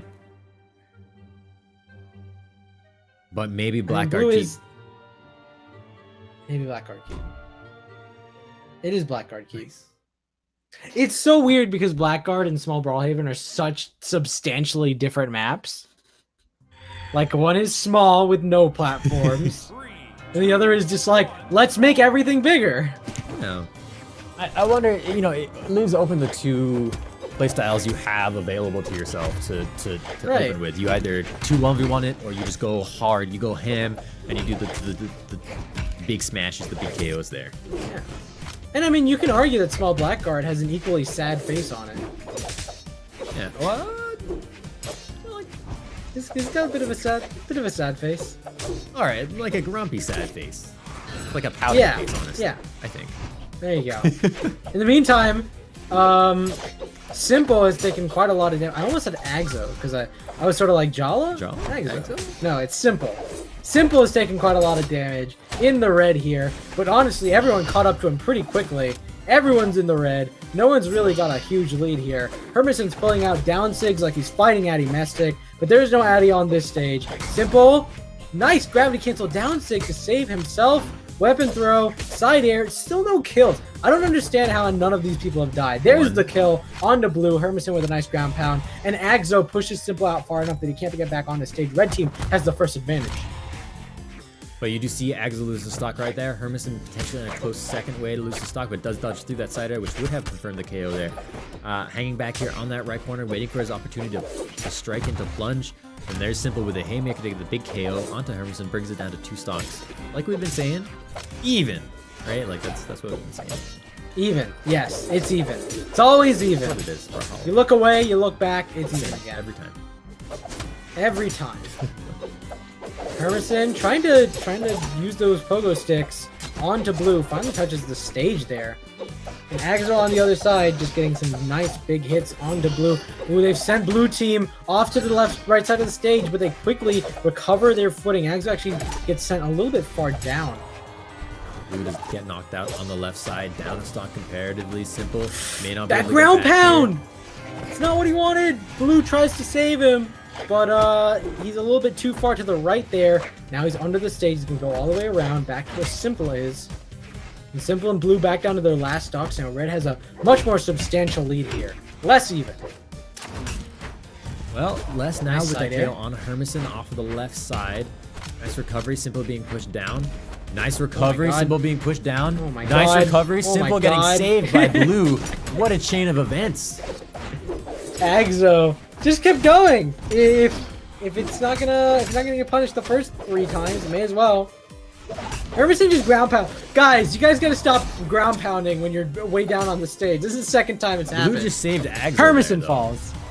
Oh my God! What just happened? Blue was on the Blue team, I should say, was on the back foot. Thank you, Blue, for picking the blue color. It just makes things a little bit more convenient. But they weren't doing so hot, and then suddenly Hermison ground pounded at the wrong time, and it's looking less good now. Agzo gonna try to make this 1v2 work. It's possible though. Blue and Simple both taking quite a bit of damage. Blue more than Simple, but Simple's got that low defense. Exo hanging on that left platform, surviving a little bit, saying, hey, you come to me, I'm going to find your opening. Nice recovery, does pick up some good damage onto Blue. Down air on Simple, but the neutral light from Blue does actually do some team damage, which is not what you want in this situation. Good recovery, going to put more damage onto Exo, who goes for a deep ground pound back to the left wedge, onto that left wall right now, hanging up top, but avoids that down air from Blue. Blue moving in. You see Simple getting ready, facing himself ready for that snipe to come out with that axe. Neutral air from Exo forces people to take some space there. Big hit, Simple not afraid of hitting his teammate, and the side air does confirm the KO, giving game 1 to Simple and Blue, which was a really like surprising comeback, honestly, the way that game was going for the majority of it. Yeah, Simple and Blue really like held their ground when they realized it was a 2v1 scenario. Exo was trying to come back in, like, actually, we can make this work. We just have to be patient and mindful, and that's exactly what they did. Now, it does look like Simple is considering a legend swap here. You see that is choosing a legend kind of decal over their podium. You know what's also interesting, Creed? What's interesting? None of these players are using podiums. That's interesting. I mean, I'm not gonna hate the default podium. It's pretty nice. Good. Colin. But I'm used to seeing some more podium action, you know? That new podium is real nice. Yeah, the Dark Heart podium. Yeah, it is very cool. The animations are on point. My favorite is still the winner podium, where I don't know who it was. It was they posted on the Instagram, on the Brawlhalla Instagram, I think. Core taking the train and then moving it back up top. This is the best. That sounds great. So we're getting word that Simple's on his way. I have to ask you about please. this. Simple's mosquito alarm went off. What? What is a mosquito alarm? Do you need an alarm for when there are mosquitoes? How does the alarm work? Like, how does an alarm detect mosquitoes? I don't know. And when the alarm goes off, what do you do about it? Do you start clapping everywhere to try to kill the mosquito? I have so many questions. What is a mosquito alarm? I don't know. Is it like, is this some kind of like horror movie type of thing with like mutant mosquitoes? Is that like, what is that? Apparently, Blue is just saying it just means he's being attacked by a mosquito. Apparently, it's so loud that you could hear it through Simple's mic. What is that? What? Okay, so if your mosquito alarm goes off, what is the next step, right? You turn off the alarm, you get mosquito spray, or you get a fly swatter? Do you just do okay, the mosquito alarm is the anti-loitering thing that they use to get young people out of places. It's the really high-pitched sound. You know what I'm talking about? Why is it called a mosquito alarm? What do you mean? It's like only young people can hear mosquitoes. It's like the mosquito ringtone, which is like super, super high-pitched. Yeah, no, I understand the high-pitched thing. I just don't understand what's happening. I don't know why he has a mosquito alarm. Okay, so what I'm understanding is that the mosquito alarm's frequency shoos away mosquitoes. Like if the alarm goes off, the mosquitoes will run away because it's loud? No, it's meant for young people. As far as telling you you're wrong. But I'm being told that this is a different kind of mosquito alarm. It's apparently literally a mosquito. Listen, people in chat are like, what is this? He's just getting attacked by mosquitoes. That doesn't make any sense. What do you mean attacked by mosquitoes? What is How many mosquitoes? Did an army of mosquitoes show up? Because that doesn't make sense. What is happening right now? If one mosquito shows up, you just kill the mosquito. Like, this is not a complicated thing. Blue is saying he's just really getting attacked by vicious mosquitoes. Get out of here, Blue. I don't believe you anymore.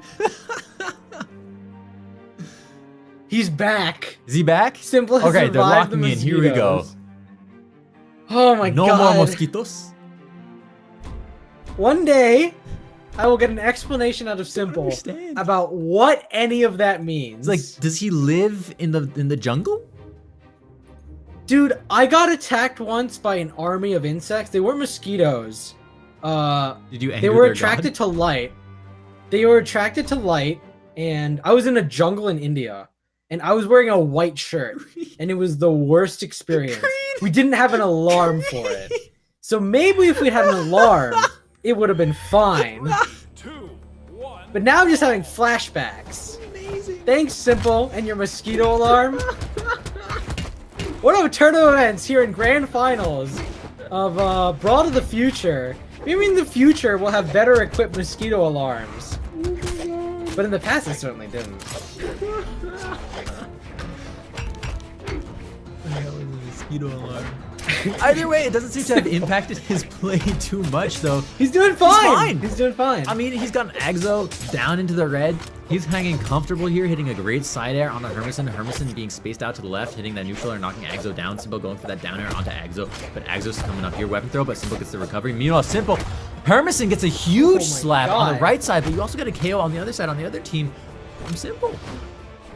Yeah, double KOs coming out, but on opposite ends of the team, it was really nice edge guard from Hermison. Simple's got nice edge guards too. He's gonna get that quick dare onto Hermison. Axo trying to just nair away Simple like he's a mosquito or something. Axo, good nairs, good nairs. Stomp into side air onto Simple. Simple, can he get back on stage? Yeah, he's doing okay. Hermison doesn't go for the edge guard there. Instead, he just tries to juggle blue between him and Axo. Nice down signature from Hermison. Great punish from the Bodvar, though, to get Simple down to his second stock. Axo, though, in a very dangerous place, getting knocked up by Blue. Blue ready, looking for the KO. The Haymaker out from Jala, out from Simple, is enough to get the KO onto Axo. And that's Axo down to his final stock. Hermison nearly going to get KO'd here. That down air Hermison should be able to get back to the wall touch. He does get the wall touch. Comes back here, but Simple is ready with the punish. Hermison taking more and more damage each second that goes by. Gets the recovery, but he does knock Blue down to his final stock as well. Now Hermison's about to go into last stock. Axo and Blue have just gone down into last stock. Simple's looking really nice. Like, Simple's looking nicest out of anyone in this game. I mean, he's just unaffected by what happened, apparently. Now that KO right there was kind of crazy too. I mean, it was ground pound from quite far away, enough to get that KO there. Axo down, Oh, Axo's Axo out. actually fell.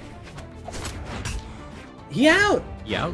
I was like, Axo's just slowly getting edge guarded. It's gonna be okay though. He's got his resources. Apparently, he didn't have his resources. Blue actually picked him up before he got a wall touch. That being said, Hermison has Now just been they've just got pogoing the and 1v2. bouncing and dancing around these players, just now getting a little bit of sandwich damage. Big hits, Hermison in the orange. Dare coming out from Blue, getting a quick hit onto Hermison. Flash. They've got some quick hits, nice weapon throw. Down air. This Simple, could be it. more dares.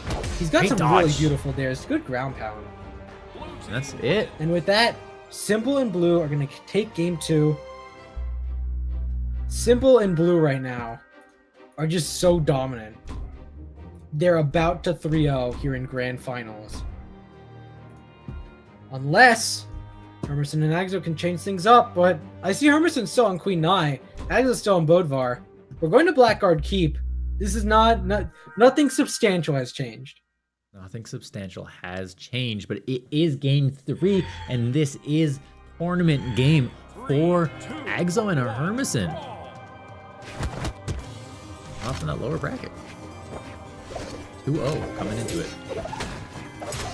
Blue and Hermison pick up their respective weapons on opposite ends of the stage. Simple and Axo start fighting it out. Axo comes out slightly below Simple there, but everyone sort of returned into this state of constant fighting in which everyone's in yellow. Nice. Neutral light from Blue. Axo goes under the ground pound. On the right side, though, Hermison going deep onto Simple. Simple does get back top. Everyone returning back to this neutral territory, this center platform, center stage. Not super well. Oh, Simple with a great gravity cancel down clean down sig. Incredible. And then follows up with the falling Sair in the air. And then Blue with a triple follow-up right there with the bow to get the KO. Just passing the ball between each other. Ooh, and again, Simple hit the quick little downlight into side air, and then, Blue hit that, and then Simple turned around and helped with the follow-up. Saved Blue from the ground pound with the down sig. The follow-ups between Simple and Blue right now, the synergy is insane. They've brought Axo down to second stock, and orange no less. Hermison's in red, and neither of them are red in their second stock. There's a kill on Hermison. Simple and Blue are going to clean this up in this last game of grand finals at this pace, in a solid 3-0, because they are just playing out of their minds right They've now. already got Axo to his final stock. Hermison on stock number 2. Blue in the red, but has been surviving so well. Has been landing A lot of these hits too. And Simple's down sigs, his Jala Sword down sigs are just on point in this game. They've been landing every single time he's thrown them out. Axo playing a very smart edge game, but Hermison coming in, ground pounding Axo. Axo is out. God. That is it. Axo cannot get back. This is a 2v1. Blue and Simple have 3 stocks each. You asked about a 6 stock in top 8. This is gonna be a 6 stock in grand finals at this rate. Blue and Simple. This is... Dude, you gotta think they're gonna fight hard for the 6 stock. They want right? it. Like, this isn't about winning anymore. Unfortunately, Blue... This is about the 6 This is stock. about the 6 stock. Blue's alive. The dream is real for the blue team right now. Hermison getting some good damage going out for that down 6 strat. Simple getting a nice side air. Gonna engage more because he's got a little more damage to lift here. Nice down air. Side air. Oh my Hermison. god. It's a 6 stock! He's done! Blue and Simple It's a take 6 it! stock in grand finals! 6 Simple and stocks. Blue win the Brawl to the Future tournament in the most commanding fashion possible with a 3-0 in grand finals, ending in the 6 stock against Hermison and Axo. What happened? It was just cleaning up. That's what it was. What? They knew they had it, and they did a straight up 6 stock. I guess after defeating, you know, the mighty Mosquito. Dude, the mosquito gave him power. That was... Simple was unstoppable after that. What was that? What a turn of events. Oh my goodness. Oh. So if we take a And with look that- here at the bracket real quick, I'm gonna throw that up for you folks. In first place, you have Simple and Blue. You got second place, Hermison and Axo, who had a great lower bracket run. And in third place, you have Addy Messick and Cake, who got knocked down there from the winter finals. Wow, man. That's ridiculous. What a tournament. What a tournament. Ridiculous. Holy.